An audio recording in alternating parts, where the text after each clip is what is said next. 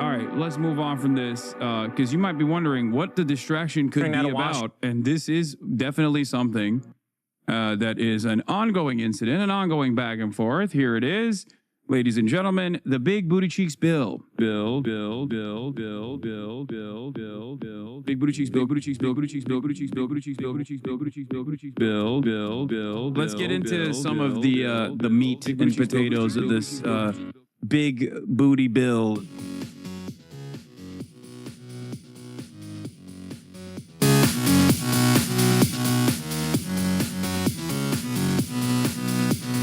I call it Big Booty Bill because his booty is booty cheeks. But.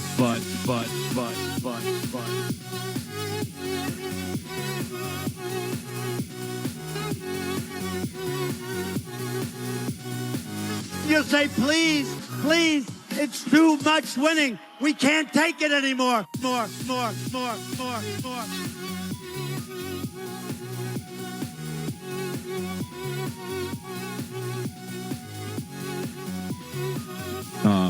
It's Big Booty Bill. Booty Bill. Booty Bill.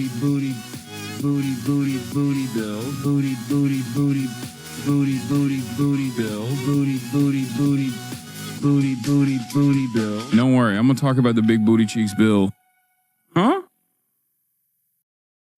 Den i köpdagarna. Ni sitter där ventil och spelar Dota. Vi sitter här i väntan, spelar lite Dota. What's going on, everybody? I hope everyone's having a fantastic evening, afternoon, pre-noon, no matter where you are in the world. I'm Hasan Piker, and this is HasanAbi broadcast coming to you live from somewhat gloomy San Francisco, California, folks. We're alive, and I hope everyone's having a fantastic one because today's a beautiful day. Today's a wonderful day. I am not on a yacht. Yes, the camera is ass. We are going to solve it. It's just ass currently because I am coming to you live from. I'm not in home station. Okay, I'm not at home base.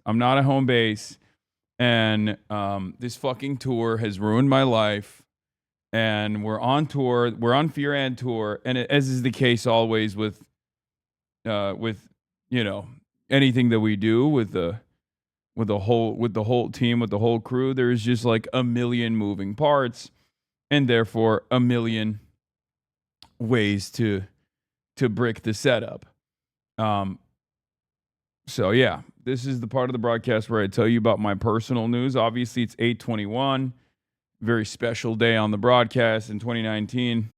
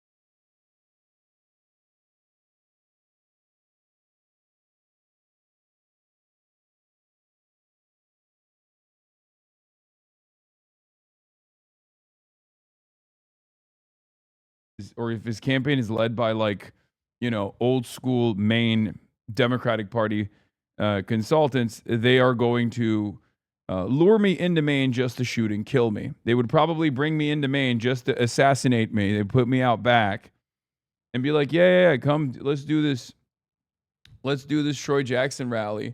And then they would take me out back and put a bullet to the back of my head and end the DNC battle, the DNC struggle once and for all. They would probably ice pick me, Trotsky style, like I'm exiled in Mexico. Because, like, let's be real, Maine might love me. The voters might, enjoy my presence. But if his team is run by, as I suspect, an OG like Biden campaign person, they would rather assassinate me. They would rather ice pick me in the dome than to ever allow me or to ever, ask for my services.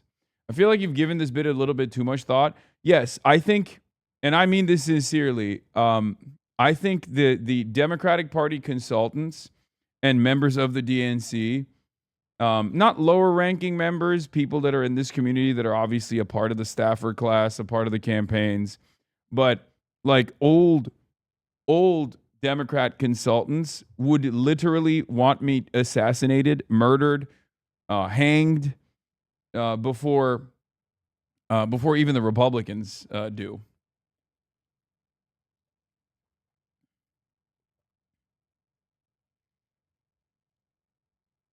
So yeah, is SF a city or an HOA? We're in America. Everyone is a homeowners I have not campaigned with Mr.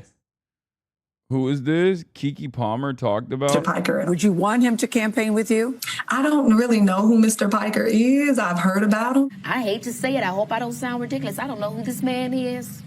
I mean, he could be walking down the street. I wouldn't. No, dude, it's a meme, chatters. This is a classic Kiki Palmer meme from a Vanity Fair. God, you guys got duped. He hates black women? Question mark, question mark. I'm not even sure why it's a question. Yeah, no, definitely.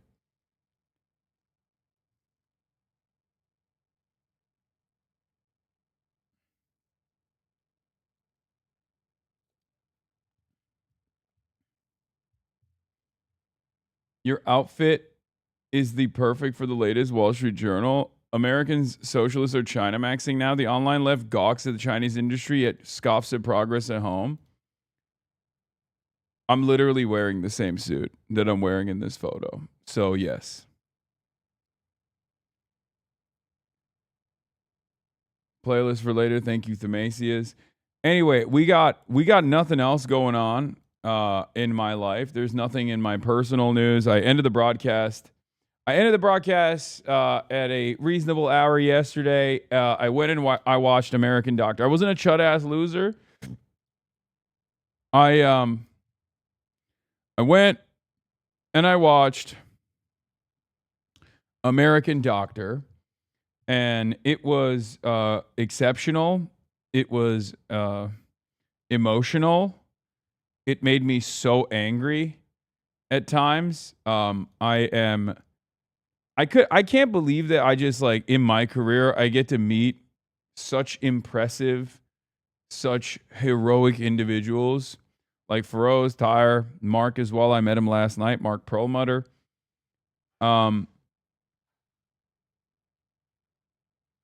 So it's maddening for sure. Especially there's like a final credit sequence. There's a final credit sequence in the end where it's like it's masterfully done. Where it definitely right here. What do you? The HDMI is here and the charger is here. All right, camera's here, chat. Right? This has to be the charger, I suspect. Hopefully it'll work. I see David has swapped some things around. But, yeah, I don't know what this is. This requires it's a rail. Does it have the rail underneath it?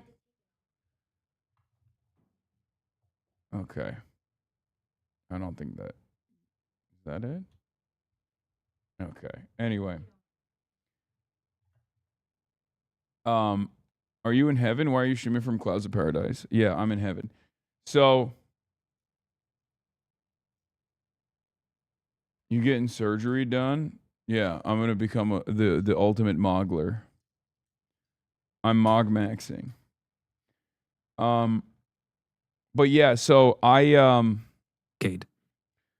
I had interviewed Dr. Tahir Ahmed and also Feroz Sidwa a couple days ago. Yeah. All right. American Doctor, hopefully coming to a theater near you. Oh, and Hasan, sorry, but you have the backing of all of the doctors and nurses that went to Gaza. Any way we can support you. Your voice is so important. Please keep doing what you're doing. No, it's vice versa. I should support you guys. I'm good. I'm doing all right, But thank you. We're here for each other. Thank you so much for coming on. Good to be And back. I'll probably see you guys at you're going to be at the screening, right? Yes, sir. Yeah. So yeah, we went to the screening last night. We watched it. There was like a little Q&A and an interview afterwards, and it's an incredible movie. I said the last ending sequence, the clip compilation in the ending sequence was so maddening. I basically I said, watch American Doctor, even the end sequence alone, and tell me you don't want to dismantle the apartheid state and punish the perpetrators of genocide. It's good. It's powerful. It's got white people in it as well. It shows you three varying perspectives that all obviously unite under the banner of anti-genocide. So I think that's also very valuable. And I think it's one of those movies that you can show white people and they'll watch it and they'll be like, this is terrifying. I had no idea what it was like. This is unbelievable. I can't believe this kind of violence is going on, this bloodshed that we've contributed to. In any case, did the doctors get asked if they condemn Hasan Piker? Yeah, I don't think doctors who have experienced the genocidal ambitions of the Israeli occupying forces are ever going to turn around and condemn someone like myself. So no. Good joke, though. I get it. In any case,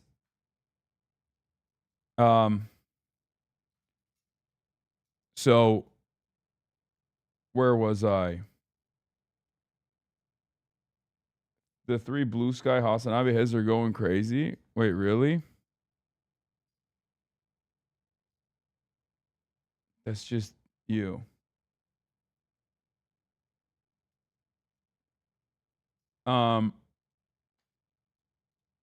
Where was I? You are so bright. I know.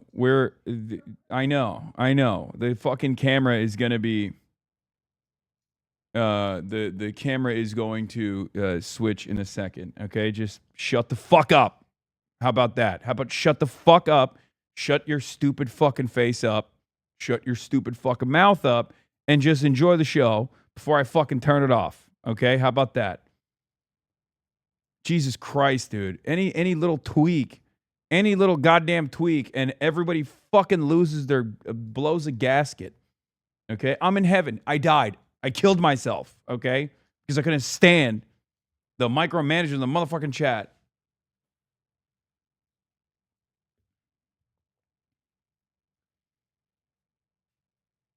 Anyway.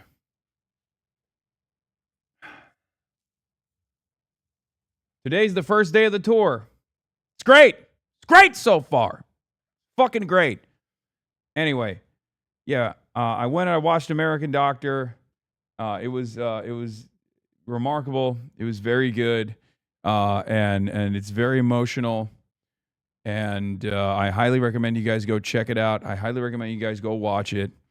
And then after that, I went to sleep. I woke up early, 5 a.m., got on a flight, flew out here to San Francisco. I had enough sleep. It's not that. It's just but when we move shit around, and we have a whole crew for the tour, and we have all this, Is it connected? All right, let me try to. It's not connected to the computer though. You didn't connect it to the. It's not. Oh, well, it's not working.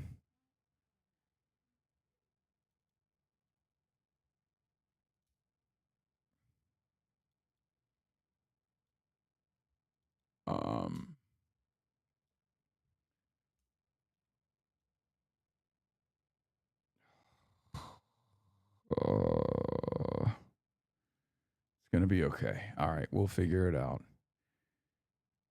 The Magewell is not reading it at all. I don't know. No, it's not. Hold on. Well, it might now. Hold on. Let's see.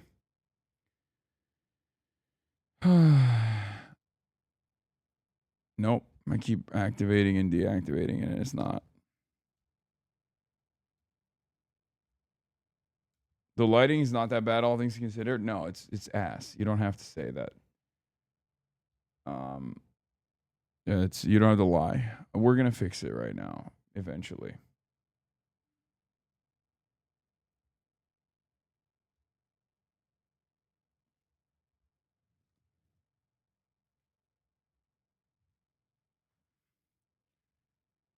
You're streaming through a proxy, maybe BRB screen and restart OBS? No. That is not an issue. So it's all connected. Where's the Magewell? It's supposed to be directly connected. And the camera's on and everything? Yeah. So why is it not fucking working? Here, I'll just disconnect it one more time.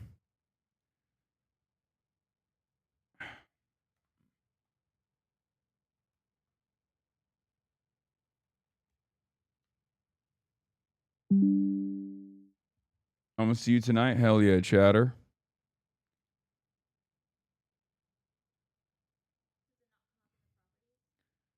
No, it's just it's there.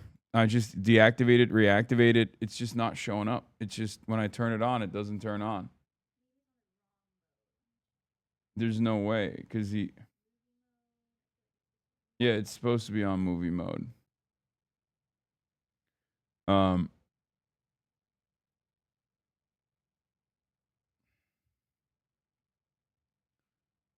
Okay, you have to call David. You have to call David and ask him what the fuck he's did with this. Otherwise, I'm just gonna, yeah, just route it directly to the yeah. Fuck this Magewell bullshit. Yeah, it's supposed to be that one, the one on the left. Let's see if this is even. Of course it's not working. Of course it's not fucking working.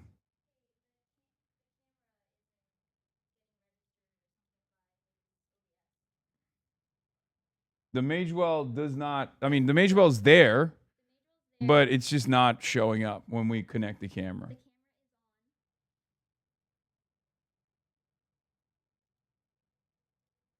And then do what? All right, reconnect it.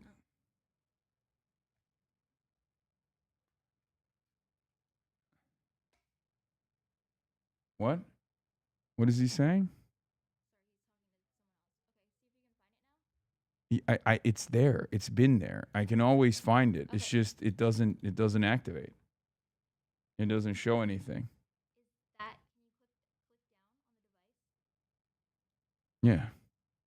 It's integrated camera, USB capture for HDMI 4K plus. It's just not reading it.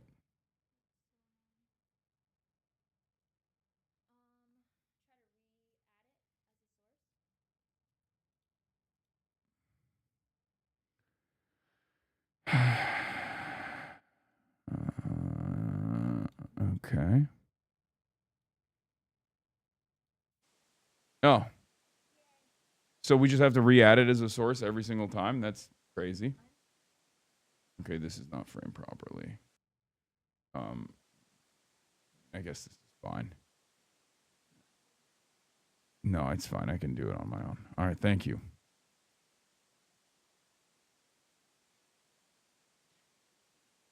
Oops. Wait, what? What is happening? Where'd it go? What? Oh, okay. Okay, we're fine. We'll just use it like this. We'll just use it like this. Fuck it. Who cares? Fuck it. We do it live every time, you know? We do it live every time, chat. Every goddamn time. Okay.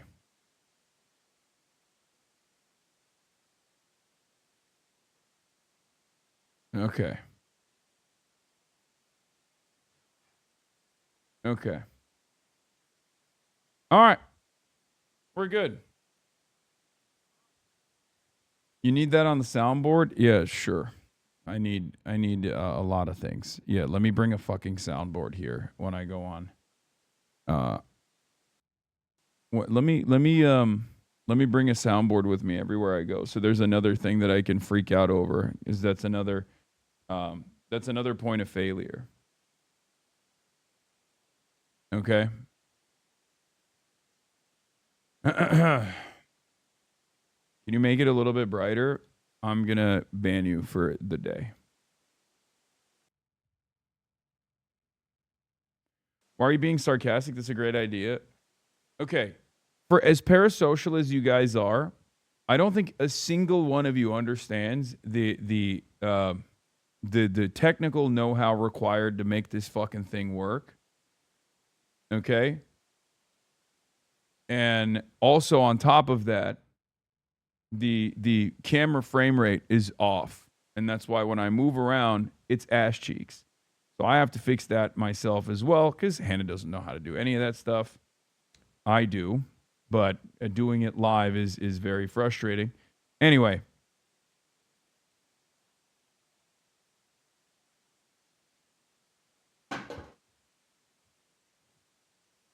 It's the shutter speed.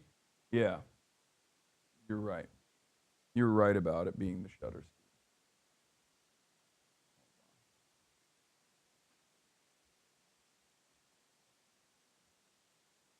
Basically, what happened is, for those of you who are wondering why it's so ass cheeks up in here, I'm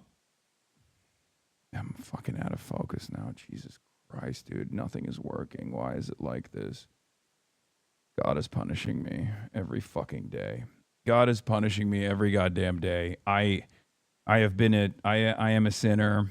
I deserve nothing. I deserve everything I get. Okay? I am just a fucking horrible person who deserves it. I'm a piece of shit. All right. Oh my God. I don't know if this is like autism. I don't know what it is. I just like...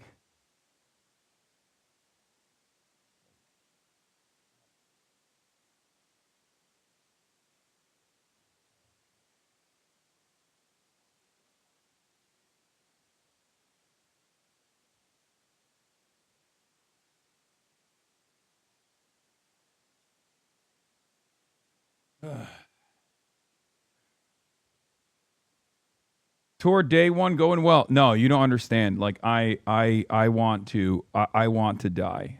It's like every minor tweak that just like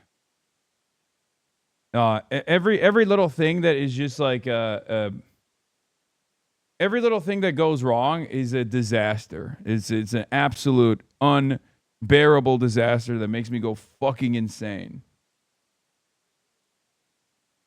It makes me go goddamn insane.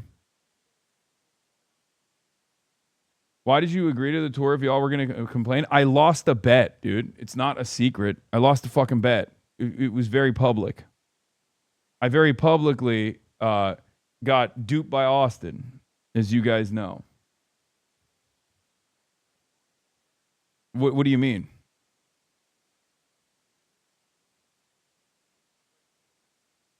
Anyway. All right, let's continue. I lost the, name the gay game that we did, the gaydar game that we did. And that's it. That's why we're doing the tour.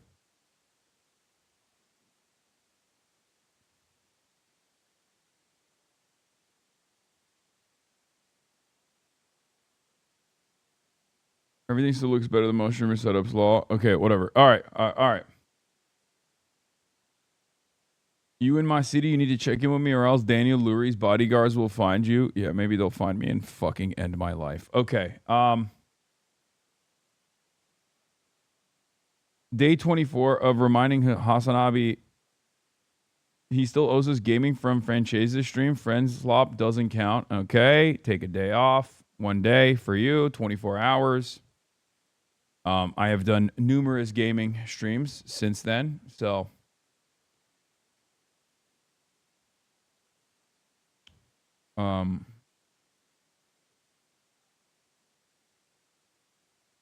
anyway, where do we begin? I didn't even blast off yet. Yeah, personal news wise, that's it. I'm here. Everything that could have gone wrong in the process, as is the case, usually has gone wrong. But I'm in San Francisco nonetheless. I think the most beautiful city in California, or like the coolest city in California, which is unfortunately inhabited by, it's populated by some of the worst neo-fascist tech feudal warlords. Every goddamn aspect of the city is caked with AI ads. It just feels like you enter a totally different environment. You know how like everybody has tremendous amounts of anger towards data centers and Flock? This is the city where it's like, no, Flock is awesome. Data centers are the best. I love data. I'm data center David.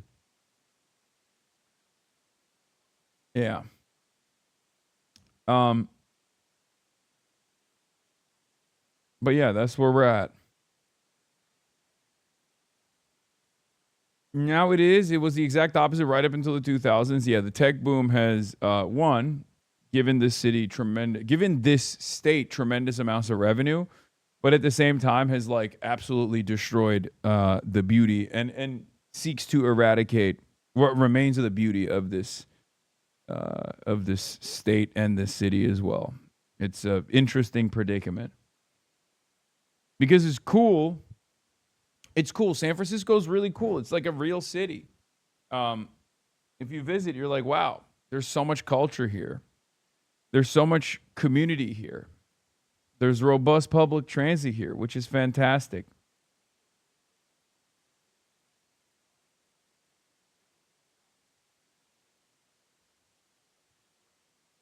But then you're like, oh, its inhabitants, its current new inhabitants have slowly pushed out the previous inhabitants and have turned this into a feudal tech dystopia.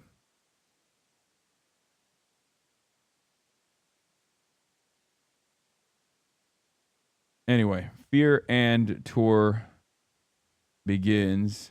I'm in San Francisco. Throw out the tech bros. Shout out Dolores Park, real third places. Yeah, sure. And a lot of our iconic cultural spots have been forced out of business because the landlords sold to the land developers to build condos. Yeah, and now you have Daniel Lurie. And people love him. And he is a billionaire and a puppet of the tech feudal overlords. And yet, seemingly, the libbed up new San Francisco loves the shit out of him.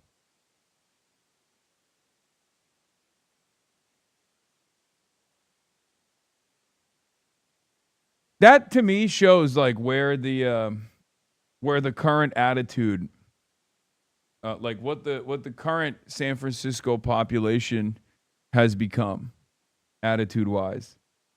Does it feel good to be close to Nancy Pelosi? Yeah, this is Nancy Pelosi town. It makes total sense why Nancy Pelosi runs the show around these parts. They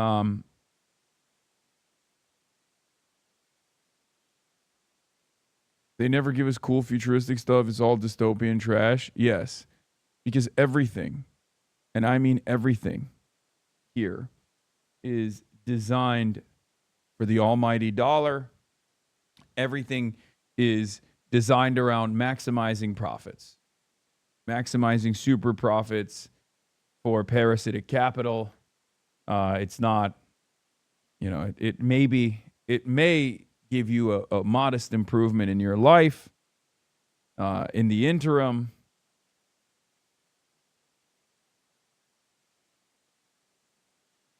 But that's it. I said beings. Oh, God. What am I doing? When you're always on, and when you're always on camera, you have to be on all the time. And it's so fucking annoying that sometimes I'm just not on. You know? Sometimes I'm simply not on it. And it kind of sucks when you're not on it, because you're not on it in front of tens of thousands of individuals, many of which are praying for your downfall.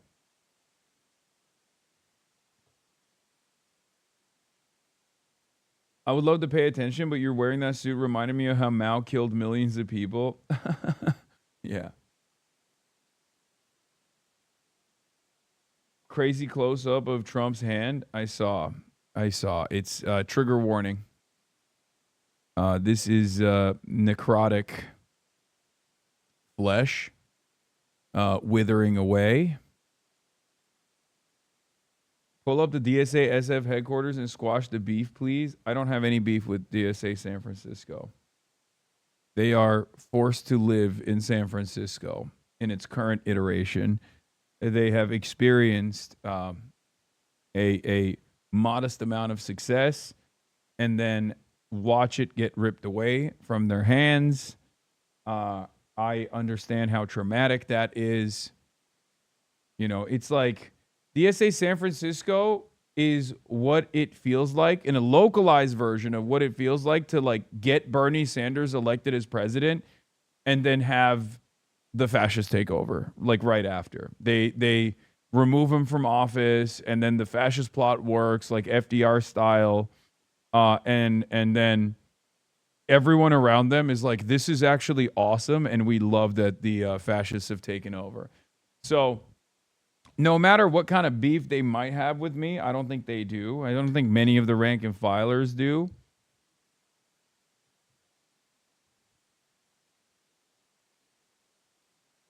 But I will say this. I can't get mad at them. Your lip slop video is doing well. Oh, yeah, of course. Natalie Harp's family is concerned for her. 151,000 views in 15 hours. God damn, we are pumping them out. She's switching sides to stop universal health care. Jesus Christ. 1, 2, 3, 4, 5, 6 videos we've uploaded in one day. No, 7, 8. 8 videos in one day. What the fuck? We are going crazy mode.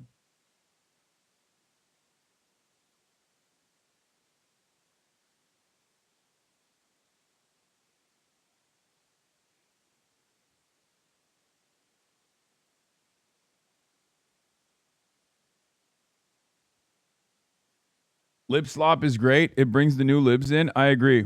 We're going to keep doing lip slop. Don't you worry. Lip slop is always lip slop is always good.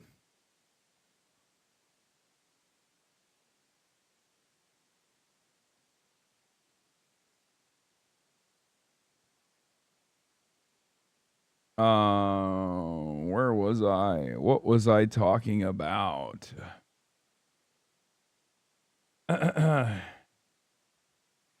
More 2004 era dem slop, please. I've never heard anybody say we want more lib slop. That's actually crazy.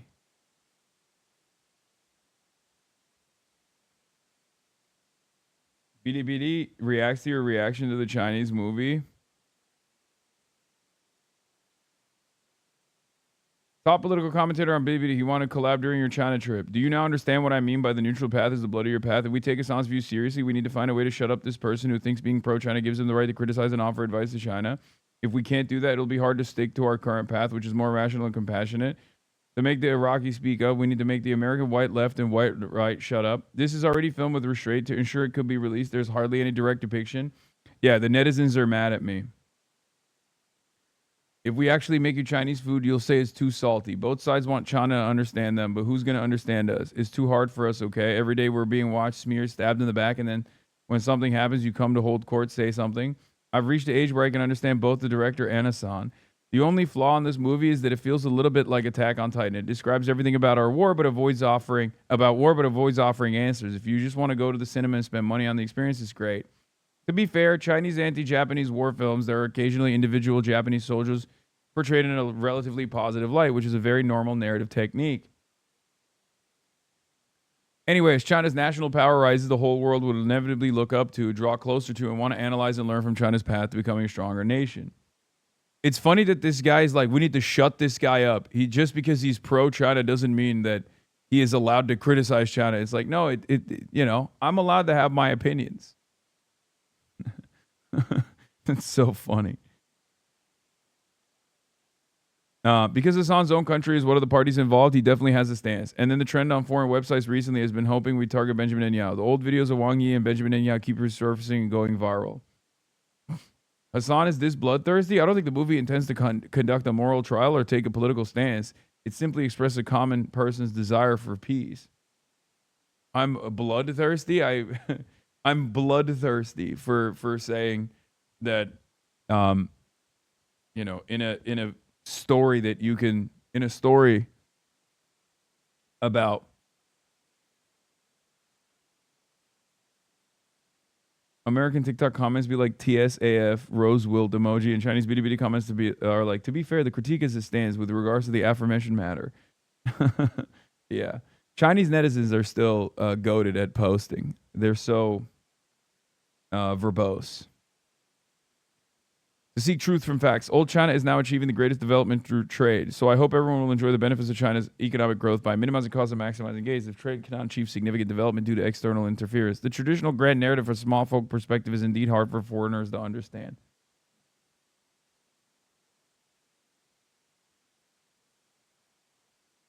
The background for me is that a lot of these post-Wolf Warrior blockbuster Chinese movies kind of suck. There are still great Chinese films that is being buried under these kinds of overproduced stuff. Well, we'll see. I'm going to watch it, and then I'll give you my honest take. Your opinion about the movie was pretty libbed up, to be honest. Wait, what? Libbed up American style or libbed up Chinese style? Because the Chinese liberals think the movie actually criticizes America too much. Remember, liberalism in China is right-wing. Chinese liberals watched that movie and thought it criticized America too much. I'm saying it didn't criticize America enough. If anything, I'm closer to the Chinese left position, not the Chinese right position.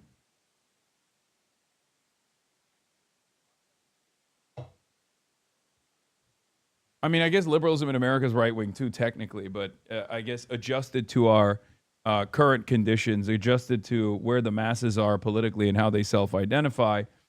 Liberalism, unfortunately, is seen as communism in this country. Maybe they're just mad because you're criticizing China at all. Yes, of course. Of course, that's a big part of it, for sure.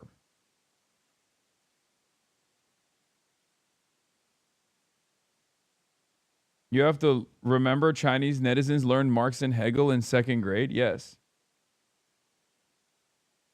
Fix your fucking bullshit game. How are these players allowed to keep their account? Fucking useless. This game is so stupid. It's jungle versus jungle. Just fix your fucking game. Jesus Christ. How does Chinese right compare to U.S. moderate? Okay. One thing that you guys have to understand, okay? One thing that you guys have to understand is this. No matter which government formation or which ideology you exist under, you're inevitably going to, grow somewhat resentful or be very critical of it in either direction. Okay, it's normal. We are not unique here in the United States of America with our attitude towards our government.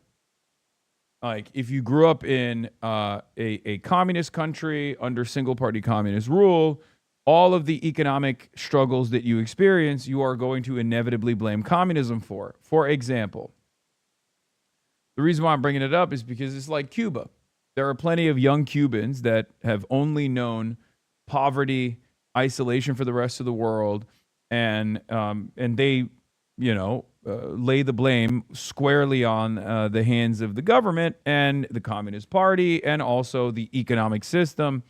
There's always a wanting for something else, a wanting for something more, unless you are the hegemonic superpower and you are able to give bountiful treats to your citizens unconditionally because you are exploiting the rest of the world in order to keep up a quality of life for even some of the poorer citizens in your country. And of course, I'm referencing America, right?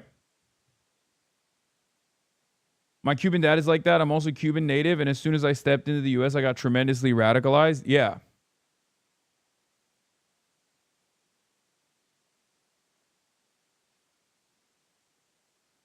Because, yeah, it's not dissimilar to why DSA is rising in prominence here in the United States of America right now.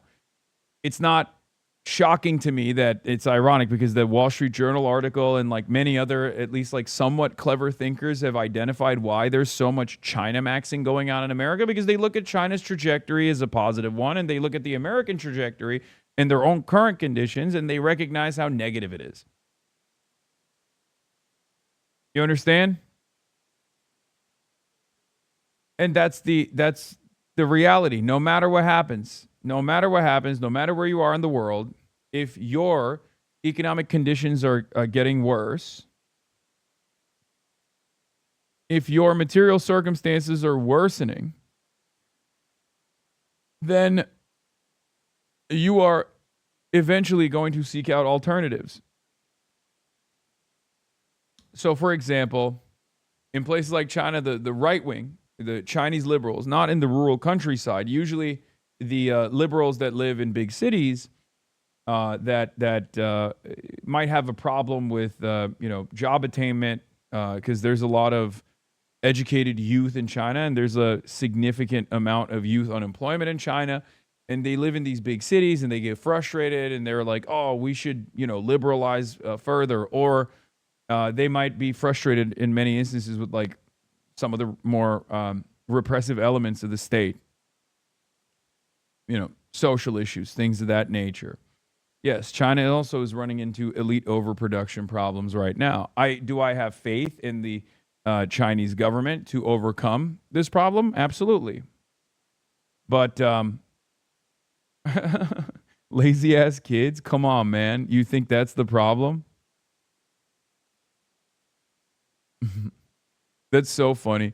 This is such a funny attitude to have, to be like to be like a chud, but to be like a right wing chud, but for China. Them goddamn lazy ass kids with their avocado toast, but Chinese, they're all out there spending their money on avocado toast.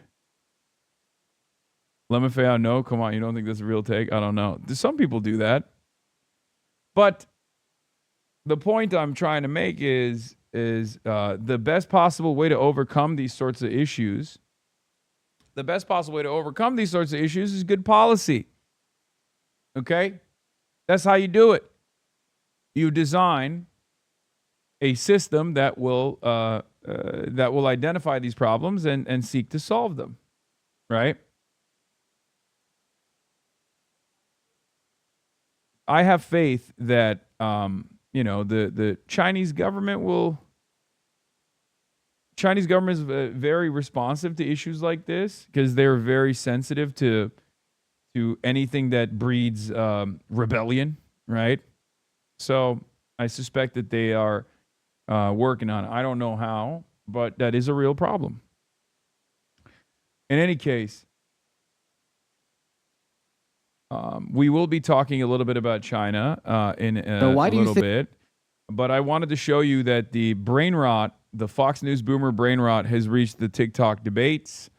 Here's Dean Withers having to deal with someone whose brain has been rotted by what they see on Fox News.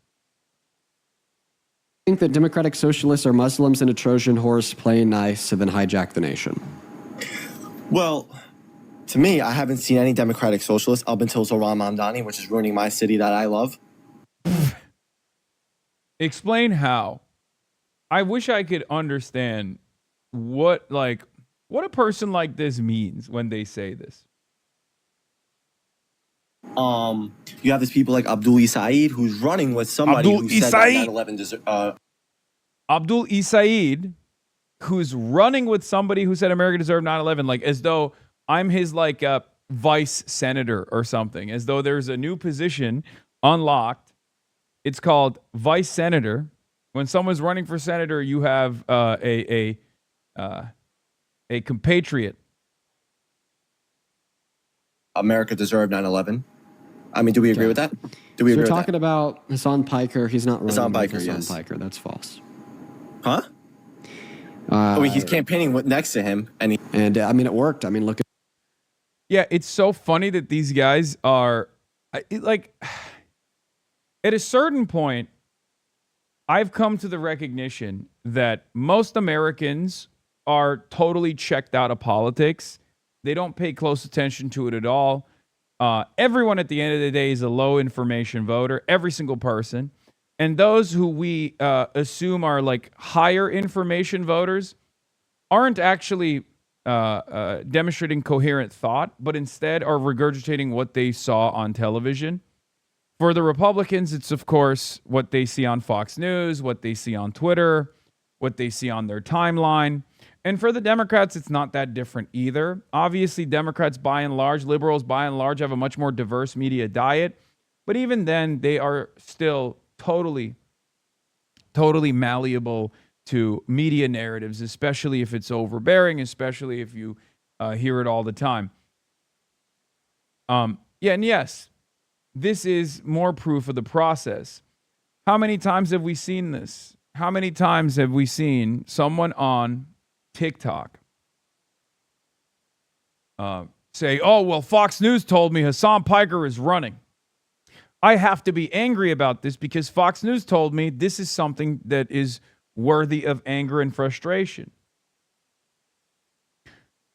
It's incredible. It is an incredible set of circumstances that, no matter what happens, this is like the most educated Republican voter, okay? The most educated Republican voter is just regurgitating what he saw on New York Post headlines like, oh, well, Zohran Mamdani, he's destroyed my city that I love. And also HasanAbi is running alongside Abdul Saeed, and they're doing 9/11. They're running on a pro 9/11 platform. And it's like, dude, what the fuck are you? You are not living in the same plane of existence as us. You're just out of your fucking mind, I think. Look at him now. He won the primary. There's 3 stages on how Muslim gains the power, right? Bryce Crawford said it. We're on stage 1 right now. Do you want me to repeat them to you? Like, this guy thinks he has a fully fleshed out thought process on this. Like, he is going to describe Abdul Saeed's process of doing Islamic taquitos. He has been successfully fear-mongered. Last election cycle, it was transgender panic.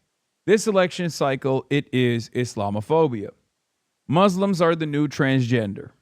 Now, of course, the trans panic hasn't gone away. Make no mistake. These guys can walk and chew gum at the same time. I would never make that argument, but it is pretty obvious that, like, the most salient enemy of American narrative is now moving against, Islamic-style Sharia enjoyers that are doing ninja taquitos, also known as taquilla.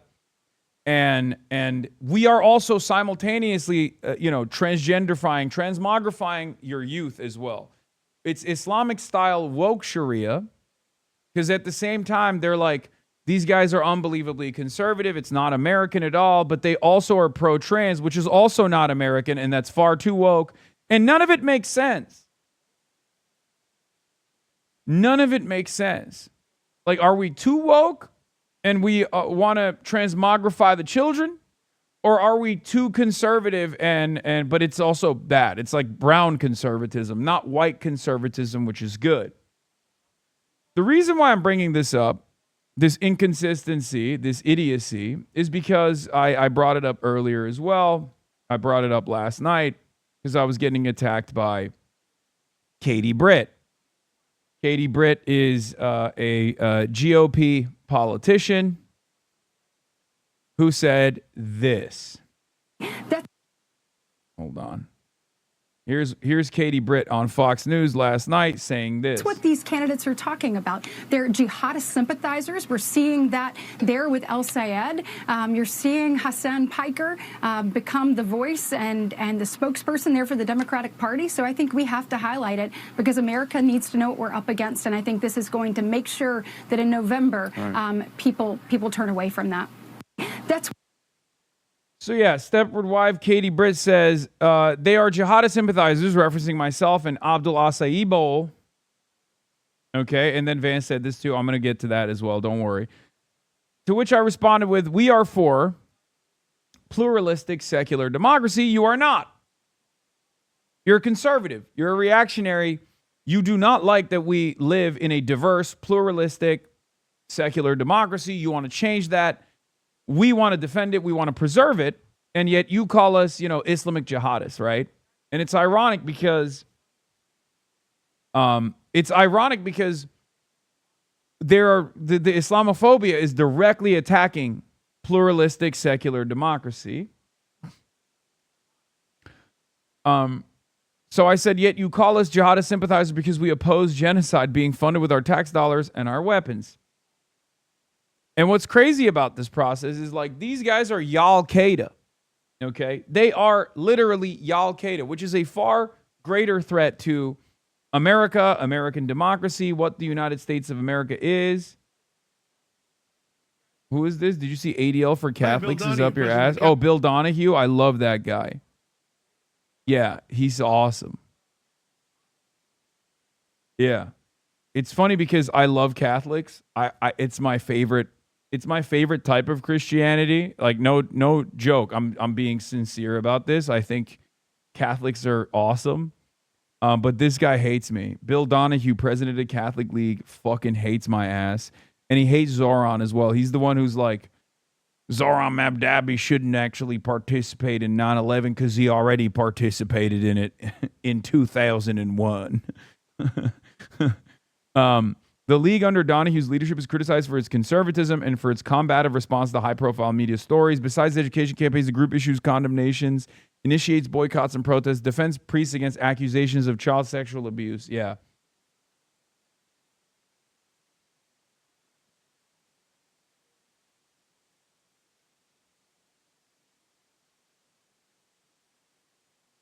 I'm with the Pope. I'm with the woke Pope. Okay?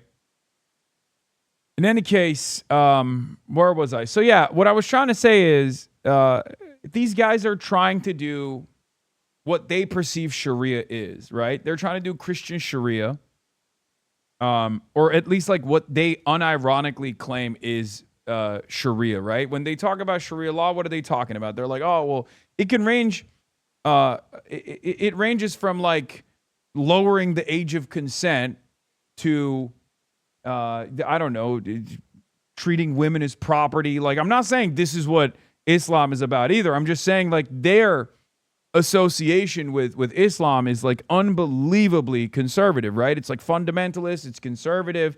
And it's very funny because like American Muslims have always been pulled on this stuff. And Muslims in the United States of America are more woke than the people advocating for Christian Sharia.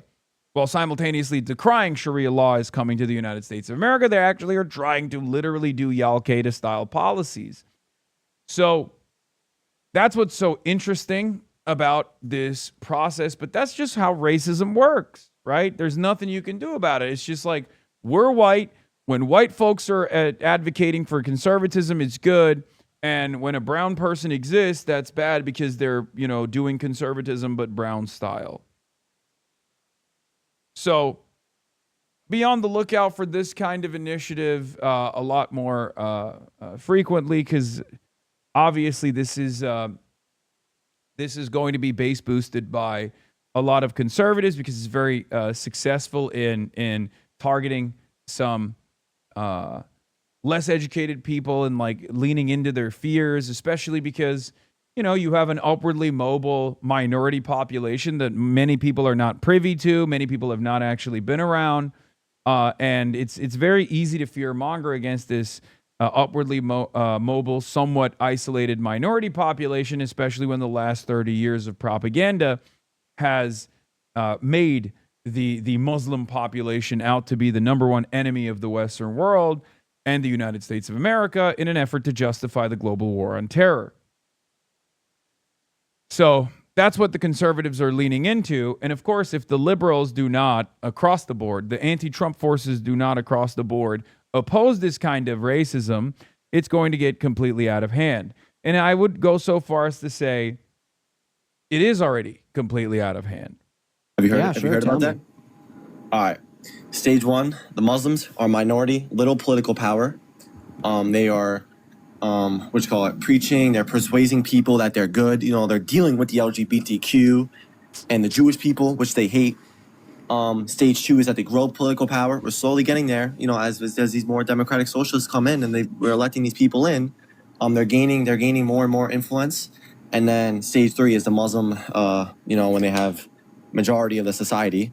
Yes, are you shocked that the guy who thinks that like every Muslim on U.S. soil is trying to do fifth column style infiltration is a functional illiterate? Persuading.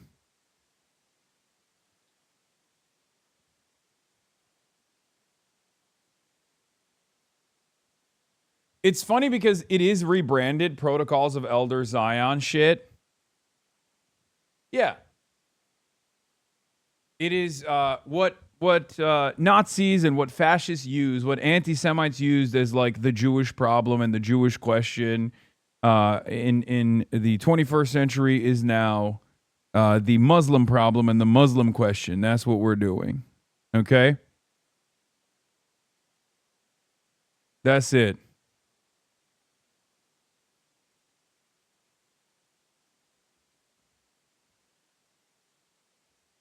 What's up, man? Where's the suit? I'm wearing it. I'm wearing a suit right now.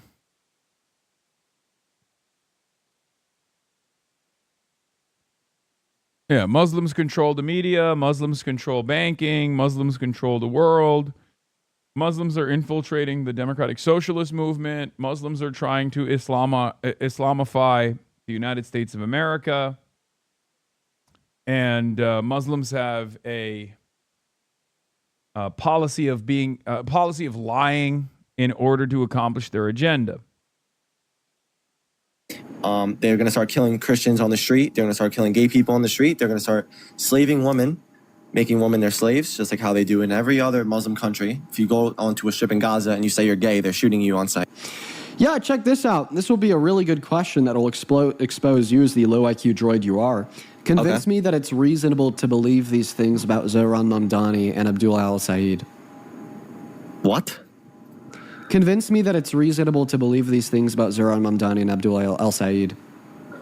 Well, I told you one about Abdullah al-Said is that he's running with someone who said that Americans deserve 9/11. How? Dude, it's so like saying that about Abdullah Zohran is funny. Saying that about me, I think, is even funnier. Like, I want to enslave women and like destroy the white race and shit like that is like so stupid. One, because I'm fucking white myself. And two, like, which one is it? Are we too woke or are we too conservative? And are you conservative? Like this cognitive bias problem, this cognitive dissonance is impossible to overcome for the average chud. Yeah, Democrats describing Hasan Piker is right. This is how they...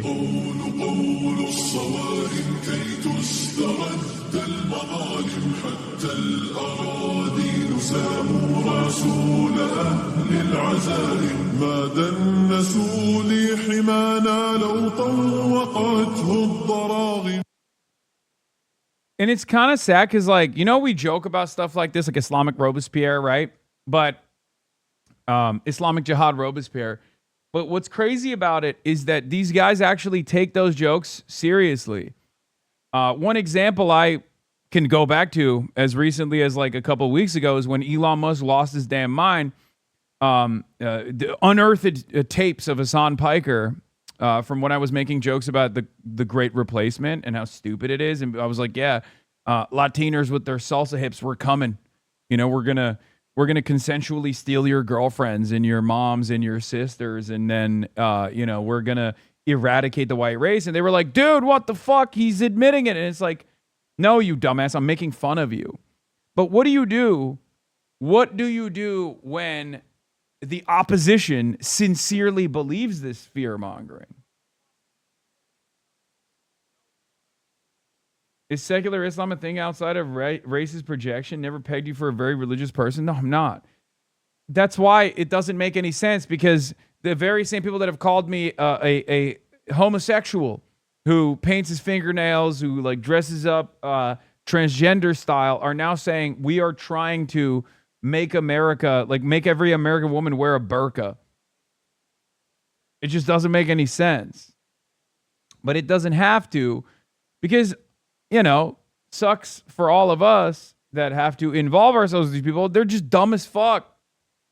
And I told you that was false. And if you want to critique Hasan Piker, it's not false. If you want to critique, if you want to critique Hasan Piker, that's probably like the worst thing to critique him for. Okay, like Why? Listen, there's a lot of things Hasan Piker has done and said that I disagree with, but as it relates to that comment, for years now he's been outspoken that what he was saying was that there were particular like foreign engagements involved in by the United States of America that descriptively led to said retaliatory attack. 9/11 was an attack of terror. 9/11 was an atrocity. 9/11 was unjustified. Linked back to the Islamic regime. Are absolute terrorists.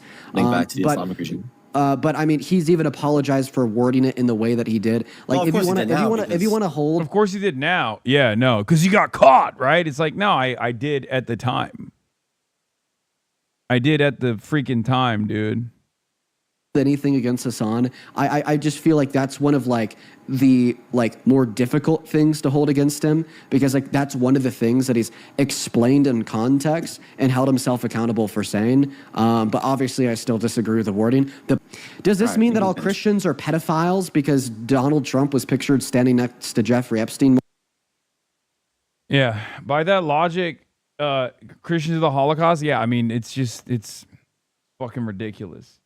How does he know it's the anniversary? I think this was a couple weeks ago, but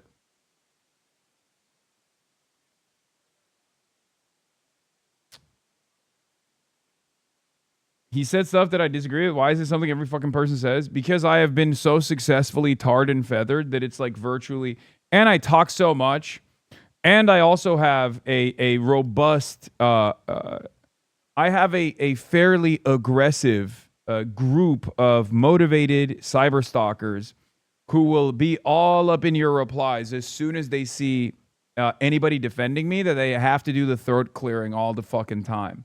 That's it. That's it. Like the Republican Party's clip chimping initiative and manufactured outrage initiative isn't new. It's not new at all. People have been doing this to me online for almost a decade at this point. And that is the reason why anyone who defends me has to do the throat clearing of like, well, you know, Hasan Piker is a grave threat, but you know, this is the worst reason to go after him and that kind of thing. Like immediately they'll be like, he's a dog abuser. He fucking murders dogs. Islamic style, a dog murderer, of course. And also he is a jihadist. He's a Maoist. He wants the American countryside to do the Great Leap Forward. He wants to do the pest campaign here. He wants to kill all the sparrows. That's what Hasan Piker wants. I have a fairly insane. I don't think that kid said anything like that. No, not that kid. That kid just knows the edge. He knows all the most, like, he knows only what Fox News has shown him. I'm talking about like even Madeline, who came on the broadcast yesterday, is getting lit the fuck up on the timeline. If you were to go under her replies, right? If you were to go under her replies, you would see the Dan Stalkman Sexpestany Brigade in action, being like, how dare you defend this person? He is Adolf Hitler. He is literally Adolf Hitler. He is the modern reincarnation of Adolf Hitler. I was adding context to a bunch of clips on Twitter, and I was reported as a bot, and my account is invisible when I post replies now. Yeah.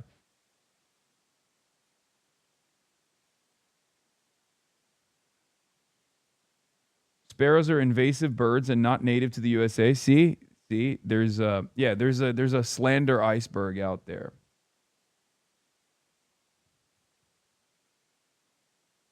Anyway, it is what it is. We just have to deal in this like misinformation environment forever.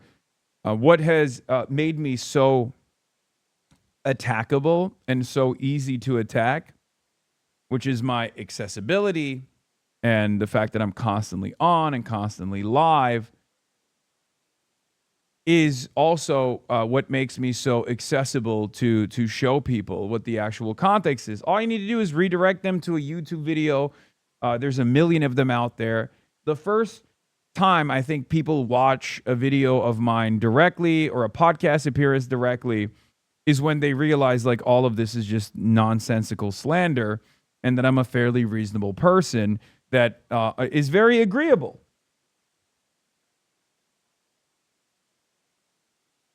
You know? That's it.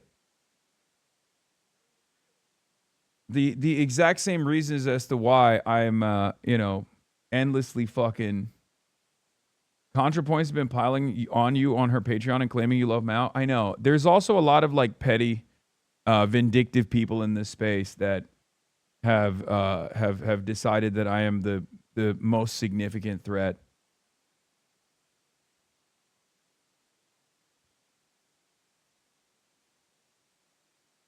Lincoln, heading home from the Middle East after a long deployment amid concerns about conditions on board. Senior political correspondent Rachel Scott is at the White House with the latest. Good morning, Rachel. Michael, good morning to you. The USS Abraham Lincoln has spent more than 270 days at sea.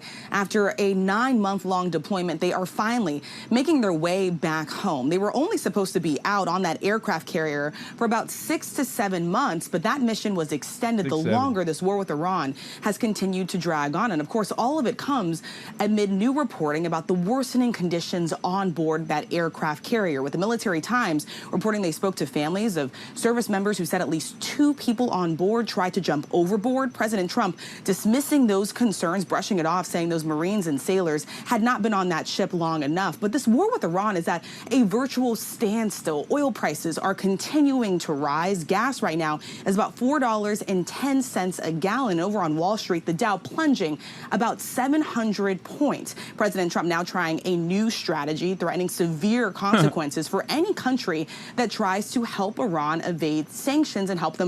Great strategy, sir. I love it. Great strategy, sir.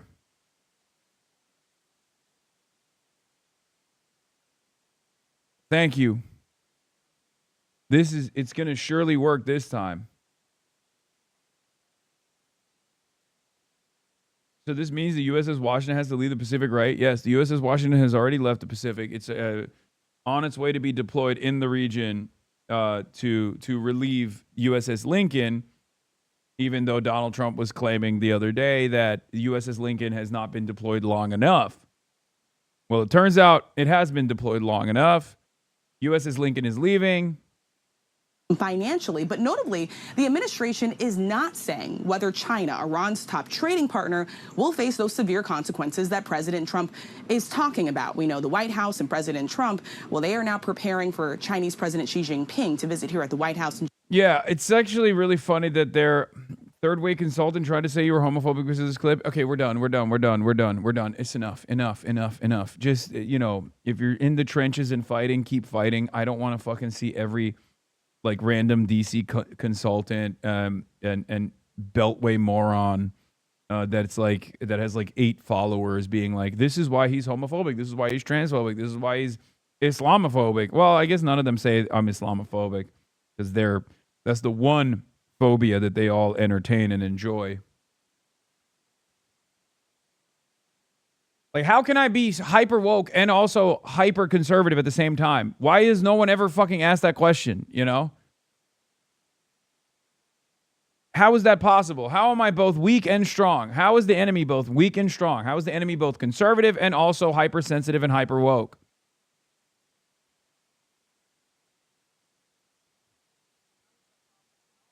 Just a few weeks, Rebecca. Yeah, an important conversation ahead, and China's a big trading partner with the U.S. as well. All right, Rachel, thank you. The Trump administration is overhauling its strategy in the war with Iran. Again, instead of trying to wipe out Iran's military, the new goal is to crush their economy. That's something the president is now branding economic D-Day. Treasury Secretary Scott Bessent says the U.S. is reaching out to... Yeah, new goal, which is, I looked it up, same as the old goal. When was this not the goal? This has been the goal for the last 6 months. And as a matter of fact, it's been the goal for the last 47 years, 48 years. Okay? This has always been the goal, and it has reached tremendous success at certain points, right? We were able to successfully destroy the Iranian economy. We were able to successfully foment instability, volatility in the country, cause mass uprisings. This isn't new at all. This is the exact same goal that we've had with Iran. As a matter of fact, it's the only thing that we can do to Iran successfully. But now, when you pair that up with the military campaign, Iran has actually gained tremendous amounts of leverage. Okay? So for Donald Trump to turn back into, to turn the faucet of sanctions up once again on Iran is very stupid. He's saying it's going to be an economic D-Day. The military D-Day failed, so now he's going to do an economic D-Day. Not sure exactly how, considering that Iran's economy as it exists is entirely propped up by Russia, China, countries that are outside of the American secondary sanctions orbit, or countries who are always threatened with American sanctions anyway. You can't really sanction China. You can't, at its current phase, sanction Russia any further, or additional sanctions on Russia will only cripple the energy markets further. So what are you supposed to do? Now, the foreign minister, Sayed Abbas Araghchi, also had something to say about this threat. He said, 14 years ago, most crippling sanctions in history failed. 8 years ago, maximum pressure failed. 5 months ago, unconditional surrender failed. Today, most crushing economic operation ever, bound to fail. We have seen this movie before. Same bull, different bullies.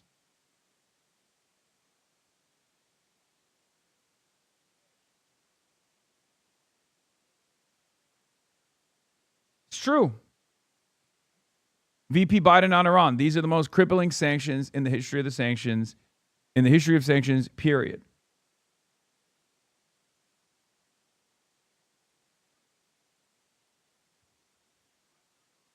And it's crazy because, like, the sanctions only brought about economic volatility to Iran. It made regular Iranian lives much harder. It created a lot of struggle, a lot of issues for everyday Iranian citizens.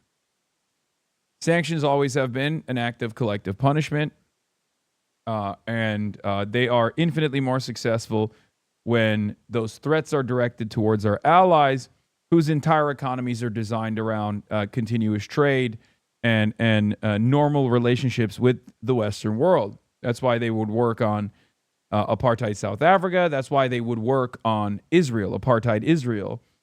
Sanctions, when directed against our foreign adversaries, on the other hand, turn into a weapon that obviously harms regular citizens. The express purpose is to create so much instability by engaging in collective punishment that regular, ordinary citizens in the foreign adversary, in the society of our foreign adversary, end up rising up in arms, and they riot, they rebel, And then that rebellion has to be put down violently, which is what has happened over and over again, obviously with Iran. And that breeds even more instability and more chaos. All of that, of course, was reversed when Donald Trump directly attacked Iran. Not only did it harden the position of the hardliners, this direct assassination and murder of children in the first day, in the opening salvo of Operation Epic Fury, Epstein's Fury, whatever you want to call it. But the assassination also cleared the field for some of these hardliners to seize control over the Iranian government. It also hardened support for the IRGC and the Islamic Republic by many elements of Iranian society that might have been on the edge of joining the rebellion or had joined the masses that were experiencing tremendous discontent against the repressive state. They rallied around the flag, as one does. And not only that, but they established primacy over the Strait of Hormuz. They now control this choke point that is responsible for 20% of the entire world's energy supply. Global markets are in a state of panic. All born out of Donald Trump's idiotic attempts to lean into what Israel wanted in the region, which is to create a failed state. Create a failed state. Yes, Obama. Yes, Obama is an 11-month subscriber. Barack Hussein Obama is in this community. For those of you who don't know, he watches. He's a big fan. Yeah, across official rhetoric, Sina 2C reports, military signaling and Khamenei's new appointments, Iran is consolidating a more aggressive deterrence posture as Hormuz and the blockade war becomes a test of attrition. Tehran may counter-escalate more sharply ahead of midterms to maximize costs for Trump. That is where we're at. So Iran is taking a more aggressive posture against America, against Western allies. All the while, Donald Trump is complaining about Iran's refusal to back away when they have maximum leverage that we gave them with our missteps. And now we're threatening Iran with more crippling economic sanctions. But because we already have the maximum sanctions package on Iran, because we have the maximum economic sanctions package on Iran, all we can do is sanction other countries. But considering that the other countries that Iran relies on for normal economic activity are either untouchable by the United States of America, like China, or have already been victim to America's maximum sanctions package, like Russia, not entirely certain how this will go. Well, I am certain how this will go. It'll be a failure. All of its allies to put together the greatest coordinated economic isolation in the history of the world. If you insist on doing business with them. Like, can you imagine? Iran has maximum leverage over the Strait of Hormuz. Iran has already caused enough Iranian proxies or other parts of the axis of resistance have already caused instability for Saudi Arabia and continue to do so. And also they're, lasering some of the ships transiting through the Bab el-Mandeb Strait. And then on top of that, America has no leverage against China. America has no military deterrence against China. America has no economic deterrence against China. And as a matter of fact, China has endless amounts of leverage over creating complete global chaos, because they are the reason why the oil prices have remained stable, relatively stable, or have increased and haven't spiked to normal conditions, have not been adjusted to the normal conditions of like diminishing 20% of the oil shipments coming out of the Strait of Hormuz, because they cut down their oil imports. China could literally turn around and say, okay, we're purchasing oil at the normal rate that we were supposed to. We are going to refill our strategic petroleum reserves. And virtually overnight, China could collapse the oil markets. If they were to increase their demand, if they were not to increase their demand necessarily, but if they were to start purchasing, start importing oil back to regular levels, all of a sudden,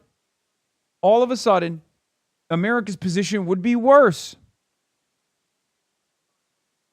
So Iran maintains the military leverage in the region. China maintains the economic leverage globally.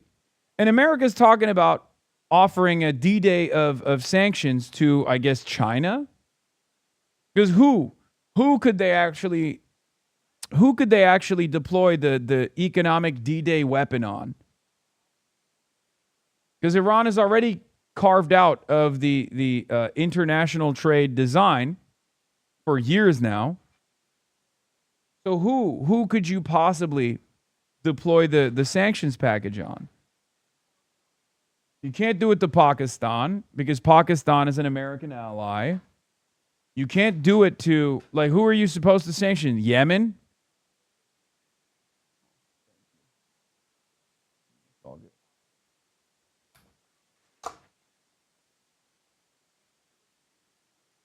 And you definitely can't do it to, like I said, you definitely can't do it to China.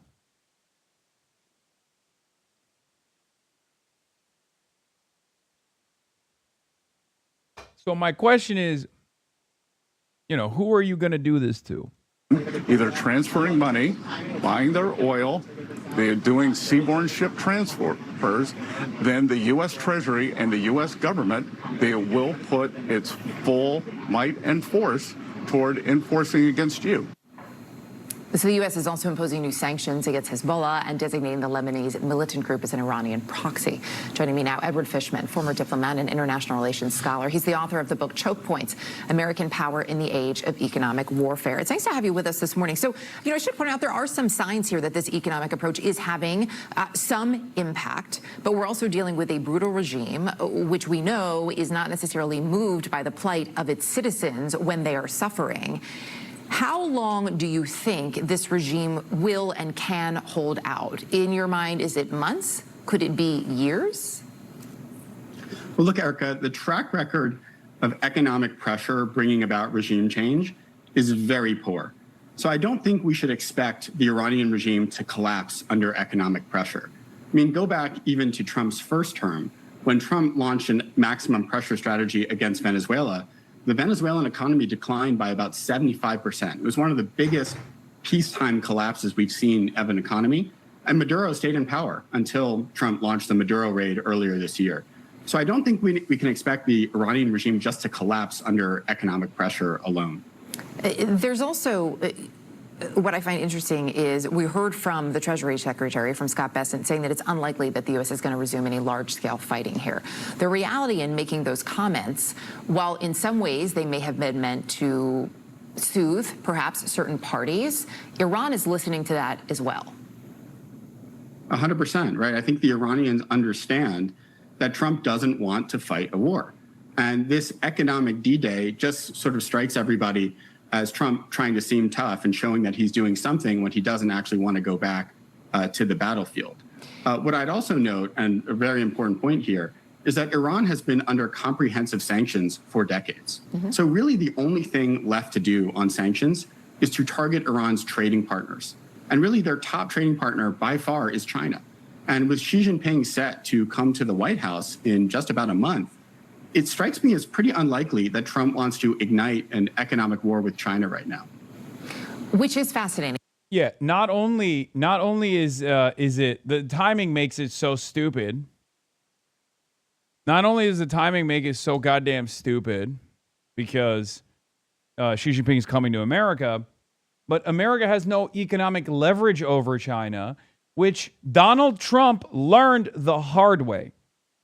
Where's Hasan? Well, Hasan already gave his analysis, and now this expert is repeating it. That's why Hasan doesn't need to be on camera all the time, because I was pissing. Okay? And it's always cope.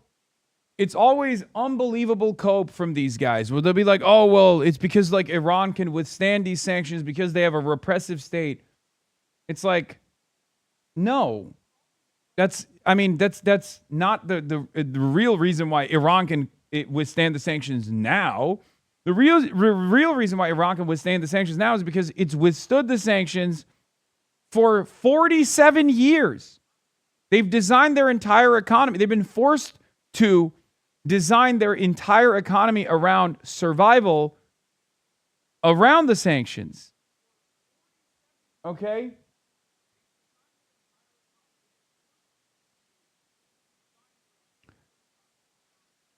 Once you deploy the sanctions nuke, the trade nuke on a foreign adversary for a decade plus, they have to survive, so they find ways around it. It's that simple. And you can't do it to China because Donald Trump tried to do it to China. Donald Trump tried to decouple the rest of the world from China. That was the whole purpose of Liberation Day. Okay? If you recall, when Donald Trump tried to do Liberation Day, one element of Liberation Day that was at least like, I wouldn't say smart, but at least there was like a logical reason behind it. There was something motivating it beyond Trump's personal animus towards, countries like Brazil for prosecuting Bolsonaro. With China, there was a broader goal, right? And that was to decouple by force the rest of China's trading partners and pry them away from the manufacturing hub of the planet, because that gave China, and has consistently given China, tremendous leverage, tremendous economic leverage, tremendous power over negotiations. And America wants to, reinstall a robust manufacturing base on U.S. soil. Not sure how they're going to do that without central planning. But basically,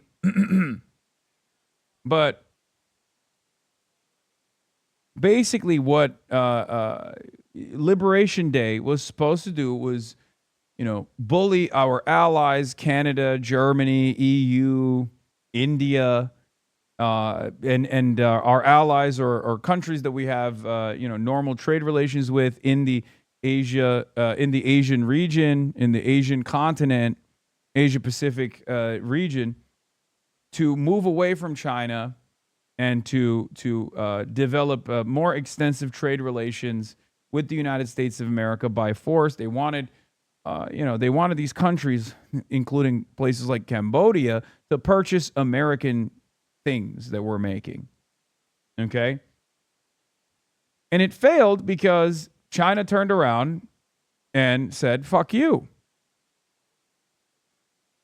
China turned around and refused to bend, as I correctly told you was going to happen at the time. Said we're not going to bend. We're not going to buckle under the maximum trade, the maximum sanctions package. You need us more than we need you, and they were right. China has already created secondary markets for this exact purpose. Africa is now flourishing for this reason, right? It's one of the areas that China is selling to. First, China worked to develop Africa, as it continuously does. It continues to do so, and then China started selling to Africa, Mexico, Latin American countries, in an effort to withstand some kind of American sanctions package. And then also on top of that, when Donald Trump tried to renege on the agreement that they were the agreement that America and China were negotiating, China then said that they would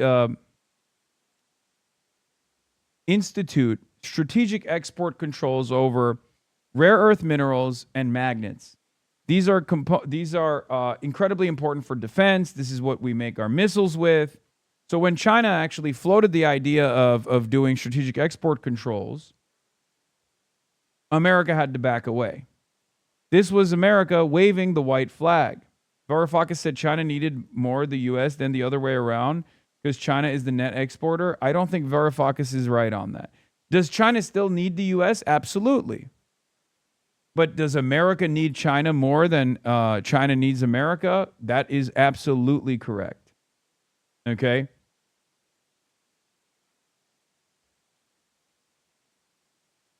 The U.S. is about 15% of China's customer base. For China, this is very, very tiny compared to other countries. No, but 15% is still ginormous. I think Giannis is. I think Giannis is obviously much smarter than I am. Understands this much better than I do. But by my estimation, of course, China still wants global stability. China still wants to continue selling products to the United States of America. But does China have more leverage over the United States of America? I think yes. I think China has, and Giannis wouldn't disagree with that either. China has more leverage over the United States of America. It can eat some economic pain as it did, right? But also simultaneously, it can present a far greater threat to American manufacturing than vice versa.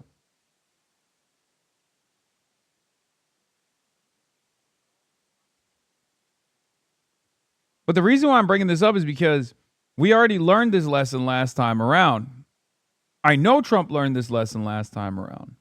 Right, and I'm so glad you brought that up because as we look at this, right, with that visit looming, how could even just this announcement, how could that impact those discussions and the visit itself? Oh, it could impact the visit completely, right? I mean, I think let's see what Secretary Bessent actually announces in terms of sanctions on Monday. But if you actually took Trump at his word, and this is going to be unprecedented economic sanctions, economic D-Day, there's no way for that to be true unless there's aggressive sanctions on Chinese banks, Chinese energy companies, all of the Chinese companies that basically provide Iran with a lifeline to the global economy. If Trump actually were to do that, I think it would totally blow up the Trump-Xi visit, and I would expect that that visit wouldn't happen. And you may even have Chinese retaliation, right? You will absolutely get Chinese retaliation in this process. America has already tried to float this idea in this last iteration of the conflict. The United States of America tried to say that Chinese companies that are still engaging in trade with Iran and banks that are processing this trade, Chinese banks, will receive sanctions. This was a couple months ago, okay? And China's retaliation was, suck my dick. China turned around and said, we are not abiding by American sanctions. We are going to continue doing what we're doing. China, since then, has created even more leverage. Because not only does China have the leverage that it showed it had during the Liberation Day back and forth tariffs battle that Donald Trump lost, that was 2 years ago. China also has another unbelievable volatility nuke at its disposal now. Not only do we no longer have the capacity to threaten China militarily, that died in the Gulf of Persia, but we also don't even have a sanctions. We did not have a sanctions threat against China, as we saw with the Liberation Day back and forth struggle that we lost. But now on top of that, China could just increase imports of oil into the country. And if they were to do that, Liberation Day was only a year ago? Shit, sorry. Okay, I was wrong. My apologies. It feels like a lifetime ago. It feels like it was 10 years ago. I'm going to be honest. I can't believe it's been only a year.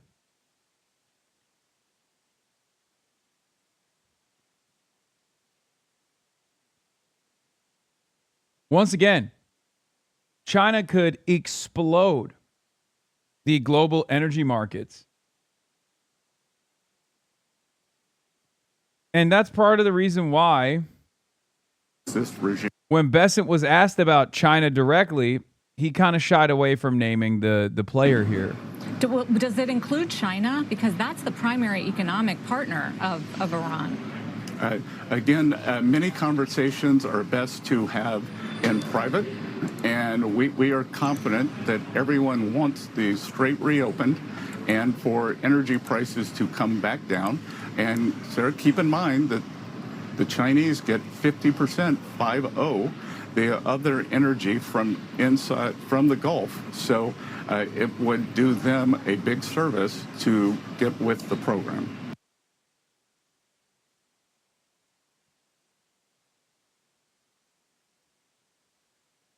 I suspect that if they try to sanction China, if America tries to sanction China, China will say, okay, well, it turns out we got to rebuild our strategic petroleum reserves, big dog. Sucks to suck, but sorry, we're going to have to do that. Now, this will create short-term pain for China and major pain, possible irreparable damage, cause possible irreparable damage to their immediate trade partners in Asia. But it certainly will not be great for the United States of America. So it's not in China's best interest to nuke the entire planet. And that is the reason why they've maintained price stability by nuking their demand for oil, and not demand necessarily, but nuking their imports of oil.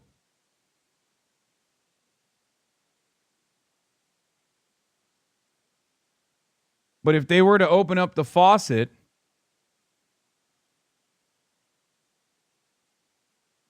this would not be beneficial for America at all.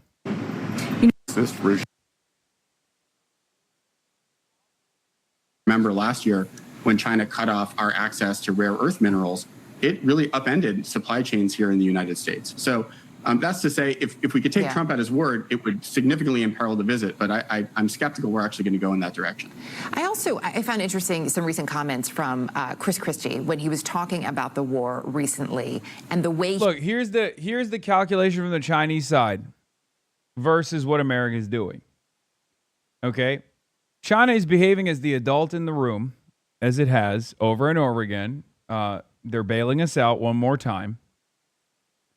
But at some point, they're going to have to recalculate. Is it appropriate? Is it appropriate to keep bailing out America, or is it important for everyone to suffer a blow here in the short term, if that means that America learns the hard way a long-term lesson? It's kind of like when you're a kid and you sneak in a cigarette and you find a Lucy and you smoke it, and then your father catches you and then he makes you fucking smoke the entire carton. For the longest time, China's been like, cigarettes are bad for you. Don't smoke it. Here is a sugar cigarette, like a fake one, if you want to play around with that instead.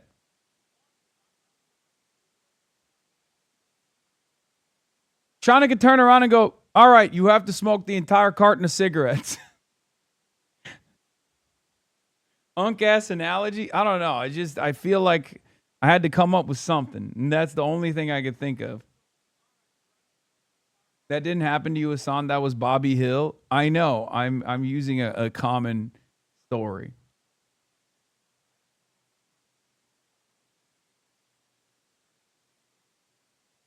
Yeah, Ministry of Foreign Affairs says China opposes unilateral sanctions that lack basis in international law and UN Security Council mandate. Military force and pressure tactics will only lead to escalation that serves no one's interest. We call on parties to act responsibly and solve disputes through dialogue and negotiation.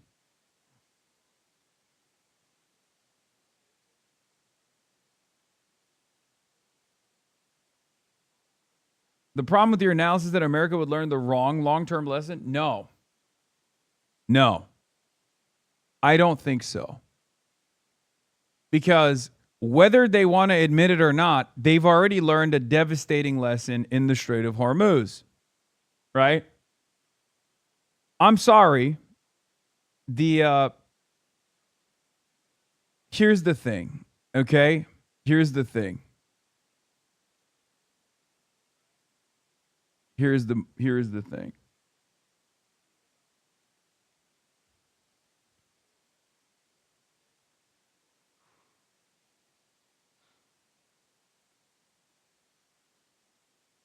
We are like a spoiled child, okay? We're like a bad baby. America's like a playground bully. But even a playground bully will sometimes meet a force that is more powerful than the playground bully. Okay? The playground bully will sometimes go up against another bully that's bigger than they are. Maybe someone who is from a upper class, right? Like an upperclassman that beats the fuck out of them. And maybe the bully goes back home, licks his wounds, comes back around, and continues to, engage in more evasive maneuvers, but will still bully some of the weaker kids, some of the more vulnerable kids. Sure, right? America received a bloody nose in the Strait of Hormuz. It destroyed its capacity to engage in force projection. America can no longer engage in force projection in the Asia-Pacific theater for this reason. It is now 100% the reality. It's impossible to avoid said reality. We went into the Strait of Hormuz. We went into Iran thinking that we would destroy the Iranian government with ease through an aerial bombardment campaign, a decapitation strike, and it didn't work. Okay? So now we can't do that in the Taiwan Strait, in the Taiwanese Strait. So whether Donald Trump postures as though he has the smoke, as though he still has the power, as though he still has the upper hand here, it doesn't really matter. Most military analysts understand the reality, right? And the same goes for Trump's trade posture. He views this moment and Donald Trump. Take a listen to that. Donald Trump is about to become what he never, ever wanted to be, Jimmy Carter. Yes. He is being held hostage by Iran. They are holding the Strait of Hormuz hostage. As a result, they're holding the world economy hostage. And it's focused at Donald Trump. And I know from talking to him over the last 24 years, the one person he would never want to be is Jimmy Carter. I've talked to him about Jimmy Carter, right? too. And here we are, and it was all voluntary. Right, to the point of Iran watching how all of this is playing out here, that is very much a focus, right, to see how things are playing at home and to understand what it would be like to have that Jimmy Carter moment or to be in the midst of it right now. Is Iran fully exploiting that? What more do you think could come? Oh, certainly. I mean, I think the Iranians have understood now since March, right, since the very beginning of the war, that their control of the Strait of Hormuz, the world's most important energy choke point, gives them a huge amount of leverage over. How much do you think the midterms factor into this? Oh, huge. Everybody is lasered in on American elections. Iran is.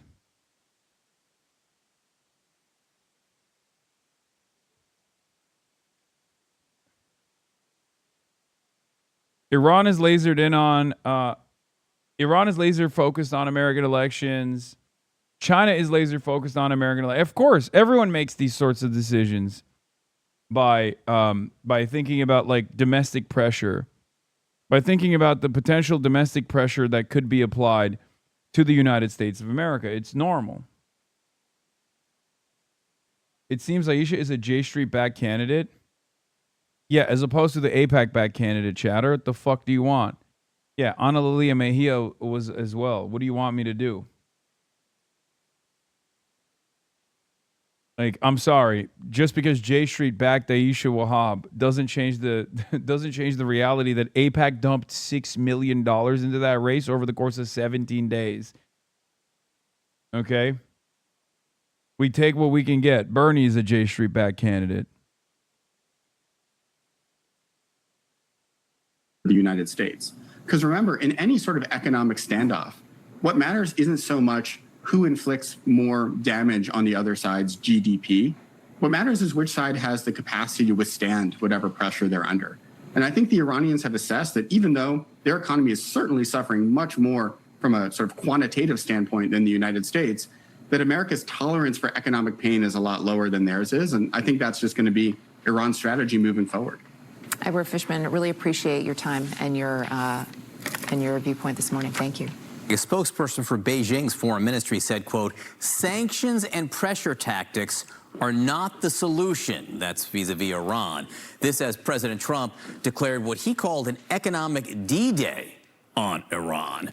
And this is how Treasury Secretary Scott Bessent said that the economic activity would affect the military operation.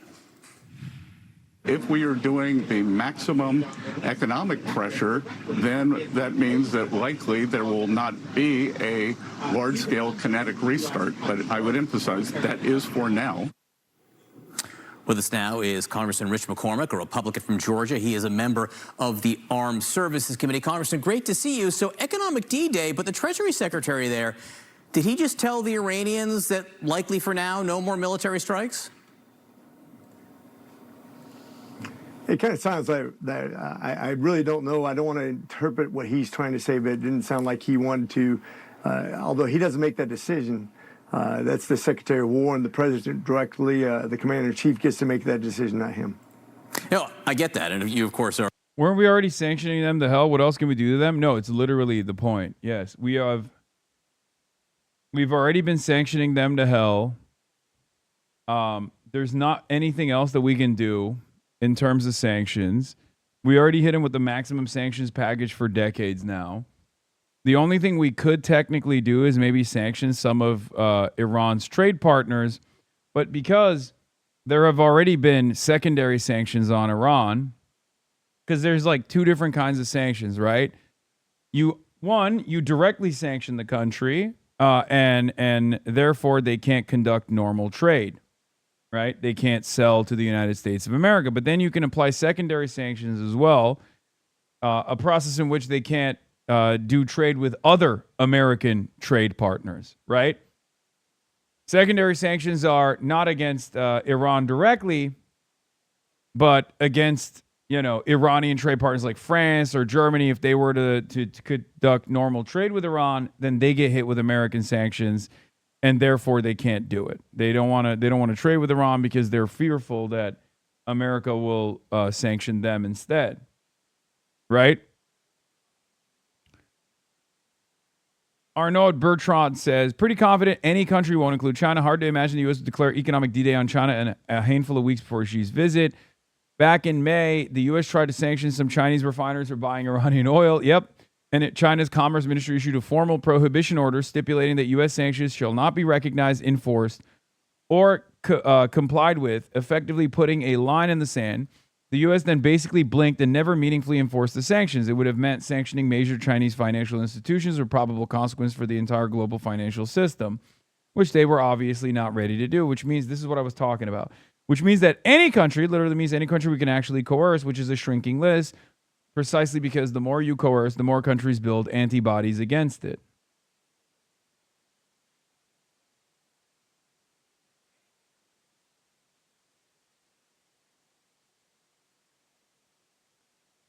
America is not only seen as a paper tiger with its military supremacy, America is now an economic paper tiger as well. Or a military pilot yourself, flew helicopters, and as we say, always thank you for your service there. But it is their Treasury Secretary there. And if you are among the Iranian leadership and you heard the Treasury Secretary of the United States say, it means likely no more kinetic actions as long as these maximum economic pressures are in place, how would you feel about behaving in the Strait of Hormuz? Well, first of all, we haven't seen any good behavior from Iran anyways. They've been defiant the entire time, whether they had the MOU or any other time. I've never had any rhetoric come out of them that showed me that they had any intention of being good actors. They've done nothing but threaten us for years, for decades, really, this entire regime. They've killed about 1,000 Americans, including 3 Georgians a couple of years ago with a drone attack through proxies. They've attacked us about 40 times. This is before the war. Since the war, they've been even more defiant. They've even talked about raining fire down from heaven. We are the great Satan to them. There is no real good solution except for regime change and unconditional surrender, in my point. I don't think we're going to get to that by economic sanctions, but realize that things change very rapidly over there. And I think that even though he's talking about no kinetic actions right now, that could change literally within an hour. So the president, you say you do not think we will get there by economic actions, because that's the stage the United States appears to be in right now. He's talking about maximum economic activity there, economic D-Day, full scale, like the world has never seen.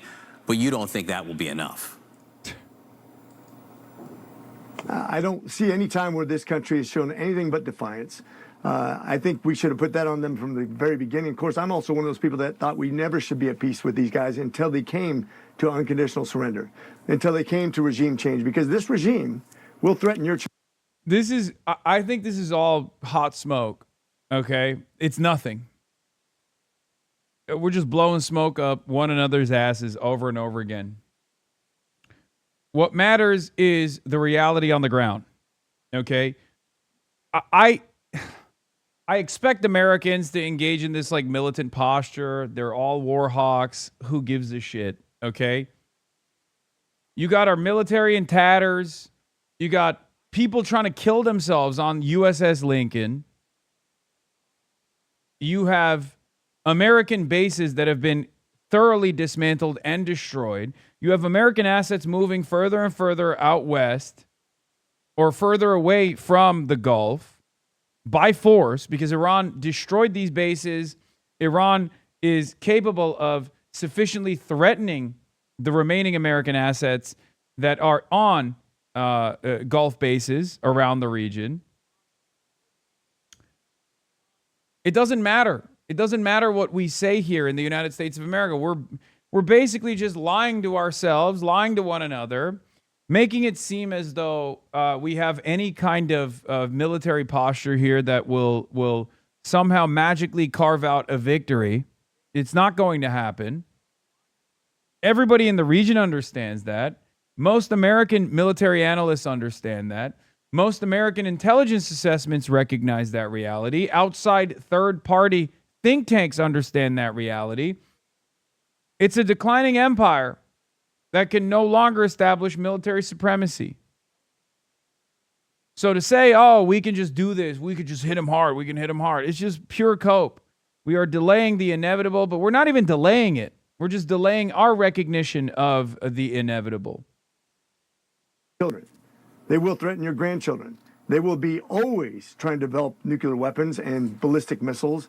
They will destabilize the entire Middle East and the entire world geopolitical scheme as long as they're in existence. This would be absolutely transformative to get rid of this regime, which is very evil. And by the way, don't forget. Yeah, it'd be transformative. President Trump. Yeah, of course. It would be. You're right. But is it possible? Is it probable? Is it likely? The answer is no, it's not. And the more we lean into this kind of thing, the worse the situation gets. Okay? Mark Ames says, if Trump means what he writes here, he's threatening economic warfare on Russia and China, among other countries, unless they join his siege warfare on Iran. It's like the final act Scarface shit. As always, the trick is sorting the bluster and bluff from the kernel of intent. It's nothing.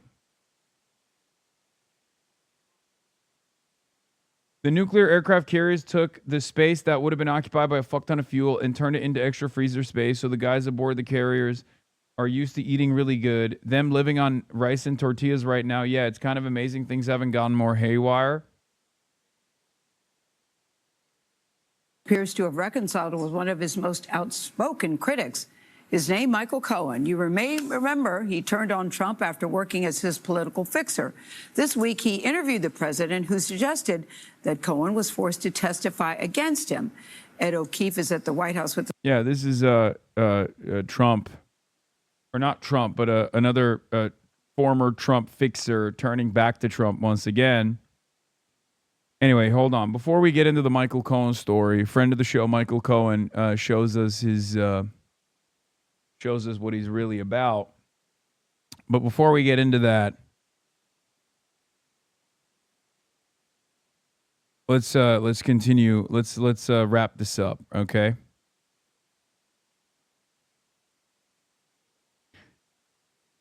Allied scale, the notion that historic U.S. Cold War security allies would cooperate to cut China out of global markets is a fantasy we really need to move away from, says Marcus Stanley from Quincy Institute.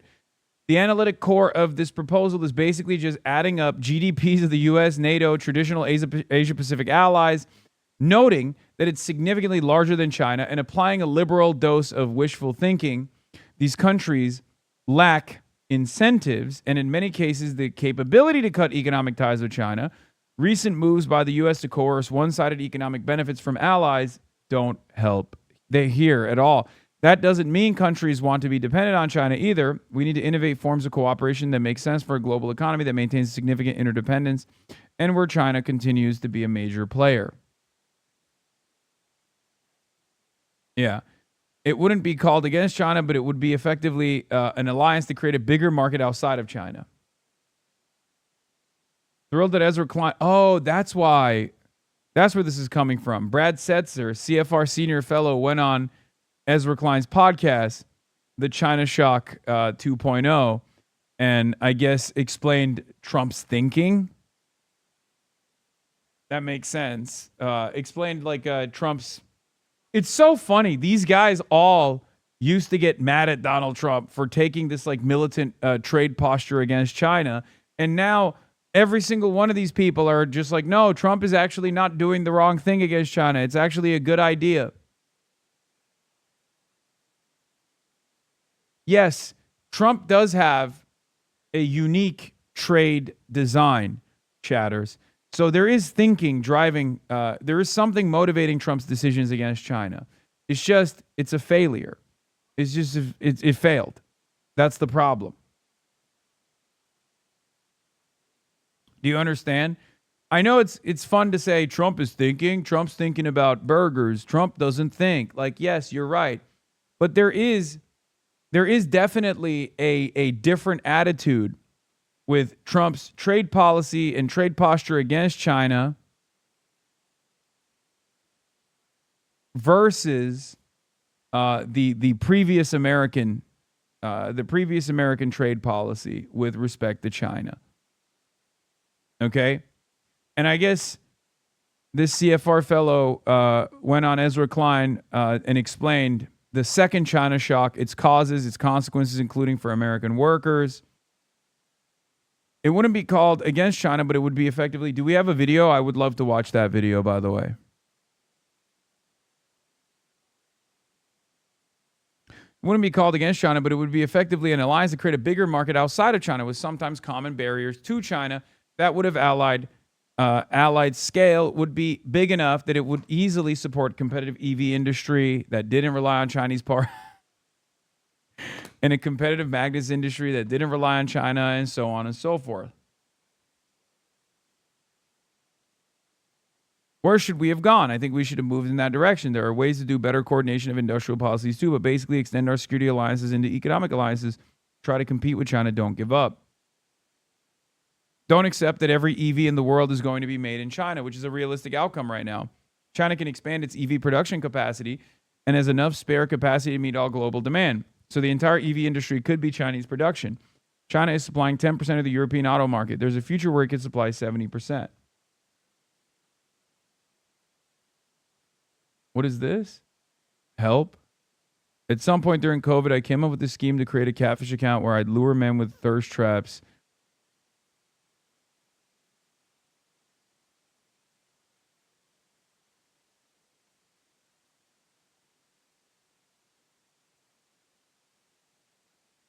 We said no more Magdi Jacobs posting, and we are standing by that. Okay? We are standing by the hard stance. There is an economic blockade against Magdi J posting. I feel like it's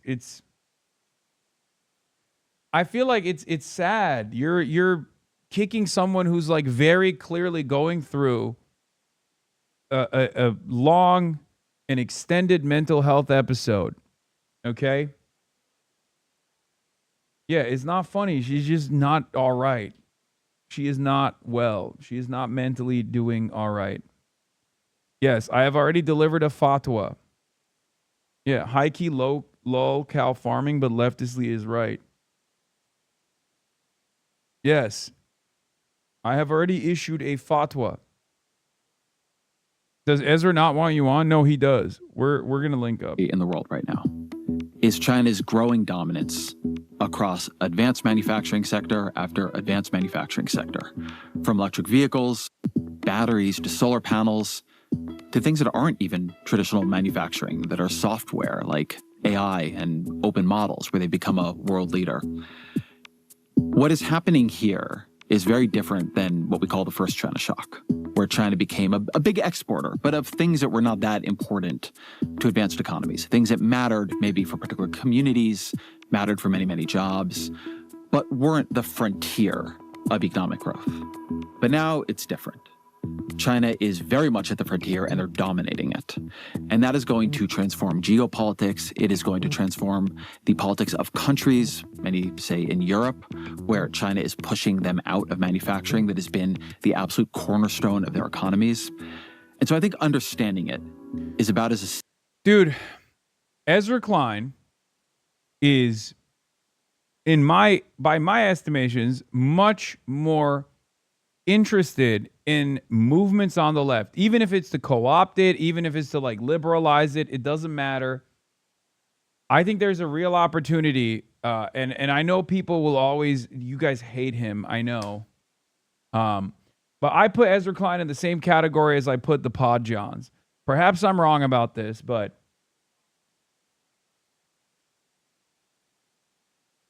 that's my assessment. Essential to understanding economics and geopolitics in the coming era, as literally anything is. I also am an unashamed, unapologetic Ezra Klein watcher, Ezra Klein reader. It's very important to understand a leading thinker of liberalism. Okay, he's the king of the libs. Let's be real. It's important to understand where liberals are going. We used to jokingly watch SNL every Sunday. Why did we watch it? Because we wanted to understand how liberals think, what liberals laugh at, what motivates liberals. He is the king of the liberal intelligentsia. And it's really important when the king of liberal intelligentsia turns around and says stuff like, Mamdani would be just like any other liberal mayor. He's not actually talking about Andrew Cuomo. He's saying like, other liberal mayors would do similar things, Mamdani. I disagree with him on that, but it doesn't matter. He's trying to take ownership over the left flank and then say, no, this is what liberalism as a big tent looks like. Okay? Brad Setzer is a person who follows this about as closely as anyone on earth. He is a senior fellow at the Council of Foreign Relations. He has served in top trade roles and economic roles in the Biden and Obama administrations. And so I wanted to hear his perspective on it. He joins me now.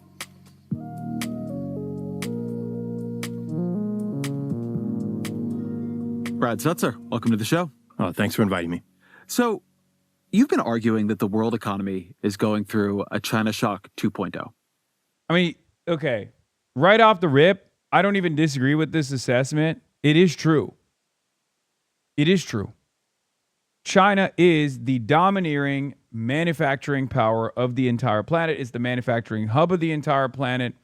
And it's no longer just like light industries or Forever 21 fast fashion clothing. It's also very important industries that in the past were kept for national security concerns in the hands of domestic manufacturing. We allowed this to happen. And yes, this is a very important point of leverage for China. It's a very important point of leverage for China. Okay? And it also complicates the rest of the world's relationship with China. Because if we don't have any domestic manufacturing, and China is always capable of outcompeting us in terms of manufacturing, okay, shouts out to NAFTA, shouts out to neoliberalism for that, by the way. But if we don't have any sort of domestic manufacturing, we have nothing.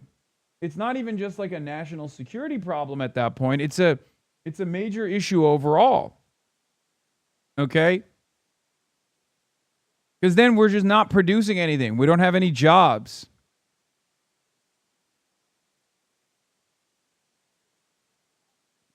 So for people not familiar with this, what was China Shock 1.0? 2002. What happens is there's a big jump up in China's exports. And at the time, it's mostly in relatively low-end manufactured goods, furniture, household appliances, clothing. And I think there was a sense in the U.S. that these were not the industries of the future. And I think what the China Shock 1.0 academic literature shows is that even though these weren't the industries of the future, they were still employing a meaningful number of Americans, often in the South, often in the Midwest. And the China Shock is how that impacted local, not national, local labor markets that had the most overlap with China. And this has sort of a short-run negative effect on parts of the economy. You know, when the local factory closes down, local real estate prices turn down.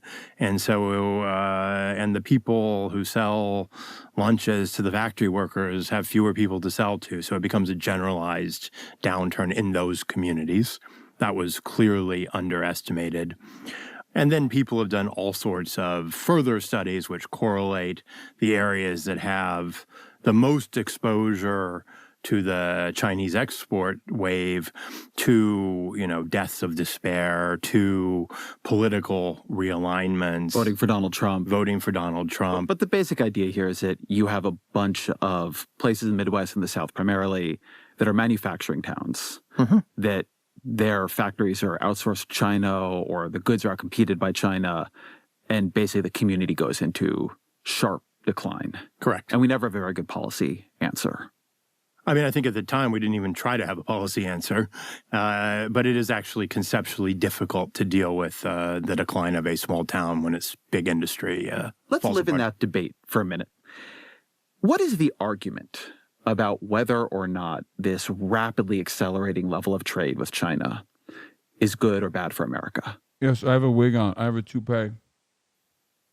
I think the overarching view at the time was that China's integration into the global economy was more or less inevitable, and that the negotiated terms of entry into the WTO provided a reasonable framework for China's full integration into the global economy, that trade was fundamentally good, that there would be shifts across industries. People would leave their jobs and import competing parts of the economy, but generally move to exporting parts of the economy or into the services sector, and that we had a fairly flexible labor market.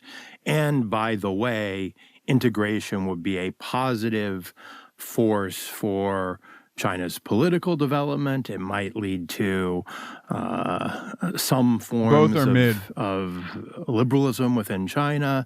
It might moderate China's global ambitions.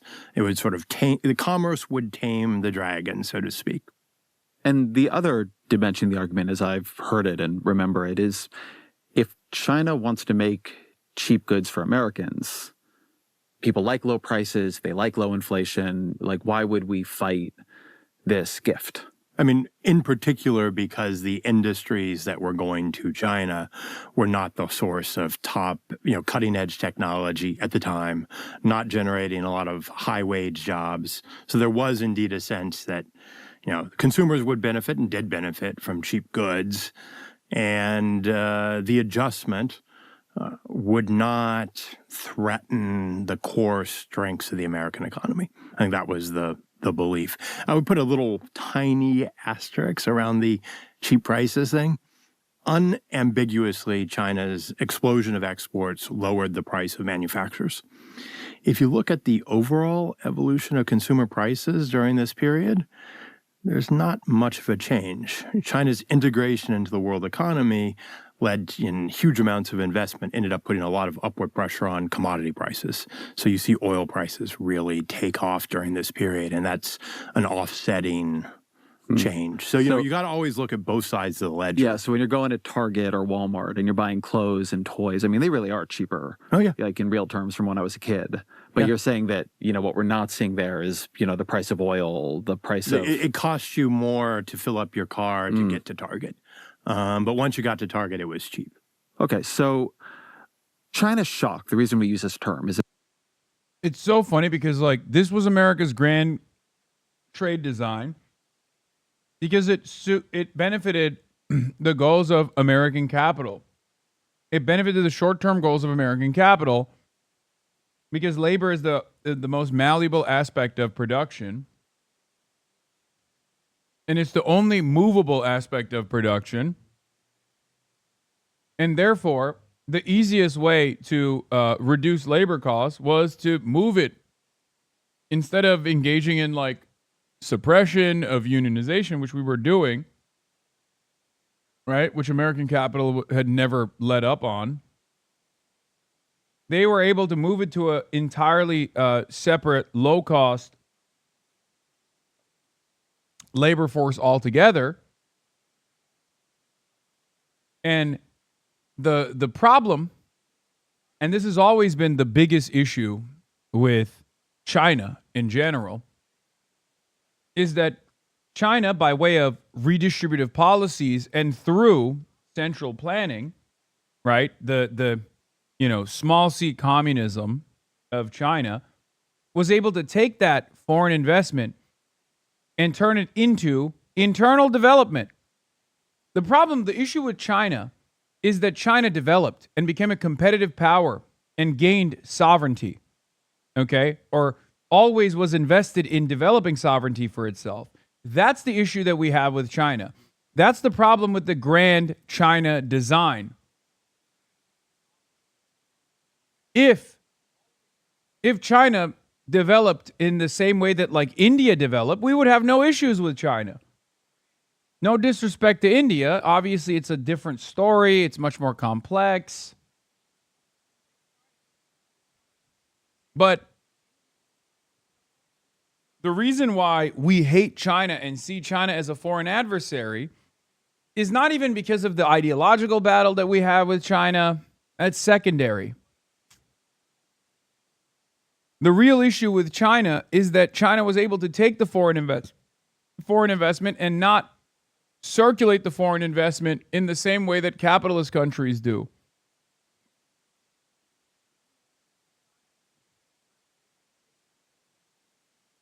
India literally has similar levels of economic planning.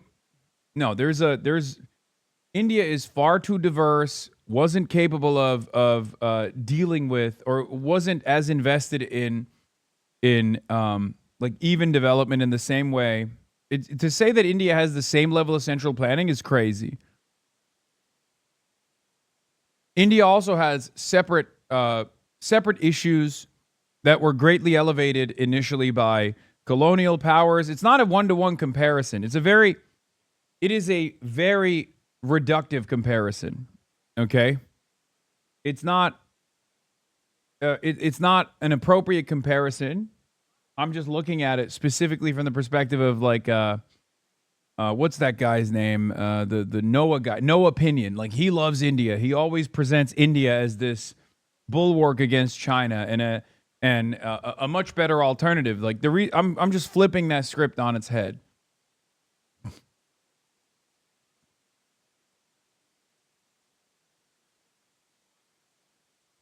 And it's not like China did not liberalize. They did.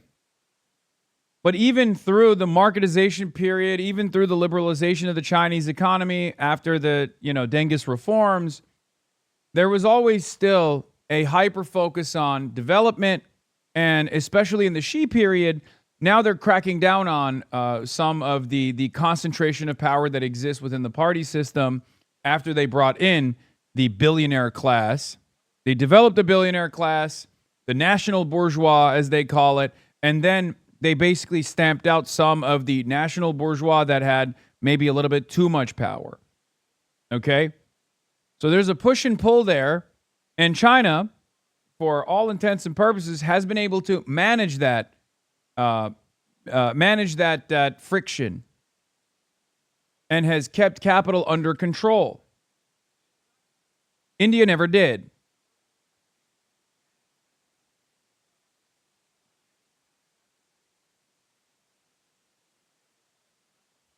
Also, the Indian history of colonialism is different than China as well.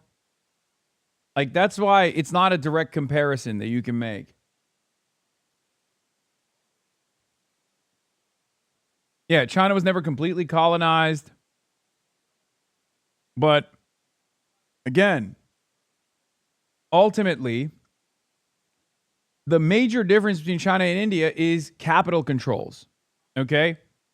That is the main function of the government and the main difference between the government. The only reason why people still, in some way, shape, or form, still consider the Chinese governance to be a version of some level of proletarian governance, regardless of the repression, regardless of the Marxist-Leninist formation, one-party state, one-party communist state, is because at the end of the day, there is still some level of control over both flows of capital and control over the capitalists, okay? They still serve the interests of the party, and the party is supposed to serve the interests of the masses. That is a huge difference. That's a major difference in Chinese development as opposed to development in India. And that is the major difference as to why we see India as a reliable trade partner and ally at times, even though they have their own sovereign interests in the region. They have their own sovereign interests as an economic power. They play both sides with, like, Russia, for example. As opposed to in China, we see China as a major foreign adversary, if not the most consequential foreign adversary of the 21st century. It's because China took all of that foreign investment, right? That foreign investment came into China. And then what they did with that foreign investment was to develop the country and make it a behemoth, a competitive superpower.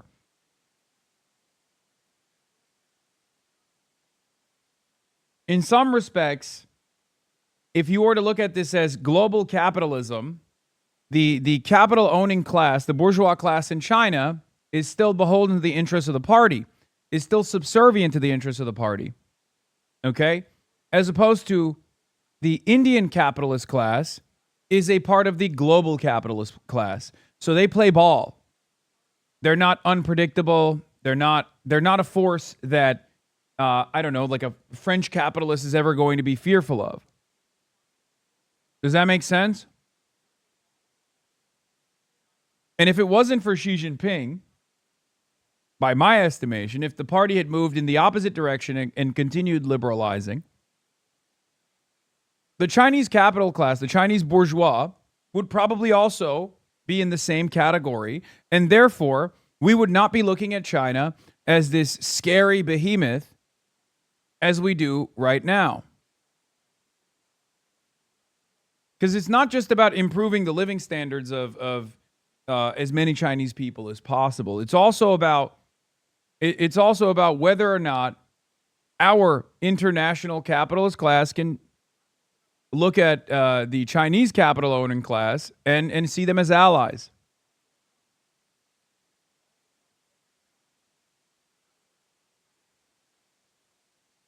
The problem, at least from my assessment, is the element of I guess, nationalism. It's a scary word. It's a dangerous word. It's not entirely correct to say that the Chinese bourgeois class are nationalists, but it is a national bourgeois class to a certain degree. So is the connective tissue communism, or is the connective tissue there nationalism? That's where things get a little bit more tricky. But the reason why China was allowed into the World Trade Organization, the reason why China was allowed to participate in the global market, in the global markets as a regular force, as a regular manufacturing hub, initially was because of that liberalization. because that liberalization created this major force within Chinese politics that was then brought into the party, right?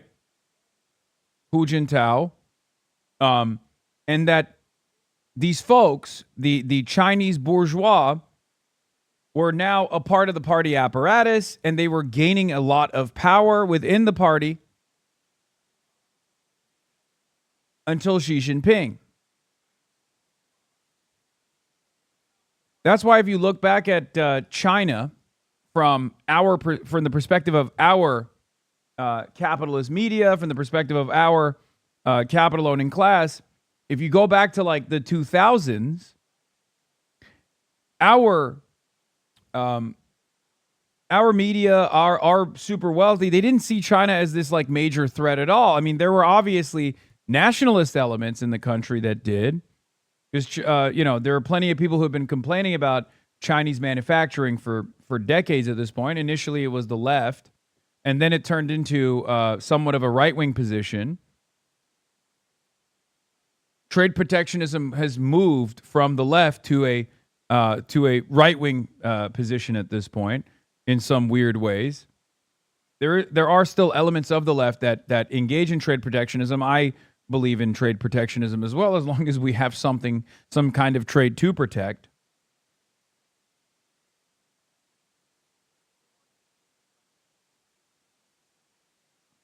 But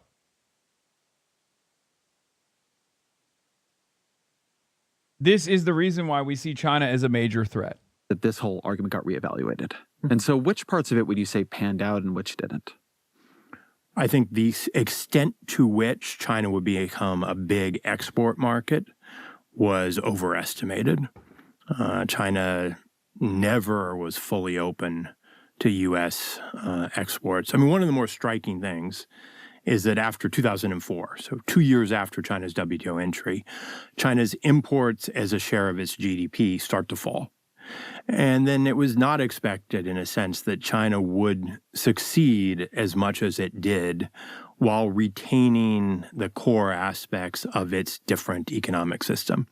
There was the sense that China would have to converge, have to become more like... It's so funny because he's basically describing the exact same thing that I tried to also shittily describe. Us. Maybe politically, but certainly economically. You know, the state would wither away, state-owned enterprises would be privatized. 20 years after China joined the WTO, China's economy was, the thinking was it would kind of look like the U.S. or maybe look like Europe. It wouldn't be distinctively Chinese, and that didn't pan out. What is distinctively Chinese about the Chinese economy? That's a hard question. No, it's not. It is small c communist. That's what's distinct about the Chinese economy. It still has central planning, although it's not central planning in the Soviet understanding of it. Okay? It's not centrally planned in the way that you would see as this like vulgar Soviet meta. It's not centrally planned in the way that the Cuban economy is centrally planned. It's much more dynamic. Okay? But ultimately, capital is subservient to the party. Capital is subservient to the government, and the government is run by a party that is supposed to be subservient to the interests of the proletariat. Okay? If you want the honest assessment of it, that's what it is.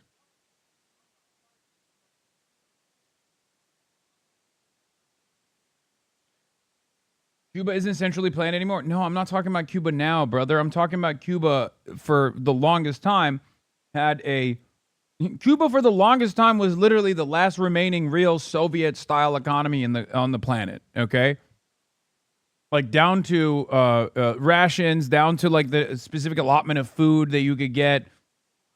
Like that was a USSR-style economy. The Chinese economy is much more fluid, much more dynamic than that. However, as I like to say, China uses capitalism like a sleeve.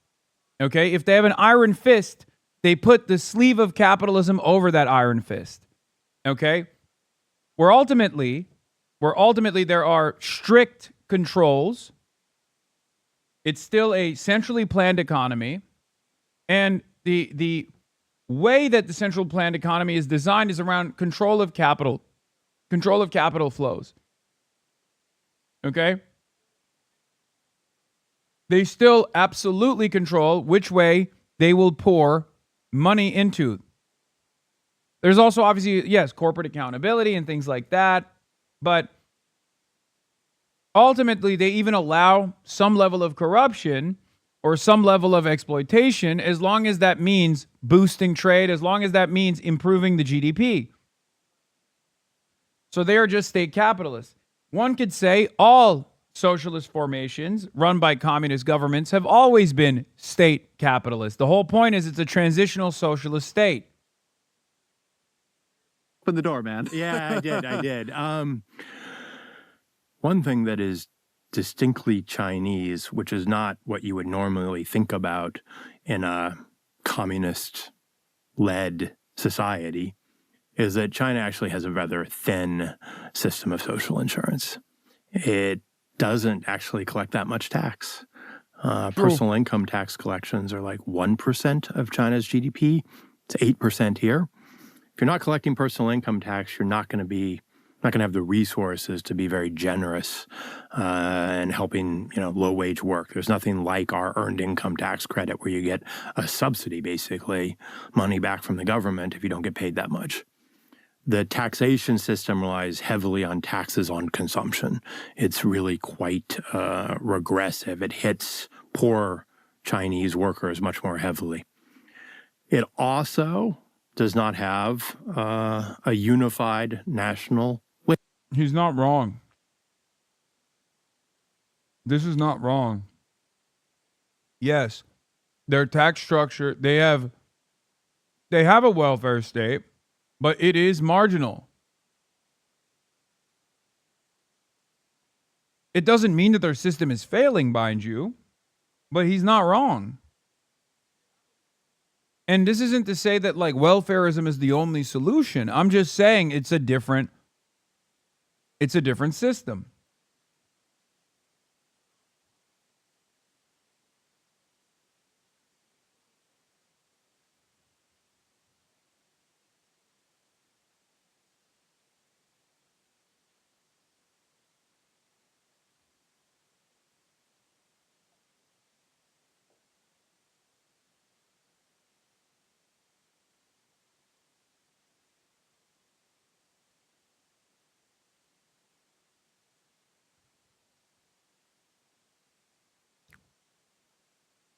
Labor market. The so-called hukou system basically means, you're supposed to work where you were born. You can migrate and leave, but when you migrate and leave, you give up certain social rights. You got a financial system that is fundamental. Yes, it's not necessarily a robust welfare state, but there are a lot of social provisions that you get as long as you stay within the area. When this used to be far more rigorous back in the day. It's not as stringent. It's not as strict. It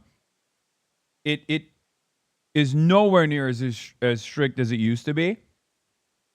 But yes, in a central planned economy, the original Chinese system had strict controls over, I guess, like internal freedom of movement. Not necessarily freedom of movement, but just like moving and like living and working in a different area in general. Obviously, that wasn't always the case because they also are very experimental and have always been very experimental. I think like one of the most unique facets of Chinese development and Chinese governance is how they treat, because they're so big, they're such a massive country, 1.4 billion people, that they treat different provinces like different laboratories. Like there's constant, it's very fluid. There's constant experimentation going on. And the hukou system has been reformed. But basically what it currently operates as is Like, let's say you are born in California and you grew up in California. You went to school in California, and the school is paid for by California state taxes, not your local tax, not your property taxes. And all of the amenities are paid for by the state taxes. If you were to move from California to New York, there's a process where you have to apply, and there are restrictions. You can move to New York, you can visit New York, you can even live in New York, but you won't be able to get the same free healthcare, for example, that you would get in California. Now, in America, we don't even have free healthcare, so it doesn't fucking matter. But that's what the current form the current form of the hukou system works as. You can go and fucking live wherever you want in China. You can work wherever you want in China. It's just you won't have the same social benefits that you would have in the state that you or the province that you were born into. One version of the hukou system in America, if you want to call it that, is kind of like in-state tuition versus out-of-state tuition. Right?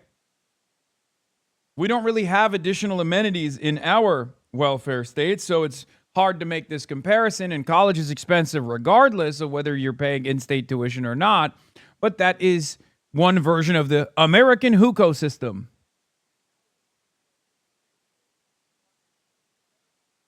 That's what's so fascinating about it, that Americans will be like, what the fuck, that's crazy. They're just like, they'll kill you if you move away from your state. That's not the case. Mentally state-controlled, heavily banked, not so much, like the Wall Street part of the Chinese economy exists, but it's much smaller. The old-fashioned put your money on deposit in a state bank, very much the dominant mode of savings, and then the state banks intermediate so they can direct credit towards the goals of the party, towards the goals of the government. Sometimes under the direction of the local government, sometimes under the direction of the national government. The commanding heights of the Chinese economy are still primarily in the hands of centrally owned state-owned enterprises. So this is, why it's sometimes difficult to sell to China. You want to sell soybeans. Actually, you have to... But that's a state incentive, not a federal incentive. Why would China encourage people not to move? In keeping an industrial labor force in certain areas in the country by incentivizing them to stay at home? Like, what do you mean? Think about how cities develop. The hukou system has always been very porous anyway. Back in the day, people would just pay off a couple of officials and get their kids in a better school in another area, for example. My parents did that for me. Lol, the bribe was just a couple $100 yuan. There's also a lot of testing, as I said. It's like a laboratory of governance, like different forms of governance, different modes of developing the economy, and you need people for that. In the United States of America, there's like freedom of travel, but then again, we don't really have a functioning welfare state anyway, so people make those decisions on their own. Like, for example, you got Medi-Cal, but you could technically move to a state like Wisconsin where there's Badger Care, but it's much more restrictive than Medi-Cal, right? So technically, that's a version of the hukou system. If you're moving to Wisconsin, which is a lower cost site, a lower cost state in general, but all of a sudden, or you move to Texas where you're not paying income tax as you would in the state of California, but now you're paying much higher property taxes. So that's just that's like one version of, I guess, the upside down hukou system. Generally sell to the state oilseeds monopoly. You're not selling to an individual soybean crusher. Selling airplanes to China. You're selling to the big three state airlines who act as a coordinated block. Telecommunications. You're selling to 3 state-owned companies whose executives are picked by the party, who take direction centrally. And then on top of that, when the government sets a policy direction, say we want to have a semiconductor industry, ambitious provinces will say, well, we should be the province that builds up China's national champion. Here's an ambitious guy or girl looks like they got a good idea. Here's a whole bunch of money. We're going to subsidize your factory. Maybe we're going to take equity. We're going to make sure you get bank loans. And so a whole bunch of different firms spring up in that sector with support, and they start competing very intensely. So it's, a mix of state-directed and intensely competitive. I want to draw something out in that description, which I thought was great. Is it affected by family relations? Guys, no, it doesn't work that way anymore. You can't just you're not region locked in China any longer, okay? I'm talking about one of the most back in the day when the country was developing, it was far more restrictive.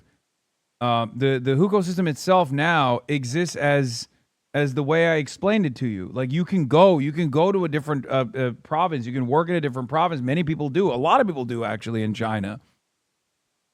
Ironically enough, because of the youth unemployment crisis, many youths are actually going back to the rural countryside, which is developing at a much more rapid pace now, and trying to work factory jobs more than ever before.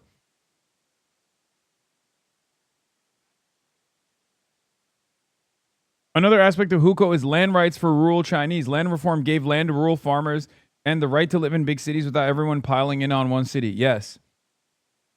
Because remember, through the growth period, post-revolution, through the growth period in China, even with Dengist reforms, before Dengist reforms, but certainly after Dengist reforms as well, there is rapid industrialization taking place. There's rapid urbanization taking place, but it's not even. They are always trying to get to even development, but of course it's not going to be even development because you have the countryside that's massive, right? And they're obviously always going to be, they're obviously always going to fall behind the major cities.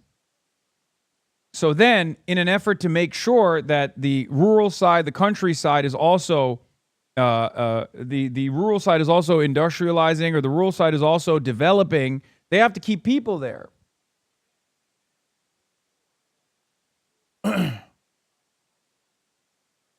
You get social insurance when you work now. The hukou system isn't entirely defunct, but it's mostly been decoupled from social insurance. Yeah. How their economy is different. China has gotten a lot richer, and less of that wealth than you might have thought has gone into things like a universal healthcare system, a social insurance system for the elderly. America got richer. We built Social Security, Medicare, Medicaid, welfare, earned income tax credit, child tax credit.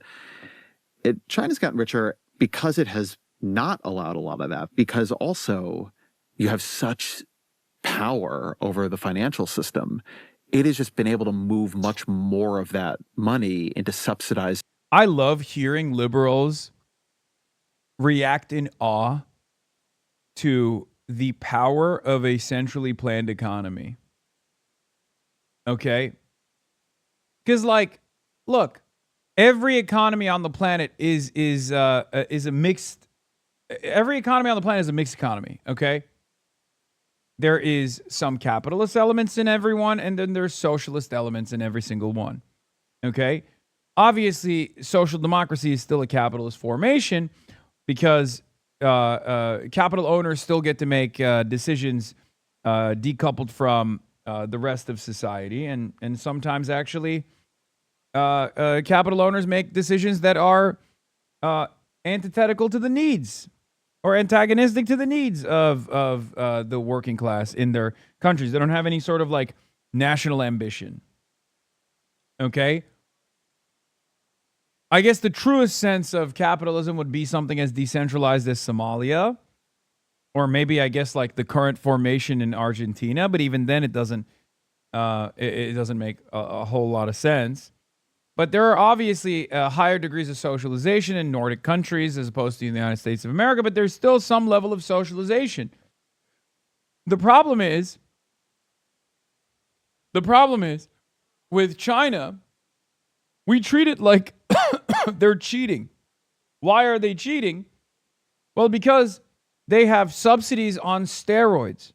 They deploy state subsidies to make their production more competitive, to artificially reduce costs, to make sure that they have plentiful cheap alternatives, much more cost-effective alternatives to whatever Europe is manufacturing. The other problem with China is that their cost-effective alternatives are now also better, technologically better than our domestic manufacturing. At least back in the day, when Chinese commodities were talked about, we were like, oh, it's cheap, it's just fucking shitty. Like I remember, I was born in 1991, right? I'm old, I'm 35.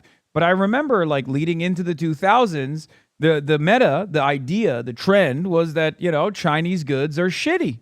They're nowhere near as good as stuff made in Europe, right? A lot of Zoomers do not understand that was the outlook, okay?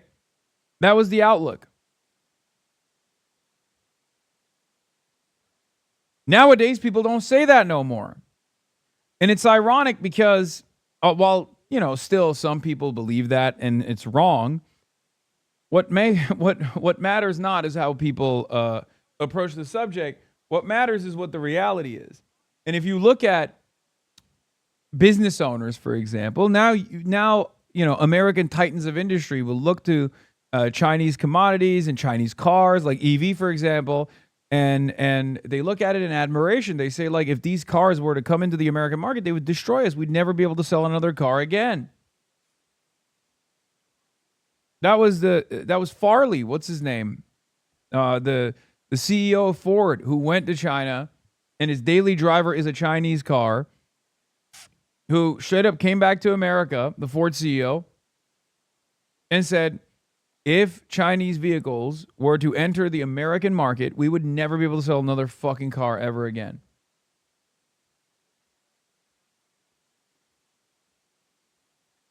Back in the day, they also used to say, oh, China is stealing our IP. He briefly mentioned this as well, right? That was a handshake agreement. It's not like American capital owners were oblivious to the fact that the Chinese manufacturers were also taking our IP, our patents, and recreating them, recreating like cheaper alternatives to it. We knew, and we still know to this day. It's not like they're fucking delusional.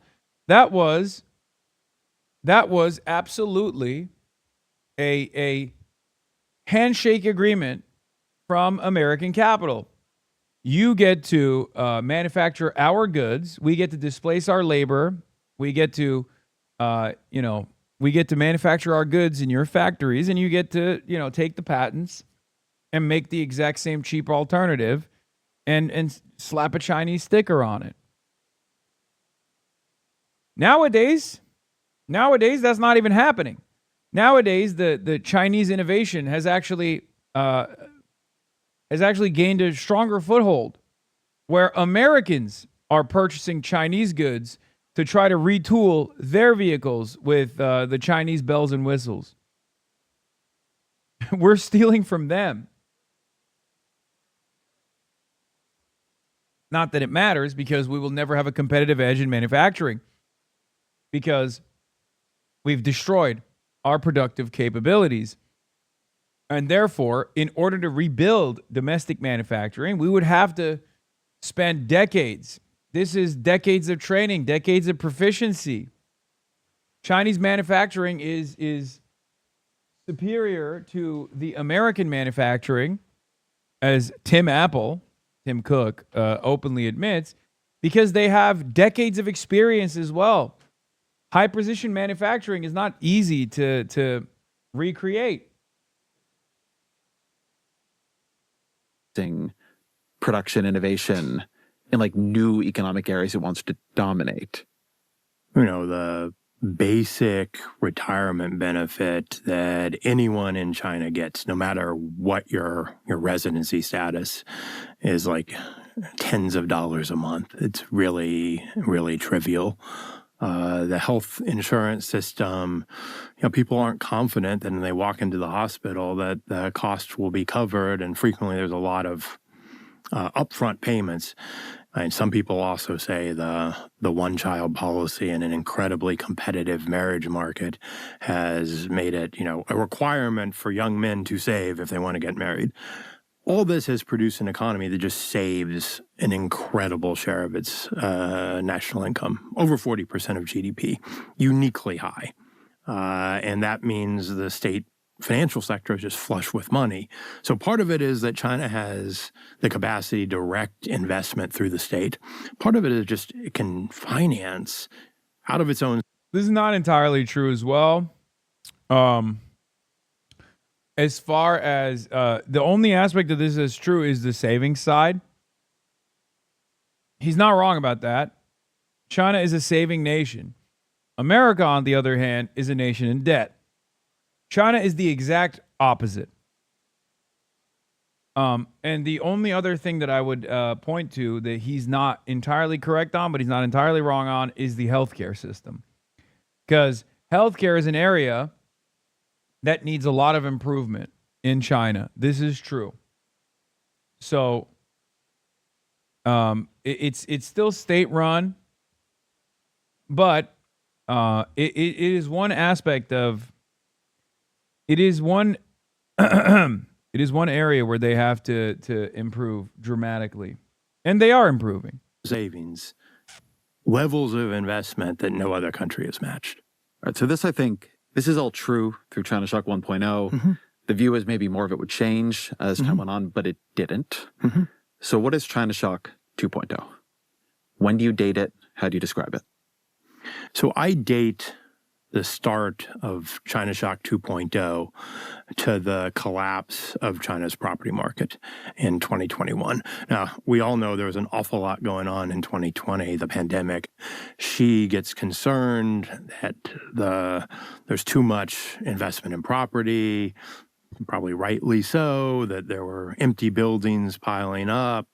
He introduces a policy, 3 red lines, which sort of restricts finance for the property sector, and it succeeds too well. And the property market basically tanks.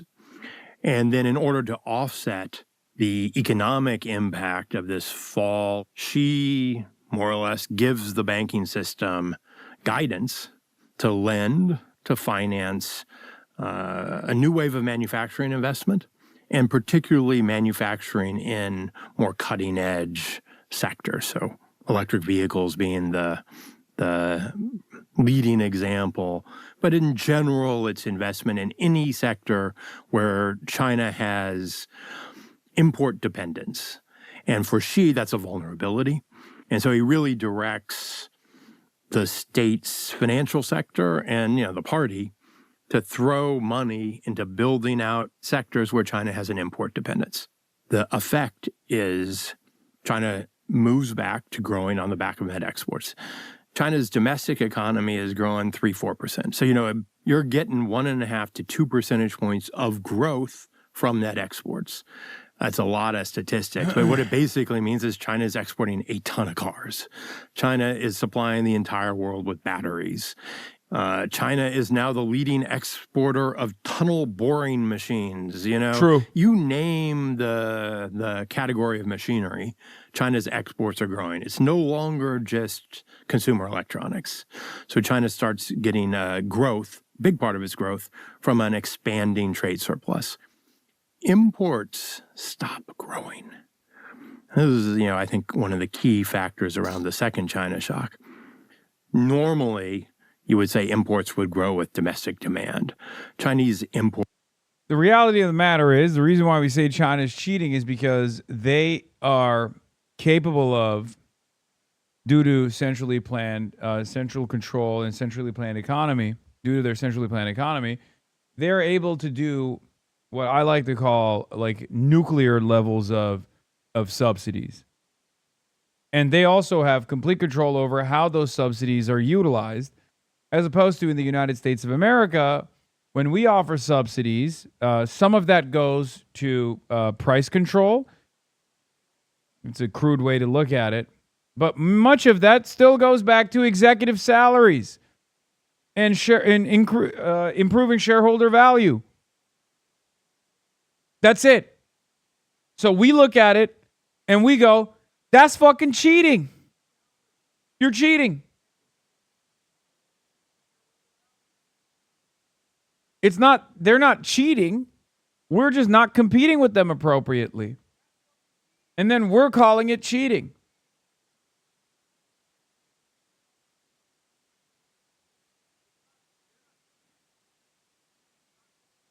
What is this?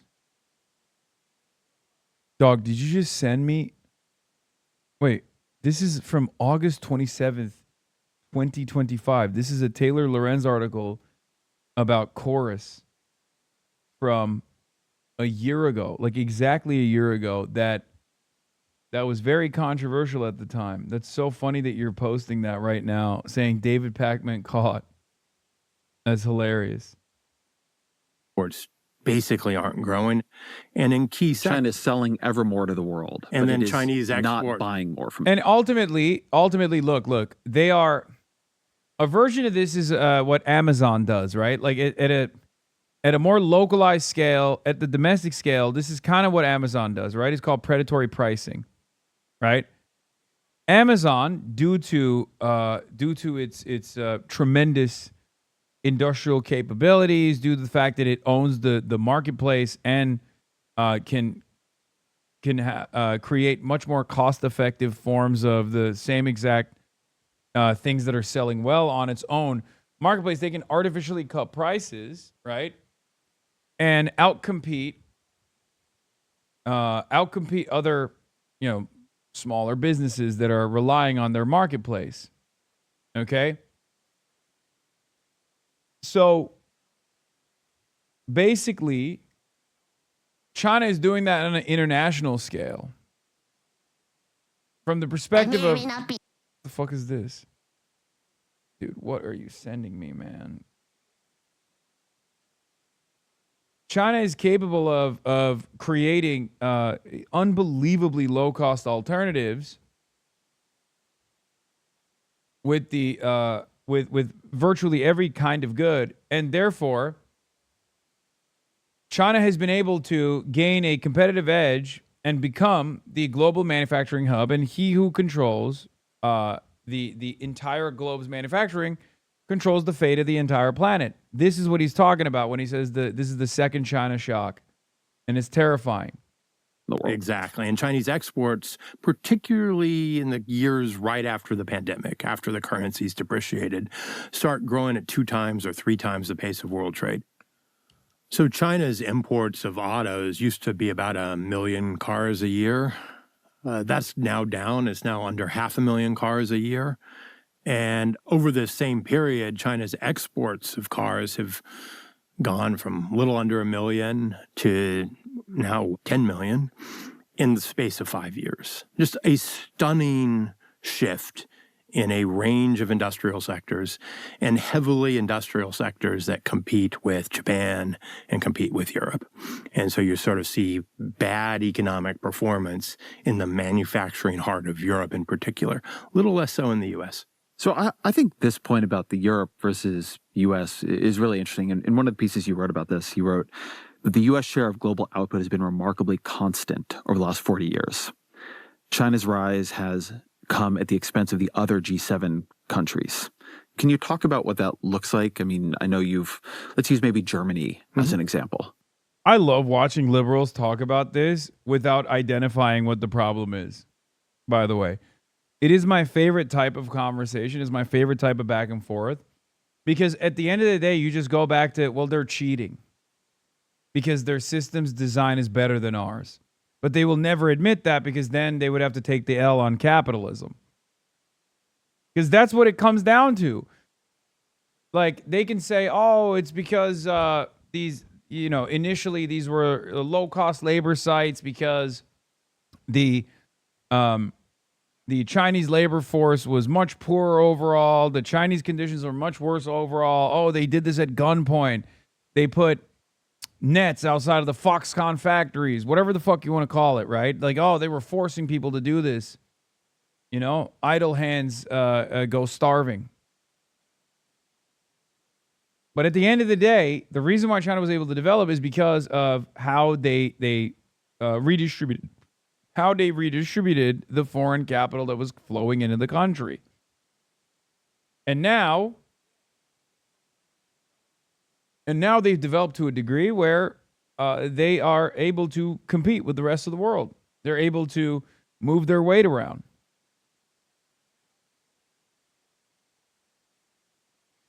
I will say it's, not lost on me that virtually all of the liberals who used to say China's going to fucking fail next year, China's collapse is imminent, all those liberals are now making, China is actually dominating us style videos. Germany didn't move as heavily into, kind of software platforms. They retained a more traditional manufacturing sector and focused on exports, including to China. So, Germany, after the global financial crisis, is exporting close to 3% of its GDP to China. Hype train. Manufactured goods. Hype train that incoming. reflects the fact that Germany remained a very never manufacturing-centric economy. The tunnel boring machines, the high-end sedans, a lot of fancy SUVs, also aircraft. The 320s made in Hamburg. All these industrial sectors tended to be industrial sectors which had a lot of overlap with China. And then you throw in the fact that the EV industry just took off in China. A lot of government support. And the German companies, they made their own efforts to make EVs in Europe, but those never took off globally.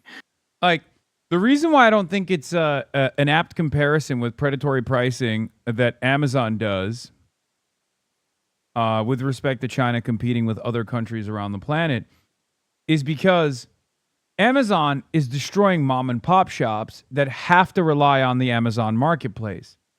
America is also a equivalent competitor to Amazon at that point, right? That's why the analogy doesn't fully work. You can say, oh, China is actually, engaging in predatory pricing. They're artificially lowering their costs. We can't compete. They're destroying us.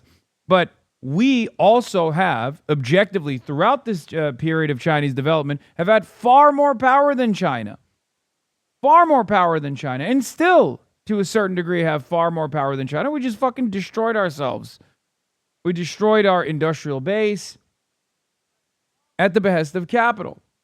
International parasitic capital that has no investment in national boundaries or its own people, its own neighbors, and the well-being of its labor force. Doesn't care. It's just for profit. Yeah, the United States is not a mom and pop shop, and China is the Amazon. It's not a great comparison for that reason. The United States has its own competitive Amazon-style platform, and China is also another Amazon-style platform, and is just destroying the major competitor. Hype Train is here, ladies and gentlemen. At level 10 Hype Train, we carry the motherfucking flame. I haven't carried it in a couple days. We're at level 4 Hype Train right now. In the way that China's EV industry has, and nor are they cost competitive. So what you see is German exports to China have fallen by about a percentage point of German GDP. And what was a strength, Germany benefited from selling to China right after the global financial crisis, became a weakness. I want to focus in on another dimension of this. It's kind of inside the story you're telling, which is, so China Shock 1, it's lower on the value chain of manufactured goods. It's, clothes and consumer calculators and all these things that the story that was told was, we don't want these industries in the long run. What happens in the China Shock 2 is that China is starting to dominate industries on the technological frontier. I mean, you mentioned electric vehicles, you mentioned batteries, right? You could talk about solar panels. We could talk about, AI, where they're, basically neck and neck with us. How did they go from kind of low to mid-level manufacturing to the absolute frontier in batteries, solar, et cetera, that quickly? there was certainly something in the air in China around manufacturing. The critical mass was built up and the foundations were laid. And I think it's a complicated story. So if you think about... Honestly, this might be it for me. I'm tired of waiting around for Hasan. Like, I don't have anything better to do. Clearly, he doesn't respect our time. Why should we respect his? This is a mutual relationship as far as I'm concerned, but it's beginning to seem very one-sided. I think this is where I unfollow and unsub. 420 months, by the way. Thanks, everyone, but I can't take it anymore. Oh, God. We haven't seen copy pasta in the chat in a minute. You know what I mean?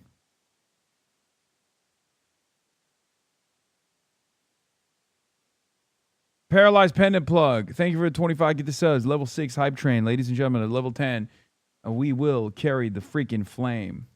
Electric vehicles being one of the famous sectors. What do you need to make an electric vehicle? Well, you actually need to be able to make a car. It is, a smartphone mixed with a car. So how does China learn how to make cars, good cars? Well, a lot of foreign companies come in, and Ford and GM and VW all had to partner with generally Chinese state companies to produce in China. That was just the rule. And they didn't have really much of a choice because China had a 25% auto. Oh, I'm sorry. They didn't have much of a choice, you say?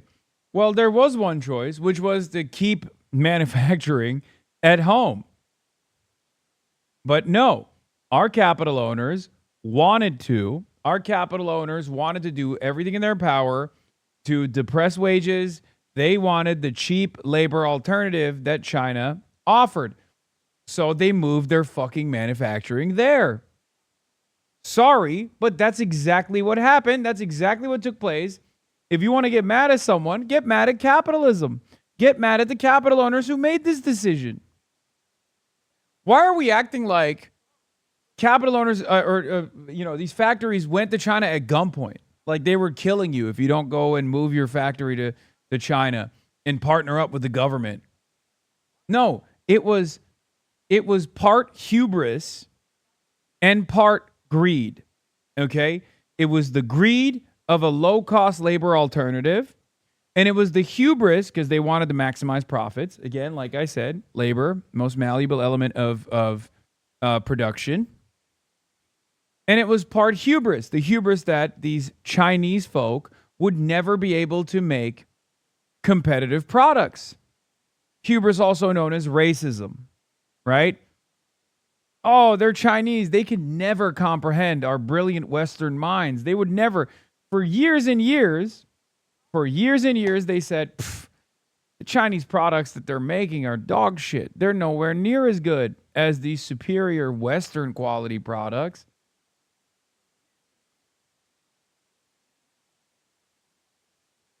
Bro, some of us don't think it was very hubris. We literally lost our jobs. Dog, at what point do you think I'm making a sympathetic plea for the Warren Buffetts of the world here? Okay? Yes, I'm on your side on this story. Yes, that's what I'm describing.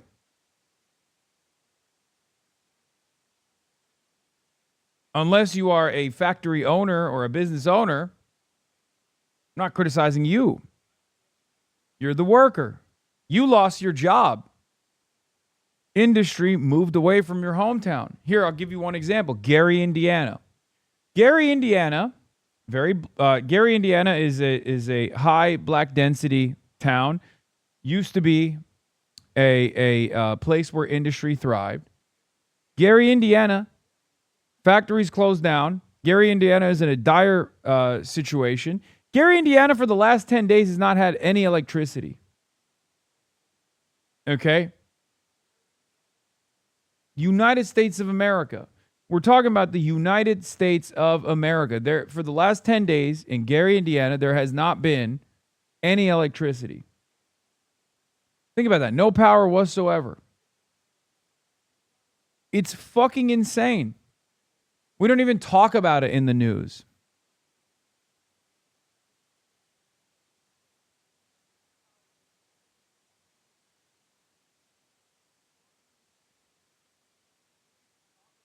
That's what happened because the bosses wanted to ship manufacturing overseas. because it was much more it was much more cost effective for them. They could justify sky high profits. And for years and years, consumers would in exchange for that would get cheaper consumer goods. And yes, Gary, Indiana, 85% black, which is why it's not being covered at all right now. Used to be a steel town, home to U.S. Steel's Gary Works, the largest steel mill complex in North America. That's Gary, Indiana.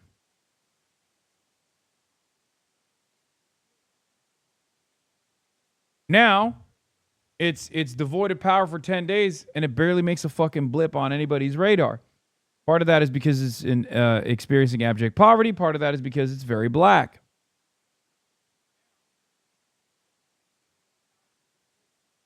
It's unfathomable. This is the wealthiest nation on the planet. That's why I say third world country with a Gucci belt.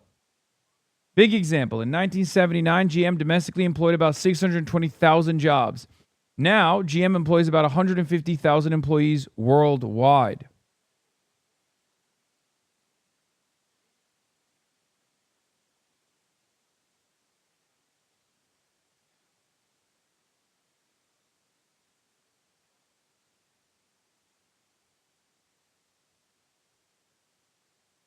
Wait, hubris was trying to make a joke? I thought you meant humorous and you ruined it. Wait, hubris means you think it's funny?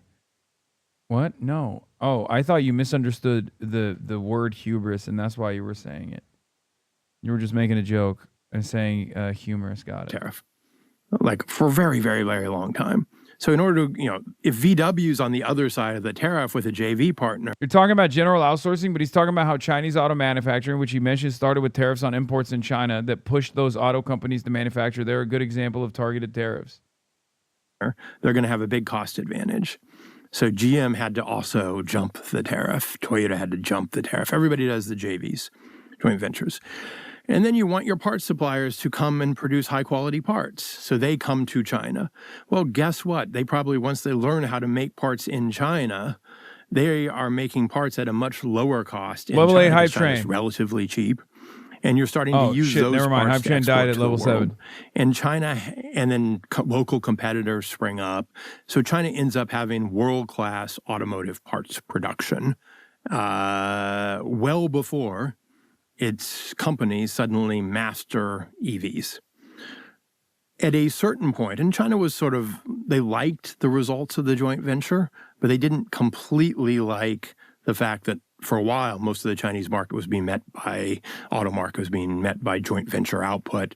The indigenous Chinese-owned companies were not all that competitive. There was a sense that the auto manufacturers who had a JV were fat and lazy because they were too happy producing through their JVs. So there was a sense that, okay, well, this sector was still a little too foreign dominated. And then there was a correct sense that, well, we should try to take advantage of the transition to EVs. So China, makes it a priority.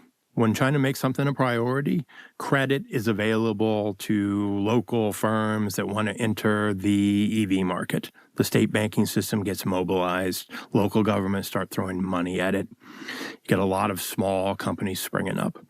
China supports the development of an indigenous local battery industry. Then, Tesla's market entry is also viewed as significant. When Tesla enters, So all I'm getting from this is that China is an op to American labor on the same level, if not greater than capital. Wait, what? No. What do you mean? There would be no manufacturing of competitive, like Chinese labor is only outsourced. Like Chinese labor is only an op because our capital owners brought the fucking labor there or brought the manufacturing there.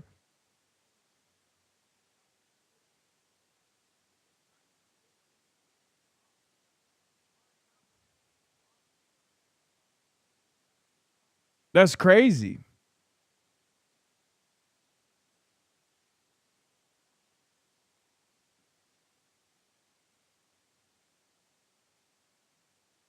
It's not it's not their fault that they actually were able to develop with all the foreign capital coming in.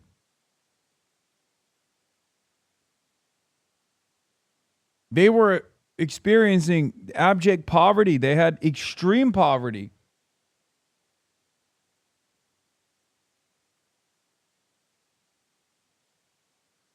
Like, yeah, they should have just kept that. They should have just been relegated to the peasant class. They should have never been able to develop. They should have never been a competitive labor force capable of precise manufacturing. Fucked up that they did is the argument at that point. What matters now is how do we recreate our industrial base?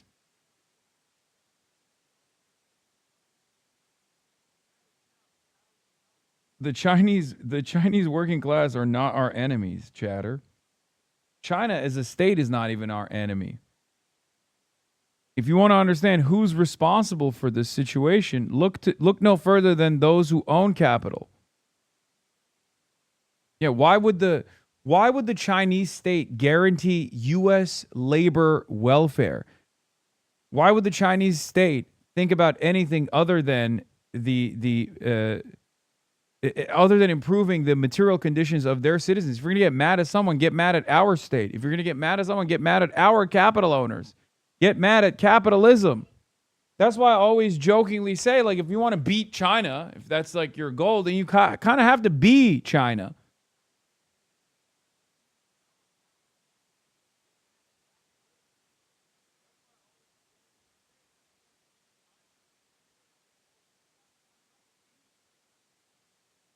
That's what I'm saying. Yes, American capital is collapsing while China will remain. I don't see a resolution for American labor. That's what I'm saying, is that we can't recreate our industrial base. It's all downhill for Americans no matter what. That's not true.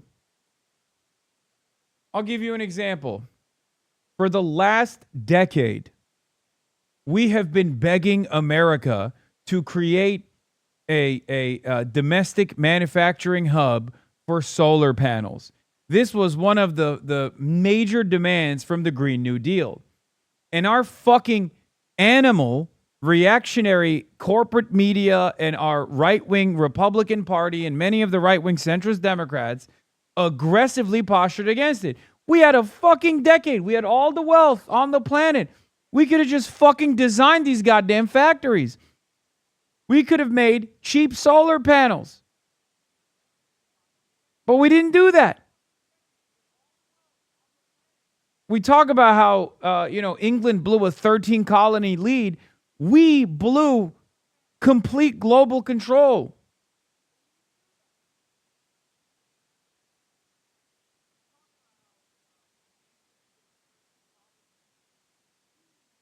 We didn't do it because solar is obviously antagonistic to the needs of the fossil fuel industry.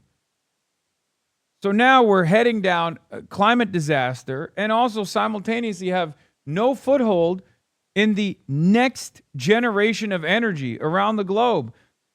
Because at the end of the day, solar panels and renewable energy in general reduces reliance on fossil fuels.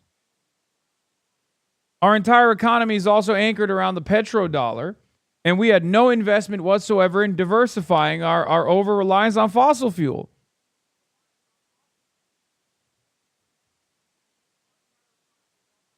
So now when Iran shuts off the Strait of Hormuz, we have to dump into our strategic petroleum reserves. And our oil and gas industry is booming right now. Oh my God, their profits are doing so well. But are you doing well? No. We didn't build a robust manufacturing hub here for solar panels. Those could have been millions of new jobs, millions of forever jobs.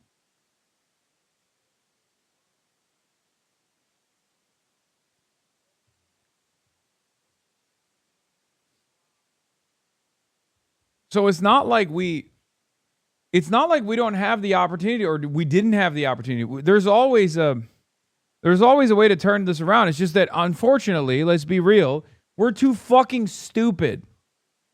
Like right now, as it stands, and I have hope that we can change the American trajectory. But we are too reactionary and too fucking stupid to change it at the moment. Because people who see the writing on the wall, who are smart enough to recognize what changes are taking place around the globe, are constantly warning about the imminent crisis. But unfortunately, the majority is chock full of reactionary propaganda, and our sophisticated corporate media apparatus designs propaganda in a way to make those smart people, intelligent people, thoughtful people look crazy, look silly. The Green New Deal is the best example of this. Like the fear-mongering around the Green New Deal is the best example of this. We have a crisis in stupidity. Not required to do a JV, but in order to qualify for Shanghai government local support, has to meet a lot of local content requirements. So a supply chain that serves Tesla can also serve others. And when China sets up their consumer subsidies, in order to qualify for that subsidy, the car initially had to be made in China. The battery had to be made in China. That supported not just the Chinese battery industry, but the Chinese-owned EV industry. And then you get the EVs kind of just taking off.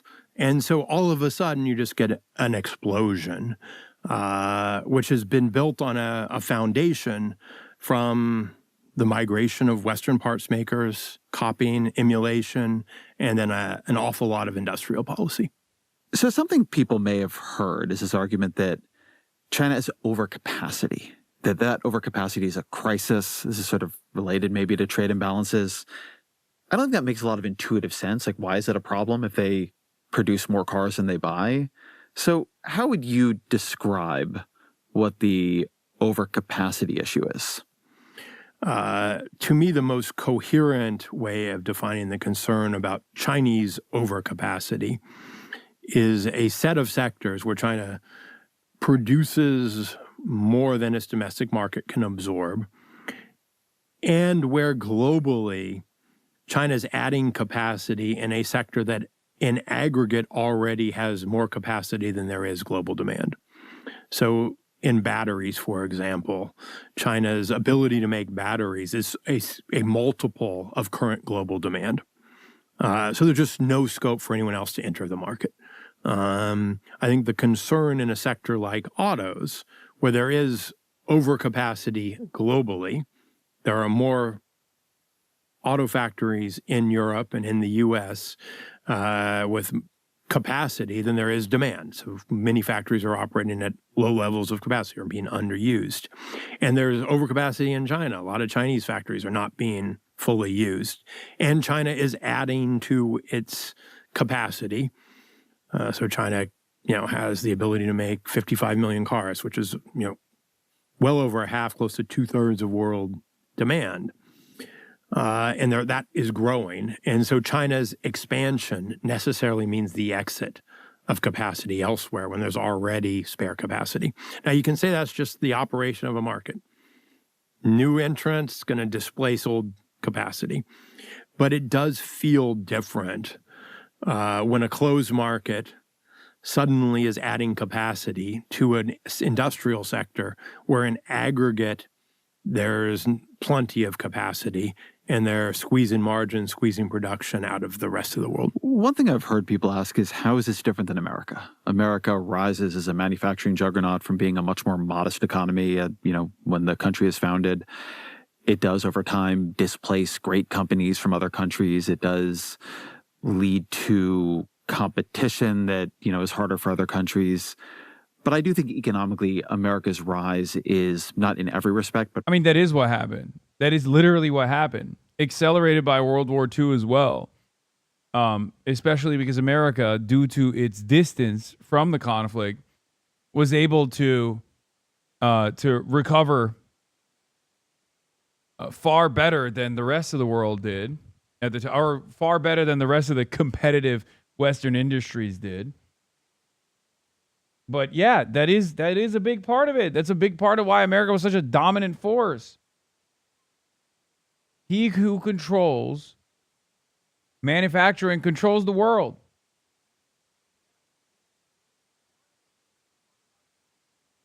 I just don't understand how you look at key periods of time. Like, I like to point to America's war economy, and it's like post-World War II war economy, as the closest America's ever gotten to like full-blown Chinese-style central planning. That's what it was during the war. And even after that, there was still the residual impact of the central economy, the centralized economic planning. And that's part of the reason why we fucking dominated. What is median strategies, fake posters? What the fuck? What do you want? Why do you keep spamming? I don't know what you're talking about. I don't care.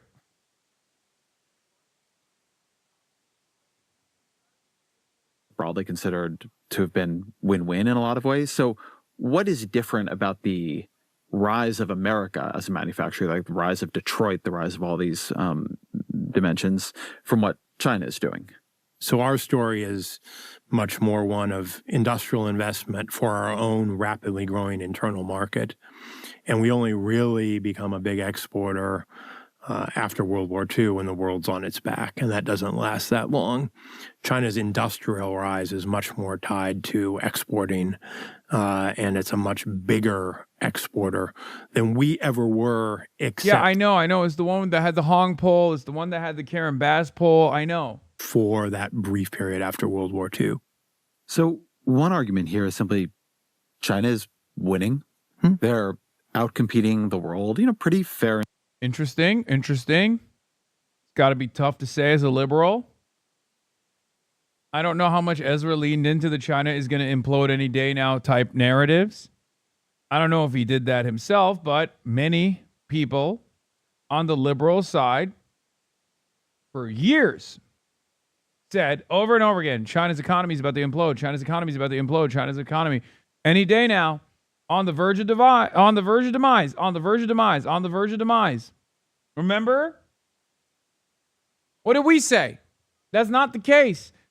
What did they say when we said that's not the case? Oh, you just love eating China's dick. Oh, you're a communist. You love Mao Zedong.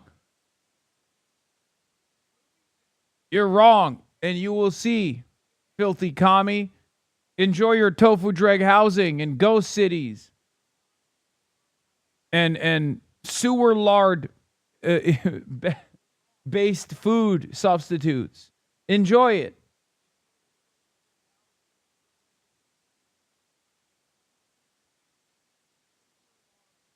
And square here. And if the world doesn't like it, it needs to build better cars, build cheaper solar panels, create stronger supply chains. All this talk of China shocks and a China problem. Not sewer lard, gutter oil, whatever. It's just kind of a way to whine and keep China down. And that there's no problem here. Like, it would be great to have cheap Chinese electric vehicles. It's good for the world and the climate transition to have cheap Chinese solar panels. How do you take that argument?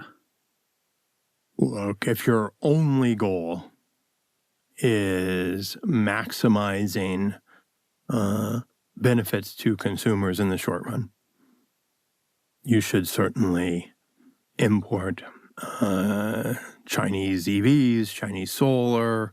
Why not?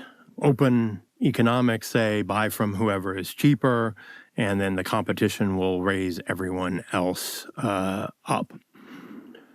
I think that misses a few things.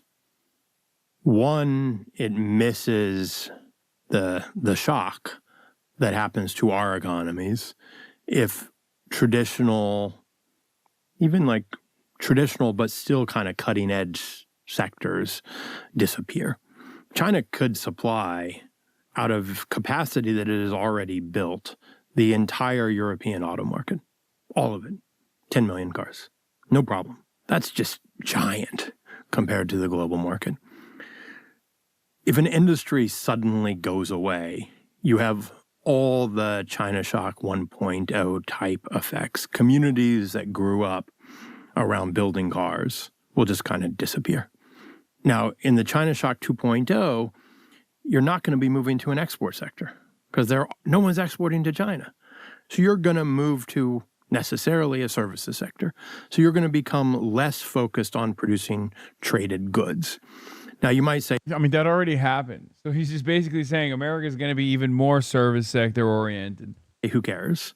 On the other hand, in Europe, an awful lot of research and development, an awful lot of innovation actually has emerged out of their automotive sector. So it's not clear these people are going to jump to a more innovative sector. They may jump to less innovative, less well-paid sectors. And in the interim, your economy is gonna suffer. And then I think there's a sense that people have discovered that supply chain dependence can be weaponized. China dominates magnets, rare earths. If you want those magnets, you want those rare earths, you better not tire off China. You better say nice things about China. You better not do what Japan did and say you're going to come to Taiwan's defense if something were to happen. You kind of need to respect China. It's so funny that they're coming to terms with the fact that China is a superpower. Like, this conversation is basically the bargaining stage of liberals recognizing China's place around the globe as a superpower that is not only competitive with the United States, but actually outcompeting the United States and perhaps maybe even the hegemon, the future hegemon. Like, because everything that they're talking about with respect to like Chinese, with respect to Chinese soft power, with respect to like, what you have to do because China has so much power now is like, yeah, this is what the United States did for the last 100 years, okay? Not 100, but almost 100 years. For the last century or so, almost a century, this is what the United States did. I mean, even down to like Afghanistan, Iraq, you think if another country were to behave that way, that the rest of the world wouldn't fucking react? Look at Russia. Russia is doing America shit in Ukraine. Look at the reaction from the rest of the globe to Vladimir Putin. Look at the reaction from the rest of the world to Russia itself. If Russia didn't have China in its corner right now, and if it wasn't a fucking major energy provider itself, it would be destroyed. So why is it that America gets to do that kind of stuff, but Russia can't? Well, because America was the hegemon for the longest time. And America still has tremendous power at its disposal. The SWIFT system, the petrodollar, these are things that are withering away, partially due to this administration's acceleration, this administration's incompetence. But the reality of the matter is, yes, China is a major power, and therefore we have to treat it as a major power. We can't just say, no, we get to do whatever we want, and you can't do anything about it. I would go so far as to say that we are very fortunate that they are not doing to us what we've done to the rest of the world. 100%. Okay?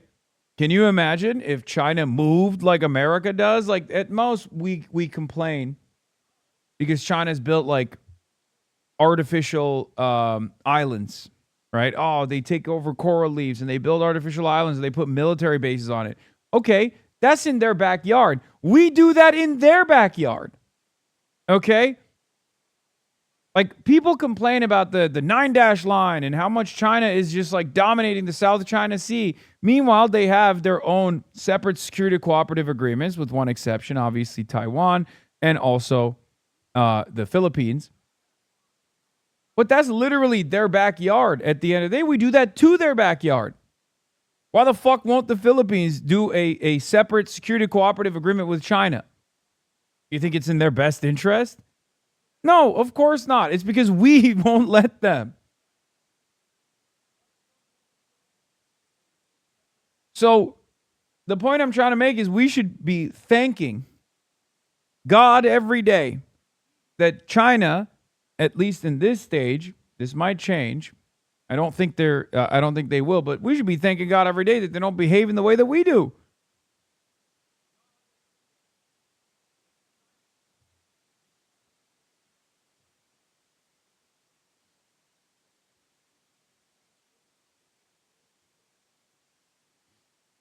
Can you imagine doing joint military, Chinese Navy doing joint military exercises in Hawaii with Russia? Okay. Or with Mexico. Chinese Navy doing joint military exercise with the Canadian Navy or the Mexican Navy off the coast of California. That's what we do to them. Chinese naval exercise with the Cuban Navy off the coast of Miami, Florida. You know? What would we do? We'd lose our fucking minds.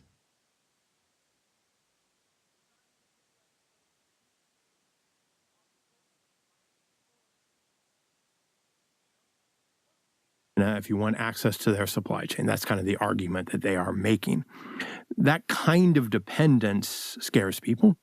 Like, imagine China greatly investing into a free Hawaii from colonialism campaign after years and years, like boosting, Polynesian, Samoan culture initiatives, like setting up NGOs in Hawaii for Polynesian culture, Samoan culture, and talking about restoring the Hawaiian kingdom, and then utilizing the global network of NGOs to say, it's really fucked up how America has so many colonies, including Hawaii, technically. I'm not even talking about Guam. Before we get to Hawaii, there's Guam. There's obviously military bases all around the world. Puerto Rico. Radio Free Polynesia, Radio Free Puerto Rico. NGOs that they design, liberation movements or separatist movements that they arm, right?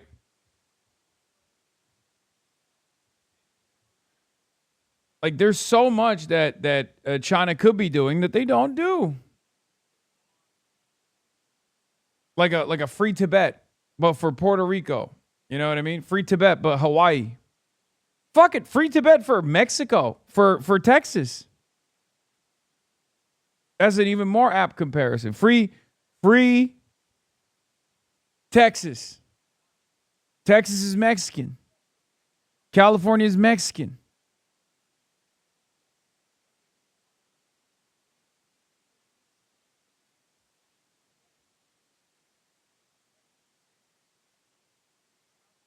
I mean, I wouldn't hate the California one, honestly. I would love to exist under the complete control of my glorious queen, Claudia Scheinbaum, but... Finally, I would just say, look, if you want to emulate China, if you admire China, you want to emulate, you like the way China's electric vehicle industry has developed.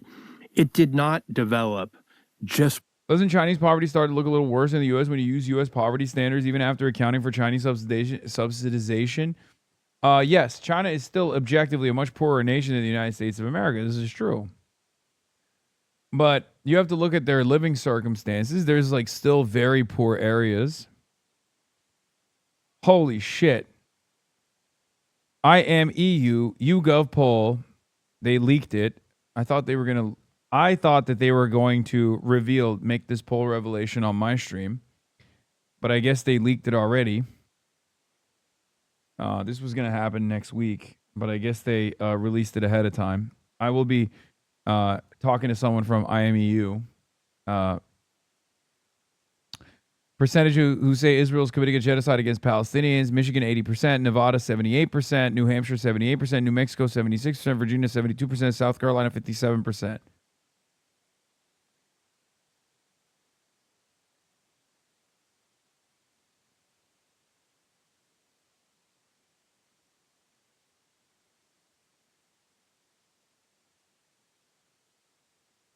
by throwing the doors open. It did not develop without industrial policy. China's EV industry developed behind some of the highest tariffs in the world at the time, 25%. Huge local preference. Chinese-made battery, ideally from a Chinese company.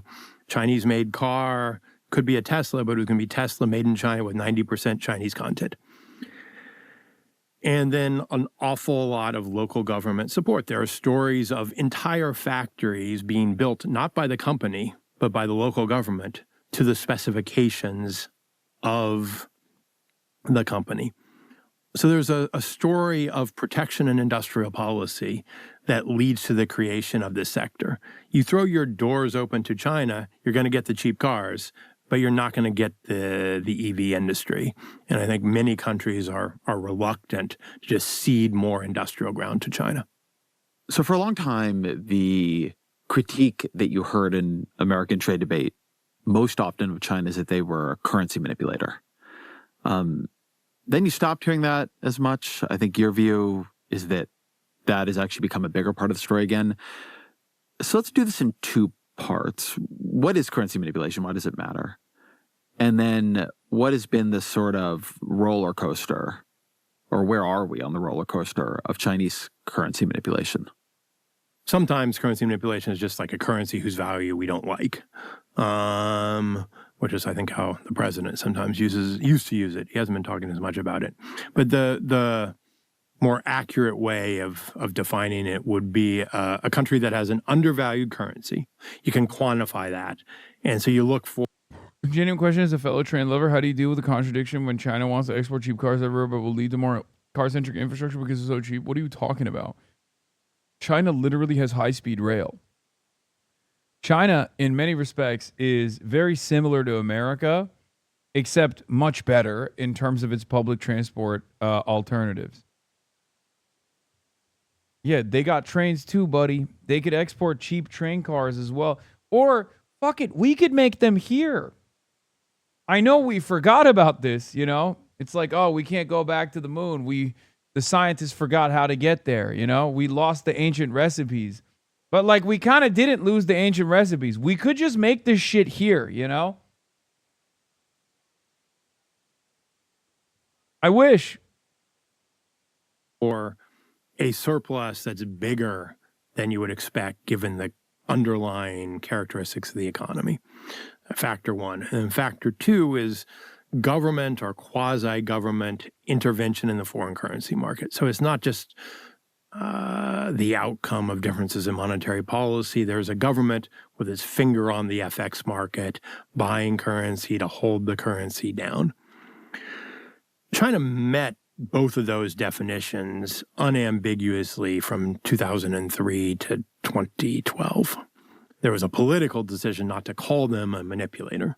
Now, during the latter part of their period, they're letting their currency appreciate. So they're kind of correcting the undervaluation, which is part of the reason why they weren't named. China is now back through its state banks buying a lot of foreign currency in the market, $50 billion a month, $600 billion a year. So there's a much clearer case that China is manipulating now than there was in the past. Trump hasn't taken interest in this. The Europeans, though, have. And so I think what you're seeing is that this becomes shifting from being an American debate to being a global debate. When we were preparing for this conversation, something I found myself thinking about a lot was the question of whether or not it matters if the competition is fair. Mm-hmm. I'd say for a long time, the narrative that at least we were comfortable with in this was a very procedural narrative about China betraying the principles of free trade. They are a currency manipulator who is keeping their currency artificially cheap in order to make their exports cheaper. Or, you know, they're doing all these industrial subsidies, and are you really supposed to do those under the World Trade Organization? And it's a very sort of liberals who believe in the system way of thinking about the problem, that the problem is China is cheating. And I'm not saying cheating can't be a problem, but there's clearly quite a few places now where China is just winning, or they've gotten to a place where they can win. And so I guess my question is the problem that some of China's advantages are unfair, right? They're back to currency manipulation. Their currency seems artificially cheap. Or is just the problem that from a national interest perspective, from an interdependence and weaponization perspective, that, you know, Germany, Europe, the United States, it would be a mistake to just allow their industries to get wiped out? That the question here is not an abstract commitment to free trade. It is what creates a kind of healthy national ecosystem.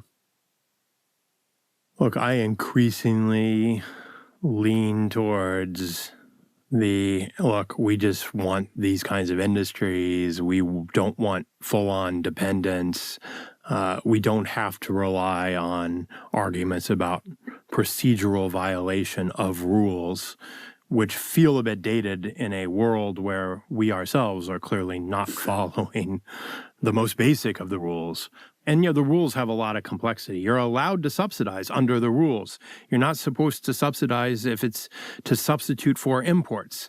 Well, if you subsidize a sector and everything in that sector previously was imported, are you import substituting or are you just subsidizing that sector?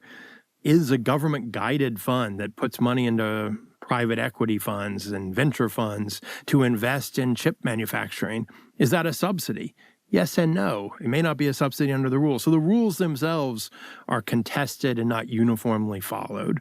And to some degree, in certain sectors, I think we care much more about outcomes than about the rules. That's obvious in sectors of national security importance. So a lot of the rare earths, famous sector, have very, very direct and important military applications.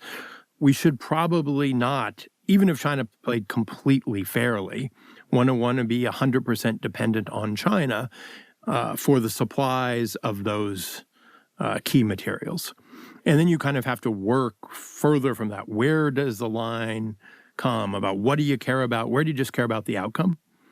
And where are you going to rely more on arguments around procedural fairness? And then I think on the flip side, China itself clearly cared about the outcome, not the procedural fairness. What would you say the Trump administration, across its two terms, and I realize they've been different in important ways, has gotten right about China? I mean, if Trump has been disruptive on how America has thought about anything, it has been China. And what do you think they've gotten wrong in their either China orientation or their China policy? There is something a little strange about Trump's first term, because the first term, 2017, 2018, it's like the U.S. political system reacted to the China shock 5 to 10 years after the first China shock happened. So the timing was maybe strange, but a lot of the policy direction, I would agree, was more or less right. I think it was right to broadly say that the WTO rules, which were thought to be constraining China, have become a constraint on ourselves. China was really good at finding ways of achieving outcomes by living on the edge of the rules. I think the targeted first wave of tariffs were actually sort of in sectors where it was reasonable, generally speaking, to have tariffs. And you're talking here in the first term? First term, yeah. So like in the first term, the tariffs were basically on China. In the second term, the tariffs were basically on everyone. And I am much more comfortable with putting tariffs on China, particularly now because, China's economy. Trade protectionism only works if you have trade to protect. I am not a free marketeer. I never have been, and I never will be. Okay?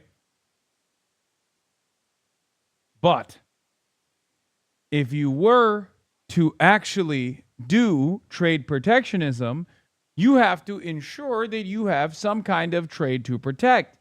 This is why, as much as I would love low-cost and beautifully designed Chinese electric vehicles, I understand why America engages in broad tariffs against such things to stop them from entering the American market so that we have some semblance of an automobile industry.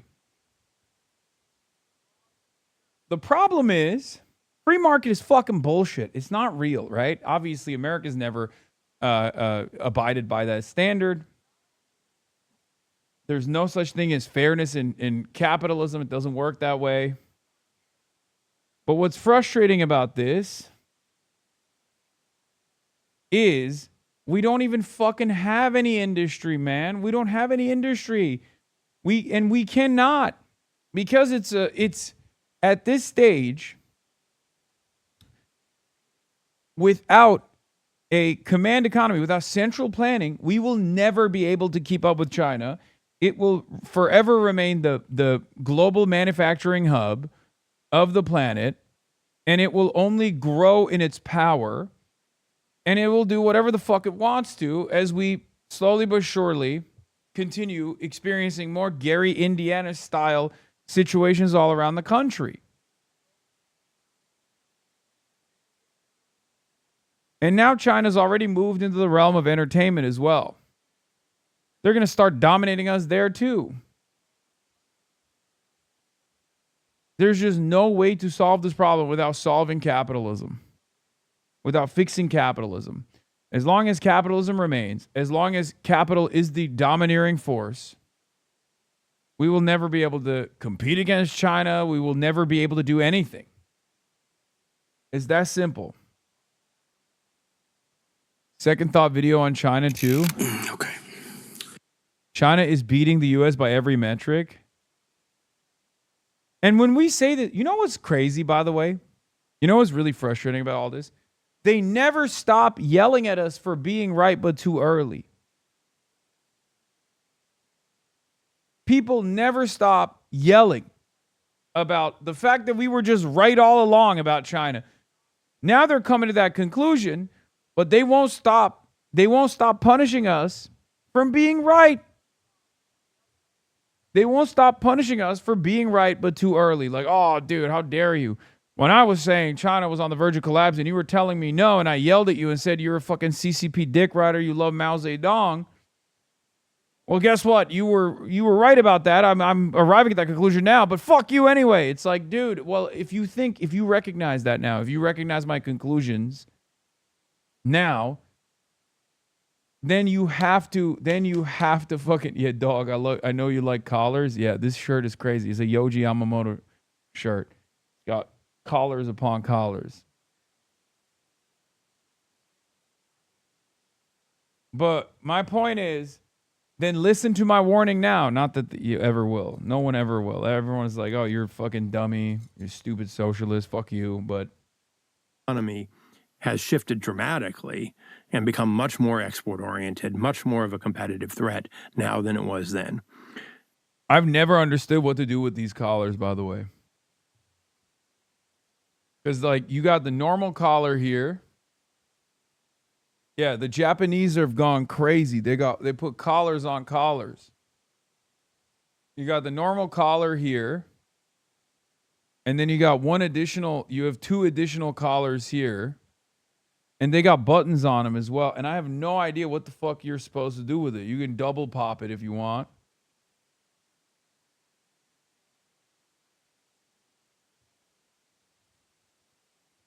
Bro, you got to flip the inner one up. I mean, it's not like strong enough. It's not hard enough to stay in place. You know what I mean? It's in the lookbook. I've never seen it. I've never seen the lookbook. Undo the top button? Why?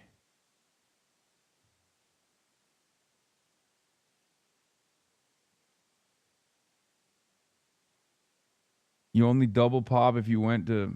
You stack them. They're designed to be stacked. Anyway, let's continue with this. So I think Trump 1 got that bit right. Like Bob Lighthizer, the United States Trade Representative in Trump's first term, was sort of the first step of moving us from the WTO consensus to a world of reciprocal interdependence, supply chain vulnerability, supply chain warfare, concerns about a world where everything is using a more militarized vocabulary. The whole world is rooting for Iran. What is it? I've been stunned by the many number of officials from a wide variety of countries who, while hardly favoring Iran or feeling much empathy for the Islamic Republic, have privately expressed to me a huge sigh of relief over Tehran's success in thwarting the U.S.-Israeli aggression. Yeah. I mean, it makes total sense. America is a fucking behemoth. America's a fucking behemoth. Us receiving a bloody nose in the Strait of Hormuz is a good thing for us as well. Okay? It's good for us as Americans. if it forces American restraint and it forces us to recalculate how we operate, then it's good.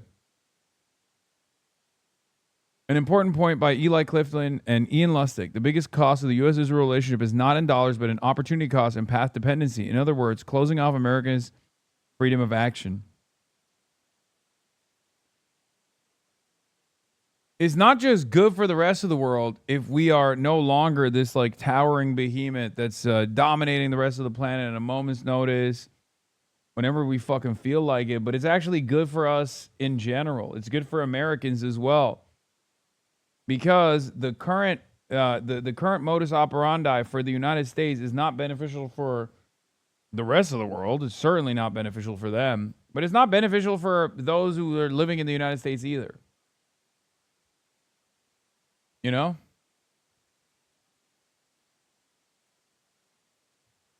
We don't get to see any of the benefits anyway. Fucking bullshit.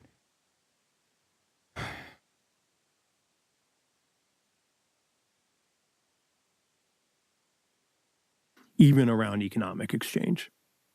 Trump 1 was still pretty unilateral.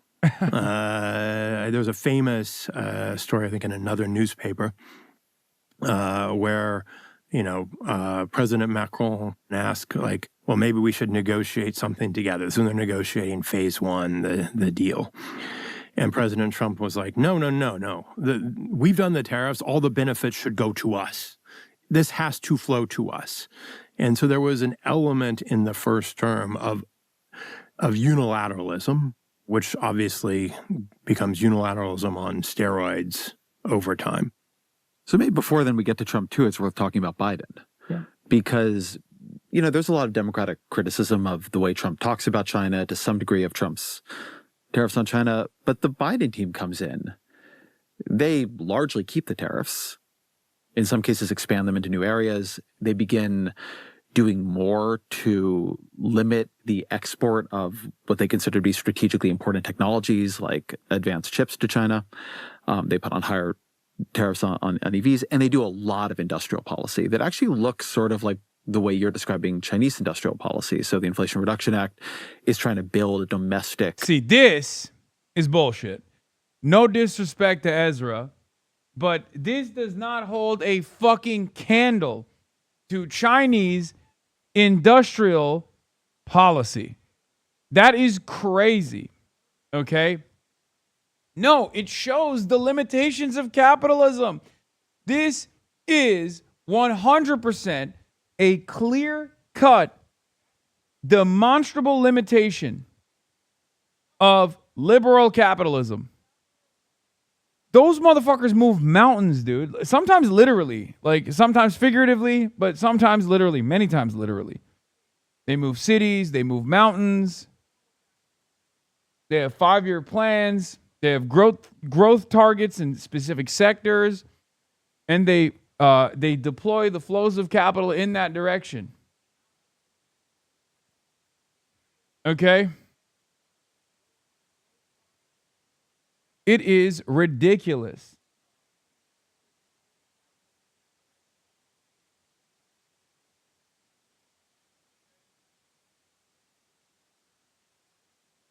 The idea that like the CHIPS Act or the IRA or Build Back Better it can hold a candle to that kind of mass scale industrial planning is ridiculous. And therein lies the problem. That's why I always say, like, if in order to beat China, if we want to compete against China and beat China, whatever that means, we have to be China. Supply chain for things like solar panels and wind turbines. And now they're more okay with it being, in friendly countries too. But there's a lot of Buy American standards on all of this. And they begin talking a lot in terms of strategic technological competition. AI is a big thing for them in the AI competition with China. How do you think about the way the Biden administration approached this and both kind of tweaked but didn't upend like the Trump 1 approach? It probably, in my view at least, didn't go far enough. it wasn't just clean energy, although that was certainly a big focus. It also included semiconductors. And in semiconductors, at the time, the concern was dependence on Taiwan, which was vulnerable to pressure from China, certainly vulnerable, would put the U.S. in a difficult position if China were ever to put an embargo or attack Taiwan. And at a certain point, the U.S. just made a decision that we did not want China to have access to the world's best, certainly not the ability to make the world's best chips. Too many risk associated with that. I think that was the right decision, but it unambiguously was viewed by China as a directly hostile act. And I think if someone had done that to us, we would have viewed it as a directly hostile act. So it put us into a unambiguous world of rivalry and competition, and in a position where there is no way. I think another part of the problem is like China is too resilient, and no matter what we do, they just keep winning. A lot of people will say, "Oh, do nothing win," when they talk about Xi Jinping. It's like those motherfuckers are they're never doing nothing. They're always doing something. Like even with the chips,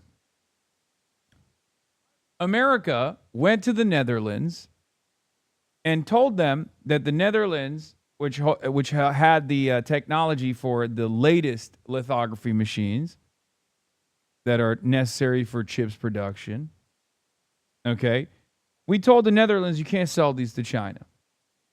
Okay, well then they went back to the drawing board and were able to make it themselves. They did. And while we thought we were stopping their productive capabilities, their production capabilities by at least a decade, they were able to move the timeline to a year. Yes, the EUV lithograph, is that how you say it? Like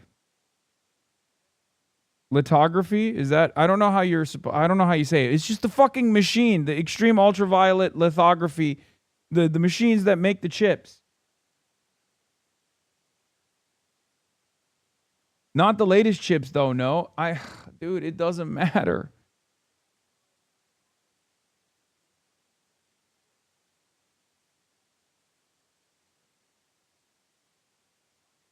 The fact that they are still like, they were able to buy the lower tier lithography machines and now they're capable of mass producing it, means that the timeline has moved up dramatically.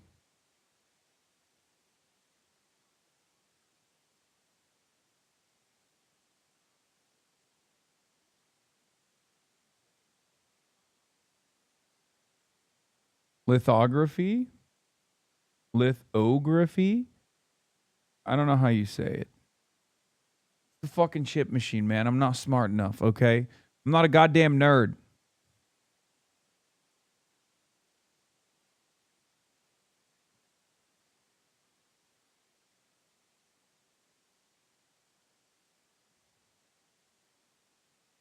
Yeah, then they write articles about how China built its Manhattan project to rival the West in AI chips. Shenzhen team completed a working prototype of an EUV machine in early 2025.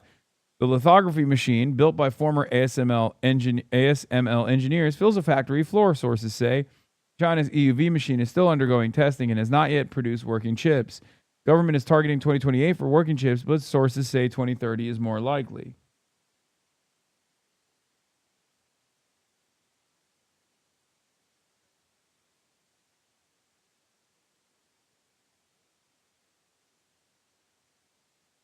EUV is still far away. We need to stay humble.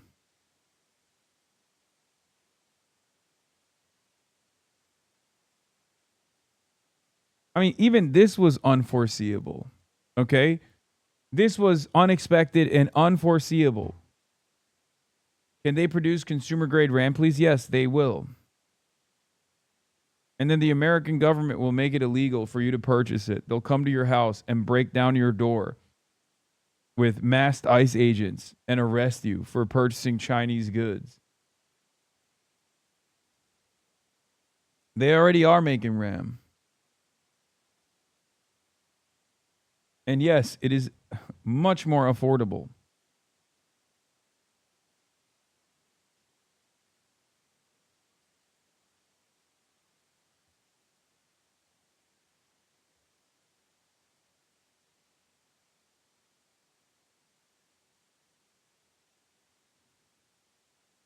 If there's one thing that China always does, it is exceed their benchmarks, their targets. They end up accomplishing those tasks far before people predict them, and we consistently underestimate their capabilities. China is not going to try to engineer us out of their chip supply chains. That's become a national priority. And so we are trying to reduce all our vulnerabilities to Chinese economic coercion at the same time. But it didn't really go far enough in critical minerals, rare earths. I mean, there was plenty of talk about it, but there wasn't enough action, not enough on active pharmaceutical ingredients, where either the medicine or the key chemical precursors are almost 100% sourced from China. So I think, it was a step in a necessary direction. It was controversial because of industrial strategy, industrial policy. Yeah, we're number one in copium production. China will never catch up on that. That's true. Yeah, make no mistake. If there is a global force in copium production, in copious amounts of copium production, it is us. Okay? We're number one in copium. Long time, the thought was that was something other countries did. It wasn't something that America did. And it wasn't something we're necessarily very good at. And in some cases... And it's crazy because they didn't mass produce copium elsewhere and then feed it to the American population in the same way that opium destroyed the Chinese population. Which, by the way, love him or hate him, shouts out to Mao Zedong. They really nipped that shit in the bud. That was huge. One of the most successful rehabilitative recovery programs of all time. Like, historic improvements in that field. That was under Mao. Meanwhile, yeah, we're doing mass copium distribution, mass facilitation of copium. There's a real copium epidemic in America. Rare earths and the magnets like active ingredients. Homegrown. It means finding ways to incentivize production in sectors where you can't compete with China on cost. So that then brings us to Trump 2. Mm-hmm. And so how would you rate what they have done and where it has hit the right balance and where it's been off? So in general, I have noted on many times that I like Bob Lighthizer trade policy, i.e. Trump's first term, better than I like Donald Trump's trade policy, i.e. Trump's second term. Lighthizer was careful to only threaten things that the U.S. economy could sustain. So, the tariff level was set at 25%, which, people didn't like paying it, but you could afford to pay it. He didn't cover all of trade, so there was always a little more trade you could bring into that tariff. Trump had a theory of the case in his second term, which worked for most of the world, but didn't work for China. And the theory of the case is, well, trade's rigged against us. We need to raise our tariffs. And you need to lower your tariffs, lower your barriers to U.S. exports to put trade on a more fair footing. You shouldn't, in other words, retaliate for our... Yeah, except what are they to buy? Like, what? Is there products that the Chinese population is like vying for that they simply cannot purchase? What is the product that America creates that, regular Chinese society is like, I really wish I fucking had my hands on this shit. Okay? F-35s, I guess? Like, what is it? We make burger, porn, and tanks. Okay? We make guns, burger, porn, tanks. And when I say tanks, I don't mean like literal weapons of war. I'm talking about the F-350.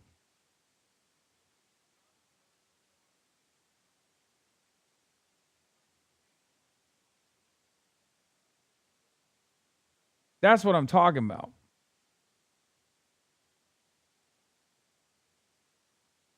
Like, what could we even sell to half of these goddamn countries? You know what I mean? Not even just China, but like, what could we sell? NFTs, dude? That's what we're going to sell to China? NFTs. Gambling. Our major growth sector of gambling and pornography. Why won't China purchase our gambling apps?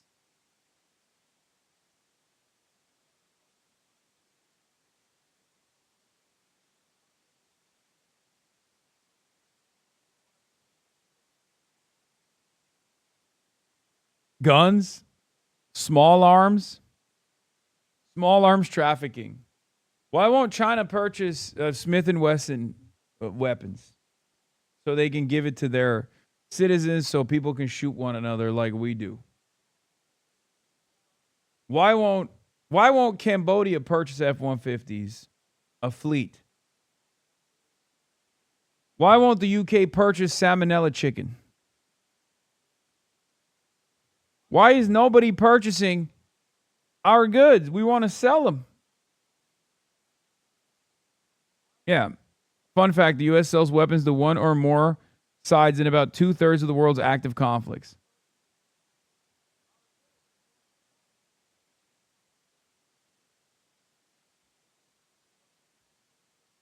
Yeah, National Cattlemen Beef Association is mad. Trump is saying that they're going to import cattle now to allow the American cattle industry to grow its supply again, to improve the number of cattle that we have. National Cattlemen's Beef Association says no calf producer in America is asking for increased imports. Undercutting American farmers and ranchers with inferior product from foreign competitors is nothing to create market confidence or encourage rebuilding the herd.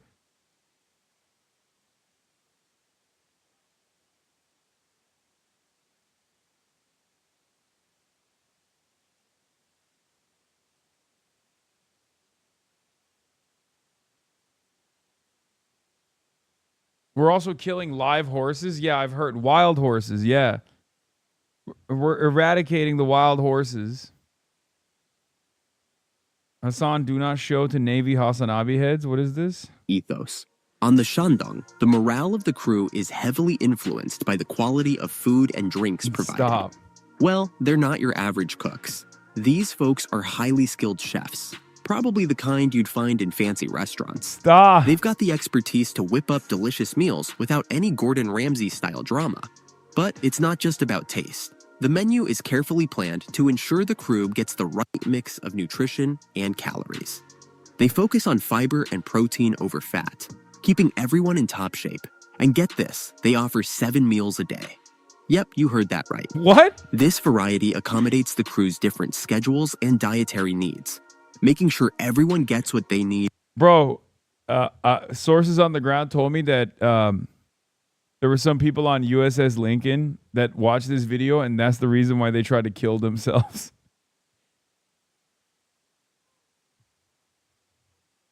Yeah.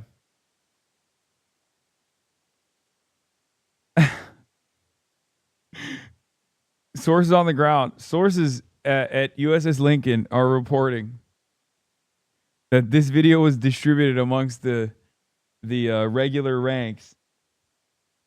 And as soon as they watched it, they try to jump off the top of the ship. When they need it. And here's the clever part. Spreading out the meal times prevents long lines and keeps the kitchen running smoothly. After all, you don't want half the ship waiting in line for food at the same time. It's all about efficiency here. One standout dish aboard China's aircraft carriers is the carrier chili sauce, known for its robust flavor and reported nutritional value. It's a crew favorite, although some find it best enjoyed with rice due to its intense heat. Made from basic ingredients like beef mince, chili pepper. This is why you're so low on the fact meter on the media bias chart. Why? Because I'm making a joke. Is it legal for Americans to join their army? Oh. Black beans, garlic, and chicken essence. It's especially popular among crew members on night shifts, as it helps stave off fatigue. On board, there's a convenient supermarket offering a variety of everyday. Did I just see Starbucks? Wait, stop. On board. Bro, they're eating Doritos in their fucking, on their aircraft carriers. They're still selling Doritos There's and a convenient Starbucks supermarket coffee. What offering the a fuck? variety of everyday items, personal hygiene I products. guess that's one complete cultural victory. I guess we got that. We got our treats still. And food at reasonable prices. While the crew gets their meals for free, they can purchase additional snacks or other items here if they wish. The Shandong features a library stocked with plenty of non-fiction books, offering crew members the chance to explore topics of interest during their downtime. For instance, there's a book titled The History of the War of Resistance Against America and Reinforcement of the Korean Peninsula, focusing on the Korean War. In their Wolf leisure Warrior. time, sailors can also relax in recreational rooms, where they can indulge in activities like playing video games, watching TV, or connecting with loved ones on social media. While off-duty life is relatively independent, on-duty hours are characterized by social collaboration. On the So funny. Our U.S. Navy sailors don't know how to read, man. All right. Enough with this video. What the fuck are we doing, man? What are we doing? Tariffs. China retaliated. China said this is coercive. Plus, China knew they were going to be in the crosshairs. She did a good job of getting ready. He'd spent 4 years plotting this out. So China retaliates. We counter-retaliate. China retaliates some more. We retaliate again, and we push tariffs up to 145%. You might think that gives us more leverage. We've completely cut off trade. It turned out to be the opposite. Our economy couldn't sustain 145% tariffs on pretty much everything coming from China. So the administration was in a position where they needed to negotiate a rollback in the tariffs. There's a rare earths component as well. But Where China was holding back rare earths, which would cripple our manufacturing. Yeah, so that was real. Mm-hmm. But I think even if China had not done that, even without the supply chain restrictions, the administration knew it needed to roll back the 145% tariffs.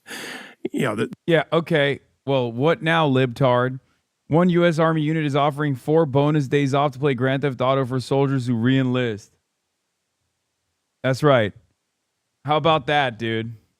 How about that? And they get free HRT. They get free fucking TRT. Abysmal. American military supremacy is so dead. Yeah, they need to commit to 2 years minimum to get the Grand Theft Auto time off, dude. It's crazy.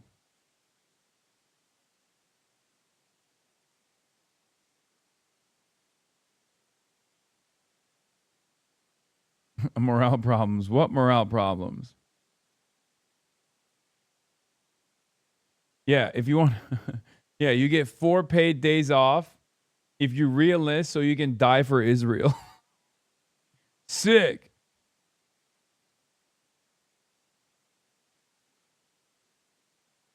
That's awesome.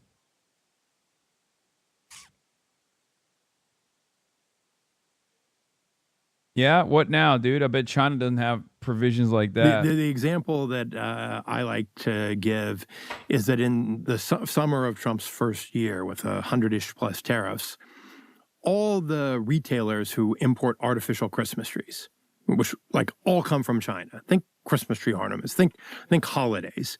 Well, those are things that are actually typically imported during the summer. Now, if you're paying 150% tariff, you're going to have to triple whatever your retail price or something crazy. And the Christmas tree importers weren't sure, because they're building up inventory ahead of a future sale, that American consumers would be willing to pay that higher price. So they just stopped importing. And when there's a hole, and there are other places where companies were having to pay that price for a part, and that would render their ability to export utterly uncompetitive. So it was too broad, too high, too fast.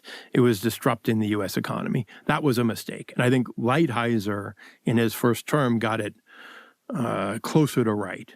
Don't ever escalate to the point where you're put on tariffs that you aren't willing to maintain. The other side will realize that you are looking for a face-saving way to pull things back. That was, I would say, mistake one. Mistake two was the breadth of the tariffs. Not targeted reasonably by countries. Just everyone got hit with the Liberation Day tariffs, in some cases very, very, very high tariffs. That alienated a bunch of countries that themselves were worried about trade with China. So it kind of took away the possibility of building a broader coalition against China. So that's first problem with these very, very broad tariffs. Second problem with the very, very broad tariffs was that they ended up being done in kind of irrational, to my mind, ways. We were tariffing at really high levels Canadian aluminum. All right. Canadian aluminum is, not that this administration cares, but it's made in a kind of green way, trapped hydropower in Quebec. It has been part of our aluminum industry since World War II, when the bombers were built with Canadian aluminum. There is no national security threat. It is essential to our market. The primary aluminum market doesn't clear in the U.S. without Canadian imports, which meant that just prices shot up. And then the final problem was hey, aluminum is electricity distilled, incredibly energy intensive and electricity intensive. So it is competing with data centers for power. And so even with the really high tariffs. This guy's anti-China though, right? Yes, but he's also basically describing or at least recognizing China's rise in global prominence, China's rise to power, and its impact on the American economy. But they're at least enlightened liberals who recognize the downsides, but they can't identify how it happened, I guess.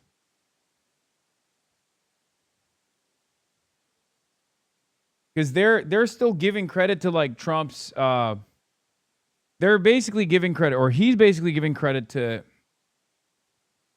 Donald Trump recognizing the dangers of China before other Americans moved, before other electeds moved in that direction, which I think is silly because they're also refusing to understand why China's rise happened. And if you can't comprehend why China's rise happened, if you just simply think, oh, well, they just one day they just got really good at making shit because we sent our manufacturing over there, and that's it. And there's nothing we can do about it. Then you're never going to be able to solve the problem. And there's a good deal of they're cheating in this conversation as well. It's not as bad as I thought it would be, though. Mark Lynch wrote on Foreign Affairs, The End of the American Middle East. Here's Trita reporting on us first, or looking at the first opening paragraph. The American Middle East is finished. The regional order that has prevailed since 1991 has been one that many casualties of the U.S.-Israeli war with Iran. The American and Israeli failure to dislodge the regime in Tehran has proved the bankruptcy of the decades of sanctions and violence. More and more Americans are now coming to terms with this reality, which I really appreciate. But what will we do next is what matters most. And I don't think that Americans are going to wake up to this reality and then instead change our trajectory, change course. I suspect we're just going to double down. U.S. 30-year treasuries erase gains from buyback announcement. Scott Besson, who made his billions helping Soros break currencies in the 1990s, should recognize what this sort of intervention failure signals.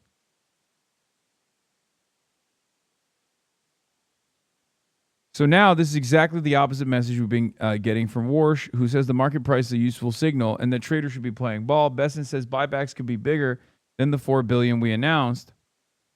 And now he's saying U.S. yields don't reflect underlying fundamentals.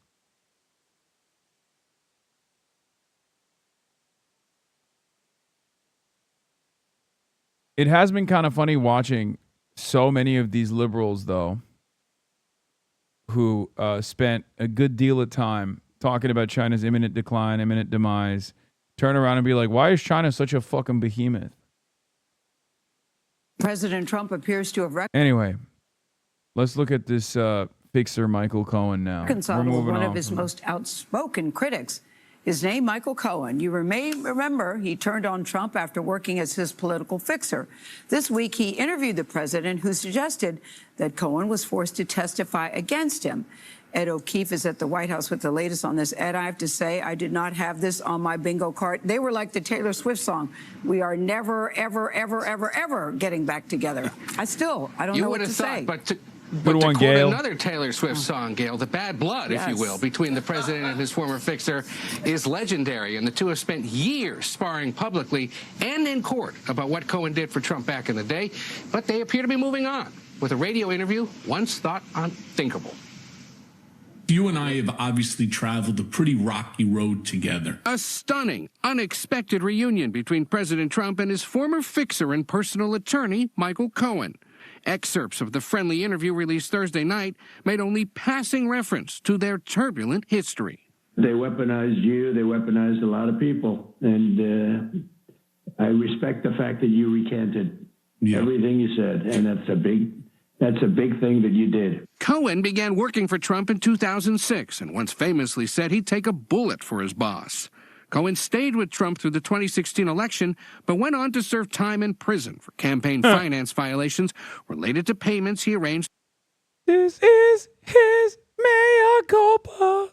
It turns out he wasn't doing a mea culpa for about working for Trump, but instead was doing a mea culpa to Trump.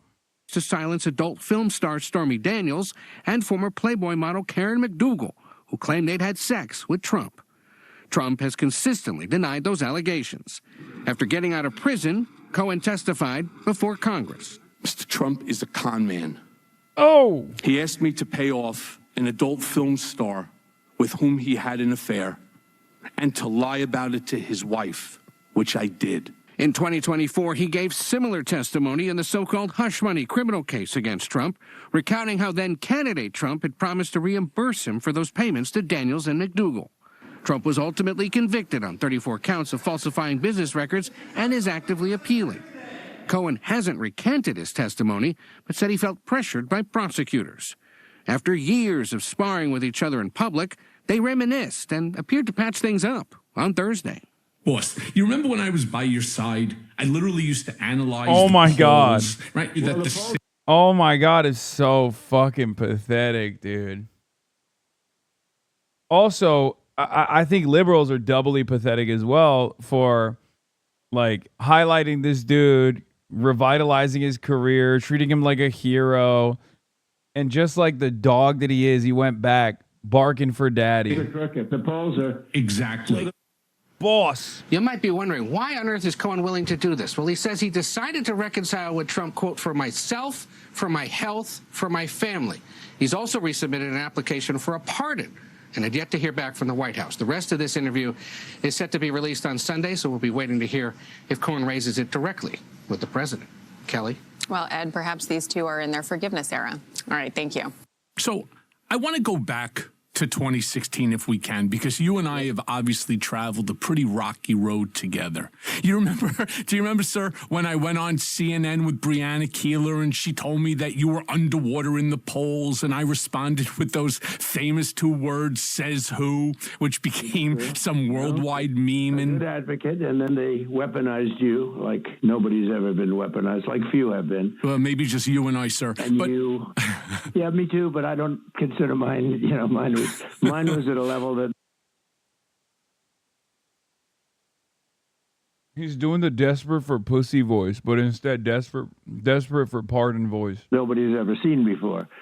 But they weaponized you. They weaponized a lot of people. And I respect the fact that you recanted everything you said. And that's a big thing that you did. That's a very big thing. Sir, you may remember that following morning you called me into the office after, and then you gave me one of those traditional Trump slaps on the shoulder, and you said to me, F them. You're stronger than them. We've got this. Now, the funny thing is that CNN never apologized. They never retracted anything. And now, years later, CNN, MS Now, and the other left-leaning outlets, they're doing the exact same thing, constantly talking about you being underwater with favorability numbers. Mr. President, what do you say to these people who keep bringing up polls when you're not even running for office again? Yeah, woke one gave everyone who was remotely critical of Trump a microphone, no matter what they had done. That's when the Lincoln Project was designed. That's where the bulwark came from. If you were in any way, shape, or form critical of Trump, but in the past were Republican, MSNBC would be like, I will suck your cock on camera, on television. Please, let's talk to you and you only and no one else. And it was crazy because they were not like, this was not representative of a major constituency at all.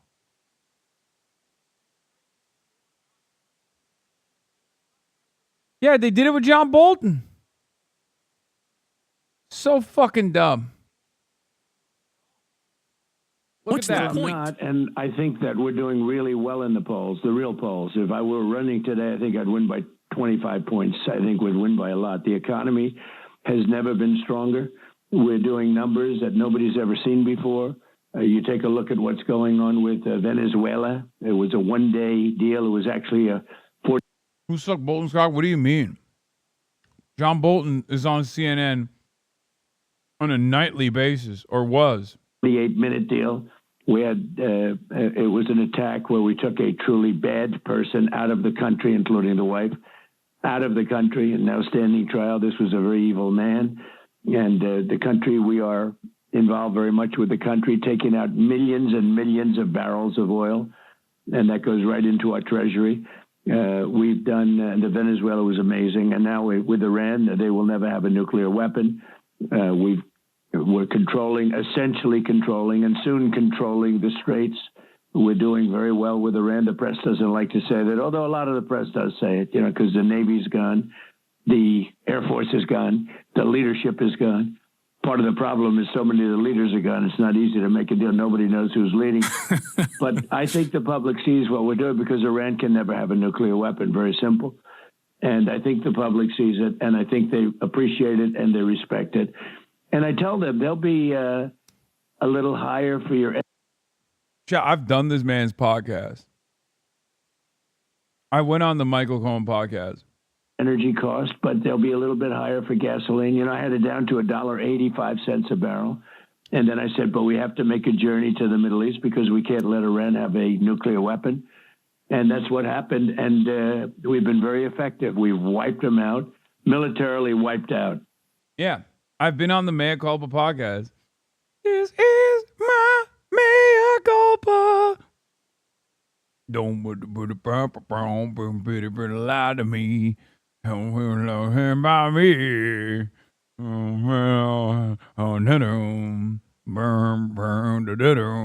This is my Mea Culpa. You don't have to do it every time. Yes, I do. Oh, baby, don't you lie to me. I love this song. It's so good. It's fine by me. Yeah, see? Some of them went in and they're hugging and kissing. Take this nation into the future. Really likely, that's probably what's going to happen. You know, Manchin and Sinema are two immediate people I can think of that will play the role of the spoiler within the Democratic Party. And I think Joe Biden needs to do more to whip the Democratic caucus in general. Oh my God, I've been saying the same shit for years, dude. God, I hate this. Nobody listens to me. Oh God. It's the same shit. Oh my God. Why do you guys even fucking watch the stream? Just rewatch what I said 10 years ago, and you'll probably hear the same fucking problems, the same issues with the Democratic Party, the same issues with the Republican Party.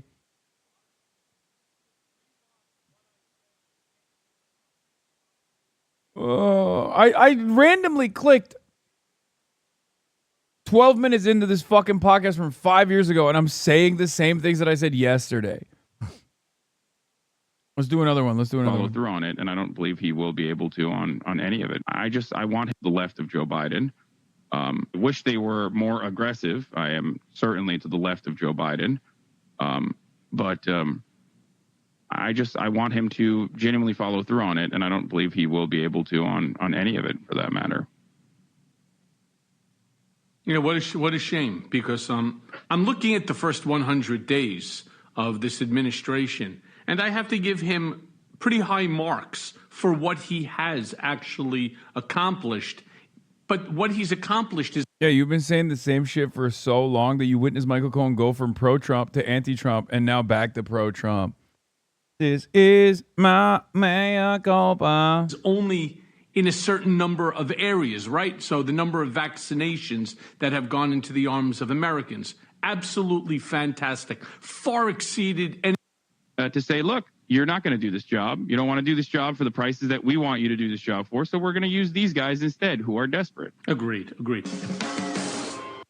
Oh, I'm talking about winning the war as immigration. Trumpian candidates are taking over state government and push through these regressive voter legislation. I'd like to watch someone mutually go insane with me as the country crashes and burns. It just sucks because, like, no one fucking listens, man. No one listens to me. I mean, you guys do.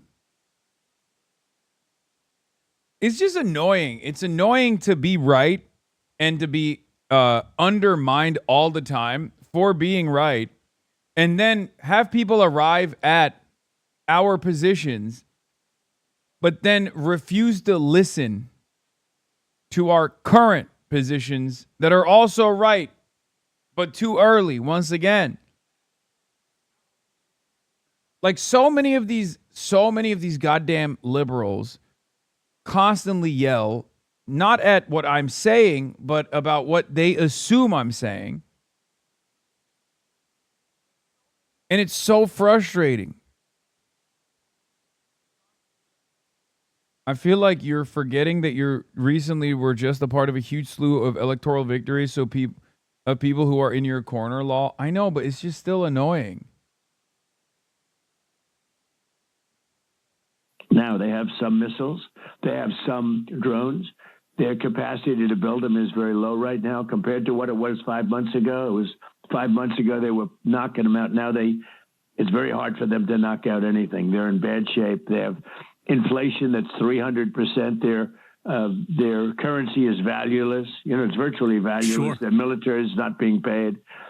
So they're in bad shape. But the key, the reason I did it, and we had no choice, and I would have done it again 100 times, they cannot have a nuclear weapon, and they won't be having a nuclear weapon. And why not just then turn around and tell the American people? You know, the one thing that you may feel some frustration going on right now economically, the price of gas and so on, but why not just turn around and say to the American people, you know what you get to do?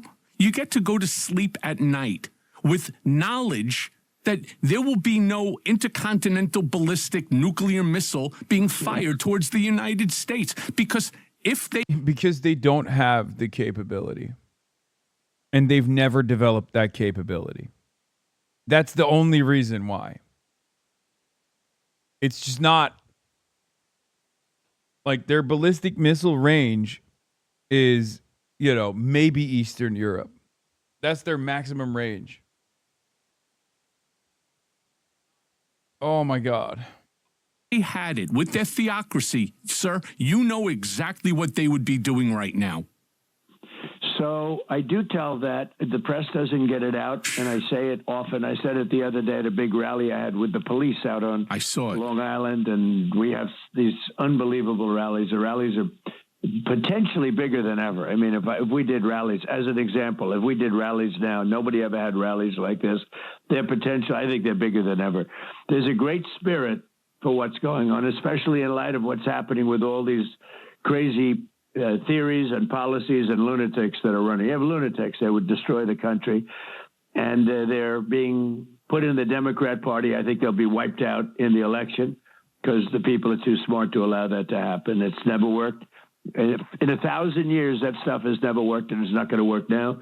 But they're not even smart people. You know, you watch some of them, half of them can't even speak properly. So I think we're doing very well. We are letting people know about that. We're letting people know that, you know, it's wonderful to say everything's good, but you can't. If you had a country like that, and they're crazy, if you had a country like that, they would absolutely use the nuclear weapon without question.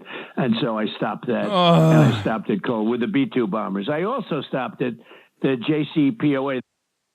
Is there a single thing that the Republicans, the reactionary right, actually fear that they haven't invented?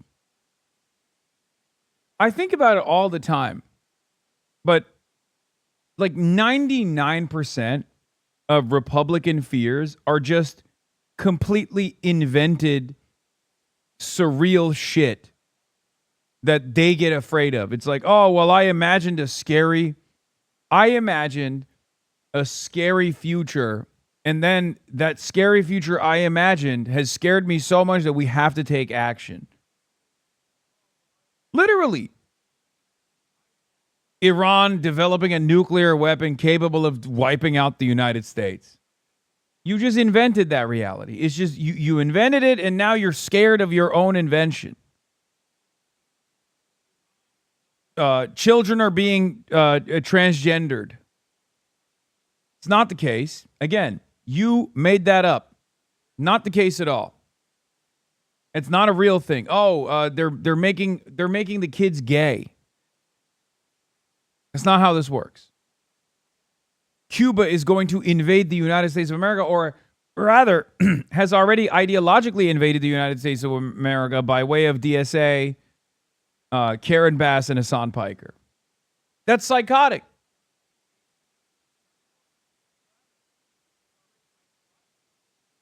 Someone said, what? That's literally a thing that the State Department said. It's a thing that the State Department claimed.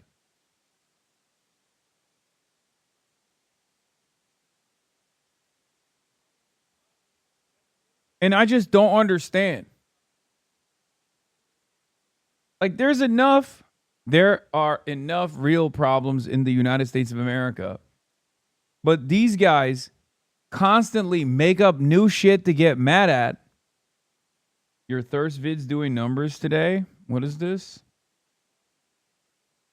All right. Shirtless Hasan in the cold plunge segment. This is the first you know what's crazy? On stream. Let's get some W's. I thought I looked so fat here. Like in my mind, I thought I looked so fat here, but I looked so brolic. I don't look like this anymore. Go to your shoulders. What? Go to your shoulders. Okay. Oh, it's cold. 56 is cold. No. Yeah, no. You weren't lying. Yo, it's cold. It makes your shit shrivel up.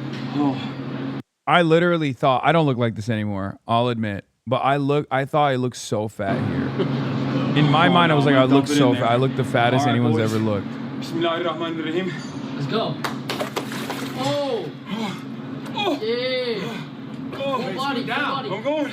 Now he's cheating. Oh, he's cheating. There we go. There we go. You might as well dip the head in there. Wait, you didn't do that. It's cold as fuck. Let's go. 2 minutes. Let's go. So you're fat now? Less fat? Cold. Yeah. What'd you eat today? Chicken. Just chicken, huh? What is it? Chicken. What does it sound like, Chad? No rice. Everyone close their eyes right now. A little bit of chicken. You're fucked. Salad. Bro, why is this shit getting colder? No, it's not. It's good. It feels like it. Your eyes, bro. What the hell are you doing? It feels like it is. It feels like it's getting colder. Oh. Yo, stop. You're so weird, bro. When do I get out? No, keep going. Like 45 seconds. Oh, fuck me. Holy fuck. Wim Hof. Wim hostile. French stupid, bro. You're fucking trolling. It's so funny. It's cold. Hands in there. Hands in. This is how I triangulate. This is always a home. Don't say close your eyes.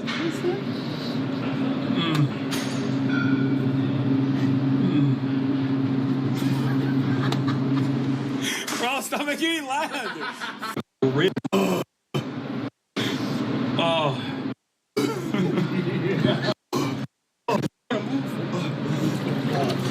Were you ever gonna stream with Bradley again? Okay. No. No, I'm kidding. Maybe. I don't know. Why are you moaning? It's an ice bath, Chad.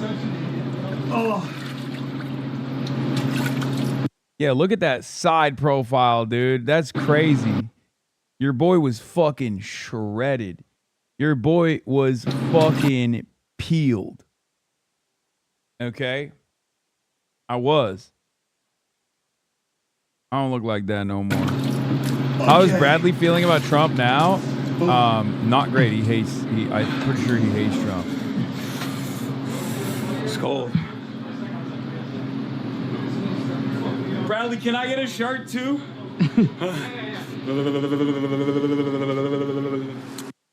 Like an armadillo. Oh. Dude, look, I have fucking goosebumps. There it is. I think the bigger thing that I did today wasn't the cold plunge. It's the fact that I took my shirt off on my own stream on camera. This is the first time I've done that. You don't like doing that? I never.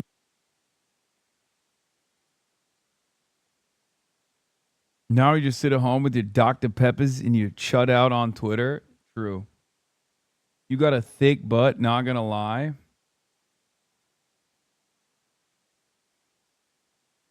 You got severe body dysmorphia, my guy. Is always both sad and funny.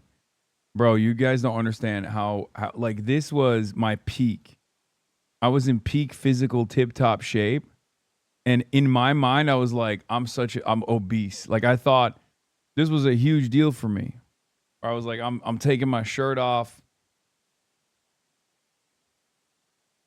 I thought I was like morbidly obese here. Like this was a moment of great courage for me. You understand? Meanwhile, it's just because of this, like a little bit of fat here, a little bit of Scott Hannity's wife is watching. Be careful.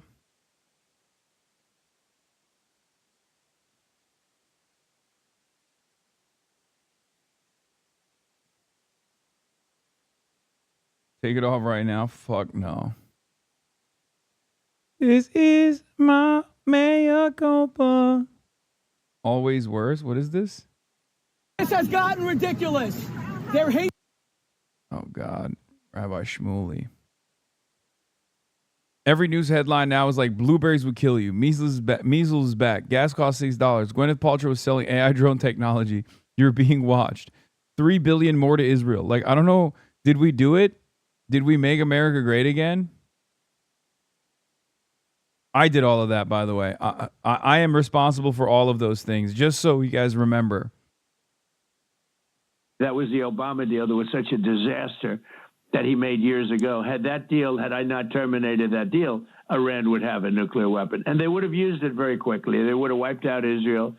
They would have wiped out the Middle East. And you saw that because when this thing started, surprisingly to everybody, they started shooting missiles at sort of semi-neutral countries. They were going after Saudi Arabia, Qatar. They were going after UAE, Kuwait, Bahrain, and nobody really knew they were so involved. And they started hitting everybody. If they had a nuclear weapon, they would have used it on everybody. And look, there would be no Israel if there was not a Donald Trump president. I think there'd be no Saudi Arabia either. Right now, I believe the Middle East would have been entirely wiped out, but Israel definitely would have been wiped out. There's no question. They tell me that there would be no Israel if there was no Donald Trump.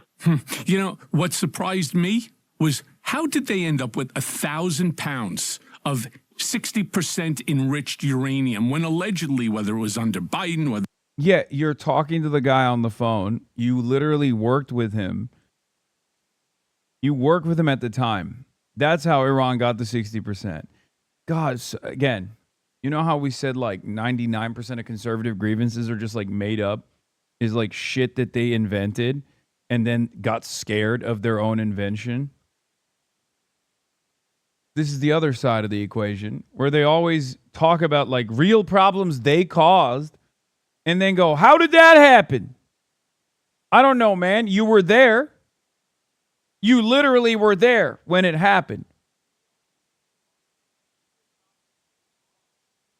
You were fucking in the room, brother. God, he wants that pardon so bad. He wants that pardon so goddamn bad, it's crazy. There's under Obama, whether it was under every president. How did they end up with literally 1,000 pounds of nuclear grade, well, soon to be made nuclear grade enriched uranium? So when we hit them with the B-2 bombers, which was an amazing attack, deep into the night with no moon, with no light, no nothing, and every bomb hit its mark and wiped their whole nuclear thing out. And it was, in fact, obliterated. But when we did that, people had no idea what to expect. No idea. You know, you're going in there, you're going into a very, very dangerous place with these incredible machines. And the job they did, the job those machines and those pilots did was really amazing. But Obama allowed that to happen. Biden allowed that to happen. Other presidents allowed that to happen. This should have been done. This has been going on for 50 years. And this should have been, it's been 47, but we talk about it for 3 or 4 years. It's actually, the number is 51 years. But we say 47 because that seems to be the standard number that everyone uses. But this was going on for 51 years now. And it should have been taken care of by other presidents or other countries. It's kind of funny that this interview is the exact same interview that he has conducted a million times over. But obviously its significance for Michael Cohen is vast because this is his only way of receiving a pardon. I guess like in his shoes, you'd do the same thing. I don't know.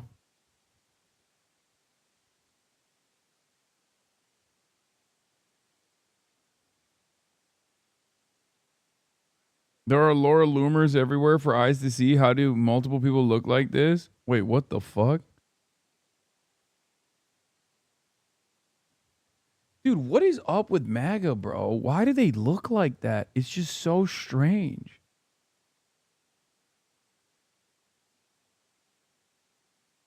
What is happening? They all look like Laura Loomer variants.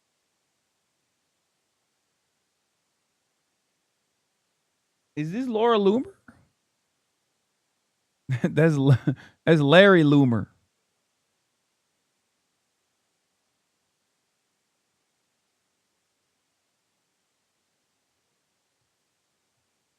Ban plastic surgery? I just don't know why this happens.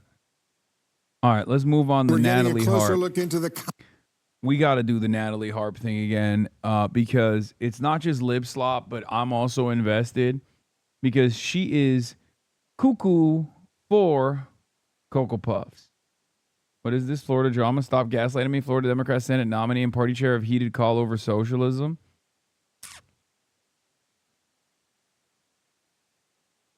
Oh my God, whatever. Contents of private I stand Angie Nixon. I stand with her. communications between President Trump and one of his closest aides, now raising questions about the potential national... Oh yeah, I already posted this as my blast off meme, but here's Natalie Harp running after Trump's golf cart in 2023. She also sent she writes letters to Trump.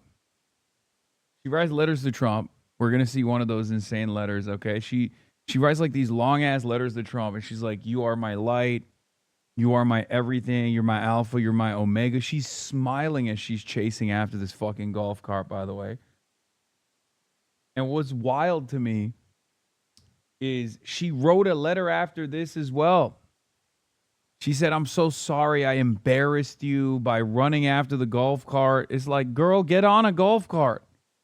Why are you chasing him?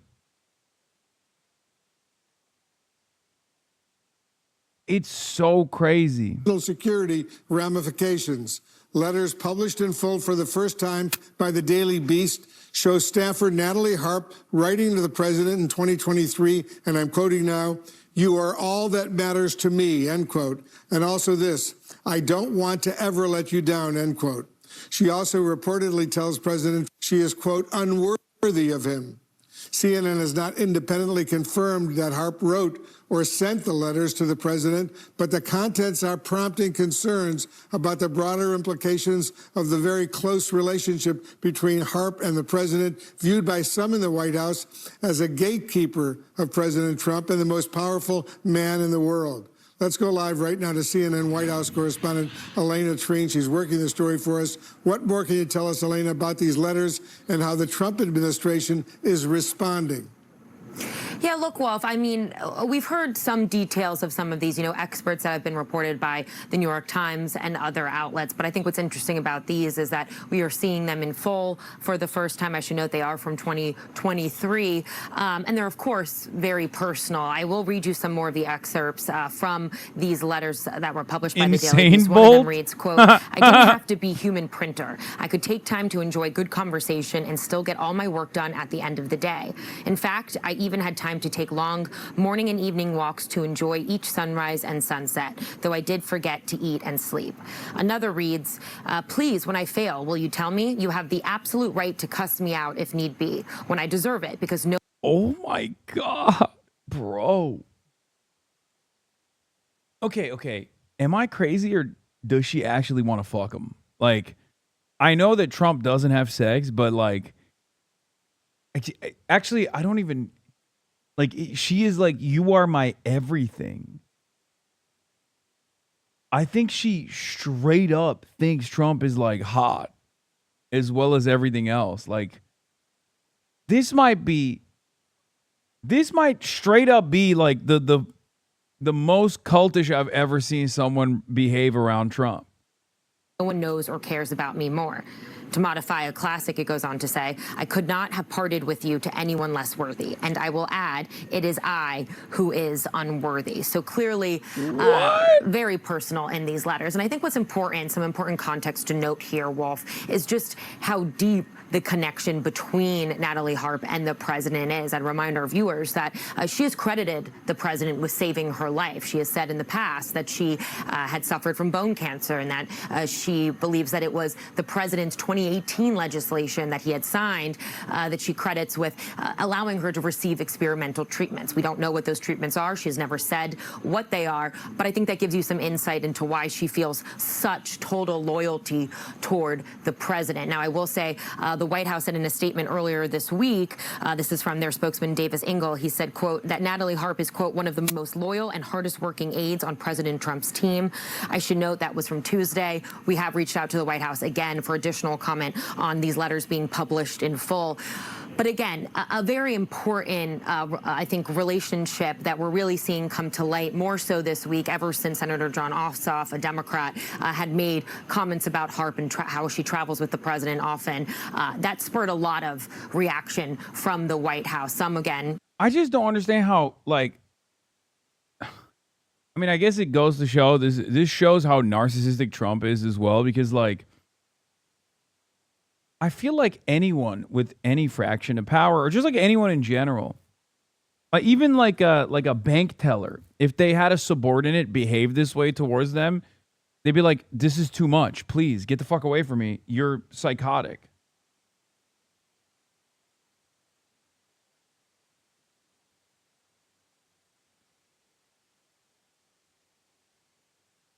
Like, this is beyond sycophantic. This is an expression of cult-like admiration. I feel like it's in your best interest to stay the fuck away from people like this.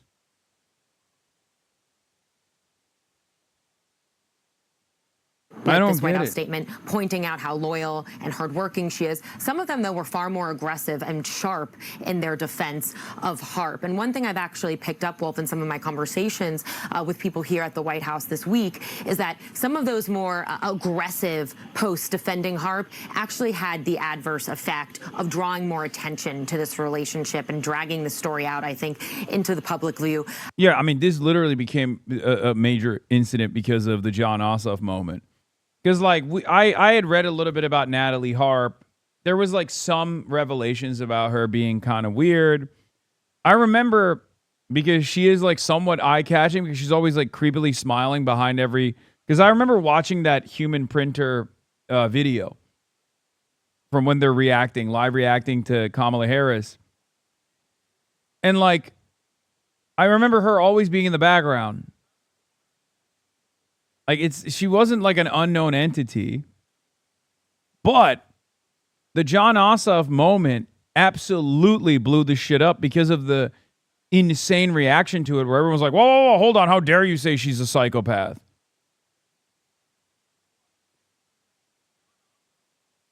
This wouldn't have come to light if Ossoff hadn't brought it up. And it is, in fact, a matter of public concern when the cognitive declining president of the most powerful country on earth is constantly followed around by someone who is like a political Scientologist and has made it their sole purpose to affirm and cocoon the president in his delusions. Also, the most damaging leaks are now coming from the White House. What you see is Trump's people on the inside taking this opportunity to attack Natalie Harp. He's right. Pedro Gonzalez is right. Like, the only reason why we're getting this level of insight into Natalie Harp's madness is because other people in Trump's orbit are sick and tired of her shit. It's clear that they're like, oh, finally. In a bigger way. And so I think... Anything else on her brother? Yeah, he's a Sandinista. For now, they've kind of tried to move away from that. And I think likely we're going to continue to see kind of this one statement that's been circulating be the word from the White House for now. All right, Elena Trine reporting for us. Elena, thank you very, very much. Pamela. All right, joining us now in the Situation Room is Maggie Haberman. She's a White House correspondent for the New York Times and the co-author of the best-selling book, Regime Change Inside the Imperial Presidency of Donald Trump, with Jonathan Swan. Maggie, it's so great to have you on the show. Regime Change introduced us to Natalie Harp. For a lot of people, it was the very first time they learned about her. So remind our viewers about her power in President Trump's White House and what the details from these letters demonstrate to you. So one of the things that Jonathan and I reported in the book was, yes, Natalie Harp, it was so devotional to him that, you know, she would write these letters. We had looked at the letters, we'd obtained them, they had and reviewed them.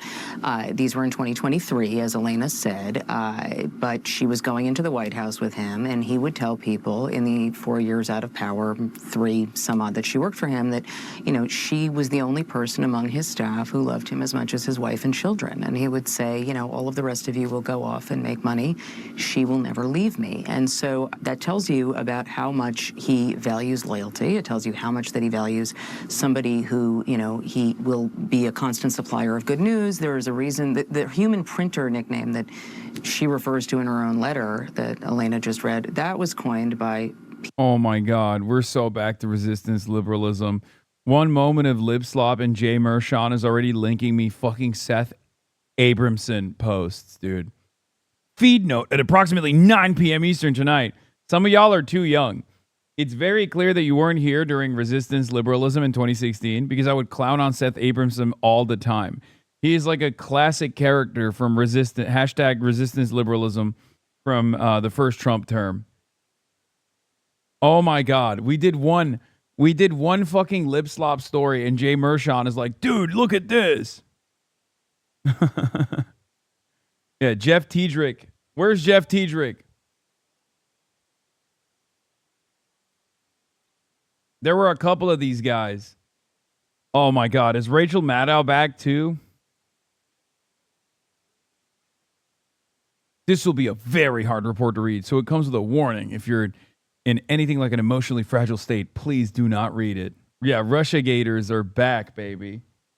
Fucking love these guys. People working for the president, because Natalie Harp has been a controversial figure inside his world for a while, and I understand the White House is upset now about focus on her, but, you know, this is coming in part because of people around the president have been concerned, including the Secret Service during those 4 years out of office. But she does fill a role that he wants. She handles a lot of his social media. She is a channel by which outsiders can bypass existing systems to get to him, and vice versa, where he can reach out to other people. That does include, in some cases, foreign leaders. That's the role she serves. Our colleague, Aaron Burnett, interviewed Natalie Harp's estranged brother earlier this week and asked for... I just feel like she's so insane that she does not have any capability of manipulating Trump. I guess she could filter, and probably does filter, what information Trump sees. But, like, I think it's a relationship where, like, she is the abuse victim and not Trump. You know what I mean? But even though Trump is obviously the one experiencing cognitive decline, so who knows? His view of some of your reporting for regime Anyway, on that change. note, I Listen gotta to this. go. Right? What do you think it is? On that note, I have to leave you guys early today because I have the show. I have to go and do a live show in San Francisco, tour.fearend.com. And I will not be live tomorrow because we have to shoot the podcast. So I will be back on Sunday from Portland, from Austin's domicile. I know it's only 4 p.m., but my show is starting. I have to go film the fucking... what time is it at 7? Yeah, but we have to be there early.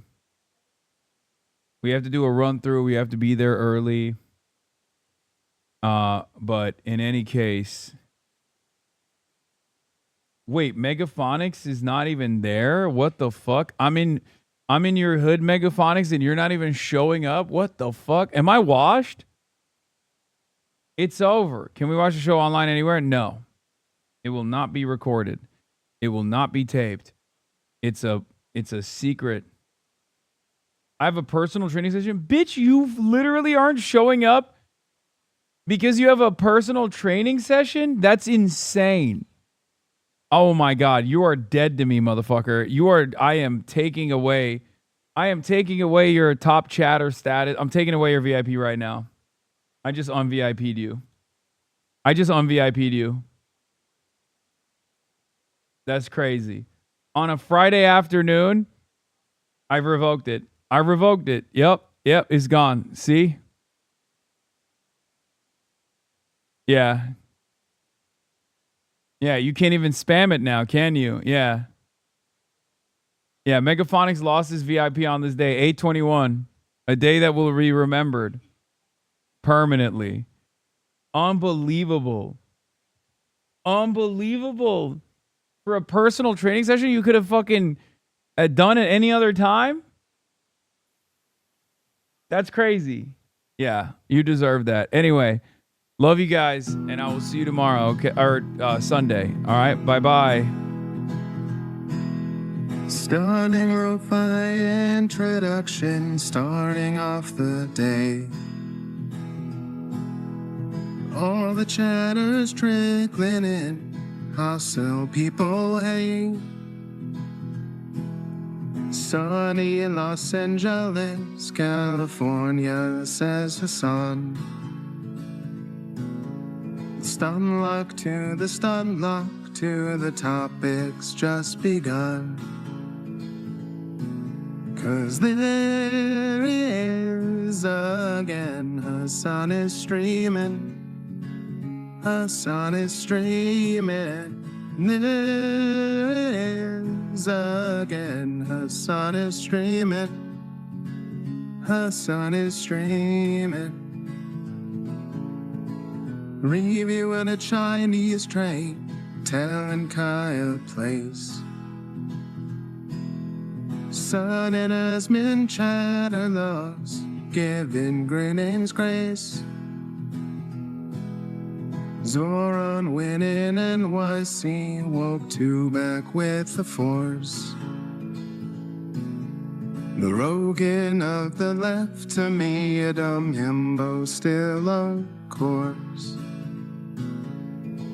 The Charlie Kirk assassination, the Fear and Online show. 8 full fucking years of this, and plenty more to go. Doing fun stuff tomorrow, throw PBS up on the screen. A man-made horror reaction brought to you by this live stream. 'Cause there he is again, Hasan is streaming. Hasan is streaming. There he is again, Hasan is streaming. Hasan is streaming. Kicked out of the DNC, IRL with March the Goat. Combating the propaganda that shoved down people's throats. CBS Israeli news, a coup, a regime falls. A full-blown fascist takeover, and still the duty calls. Total radicalization coming out to sea.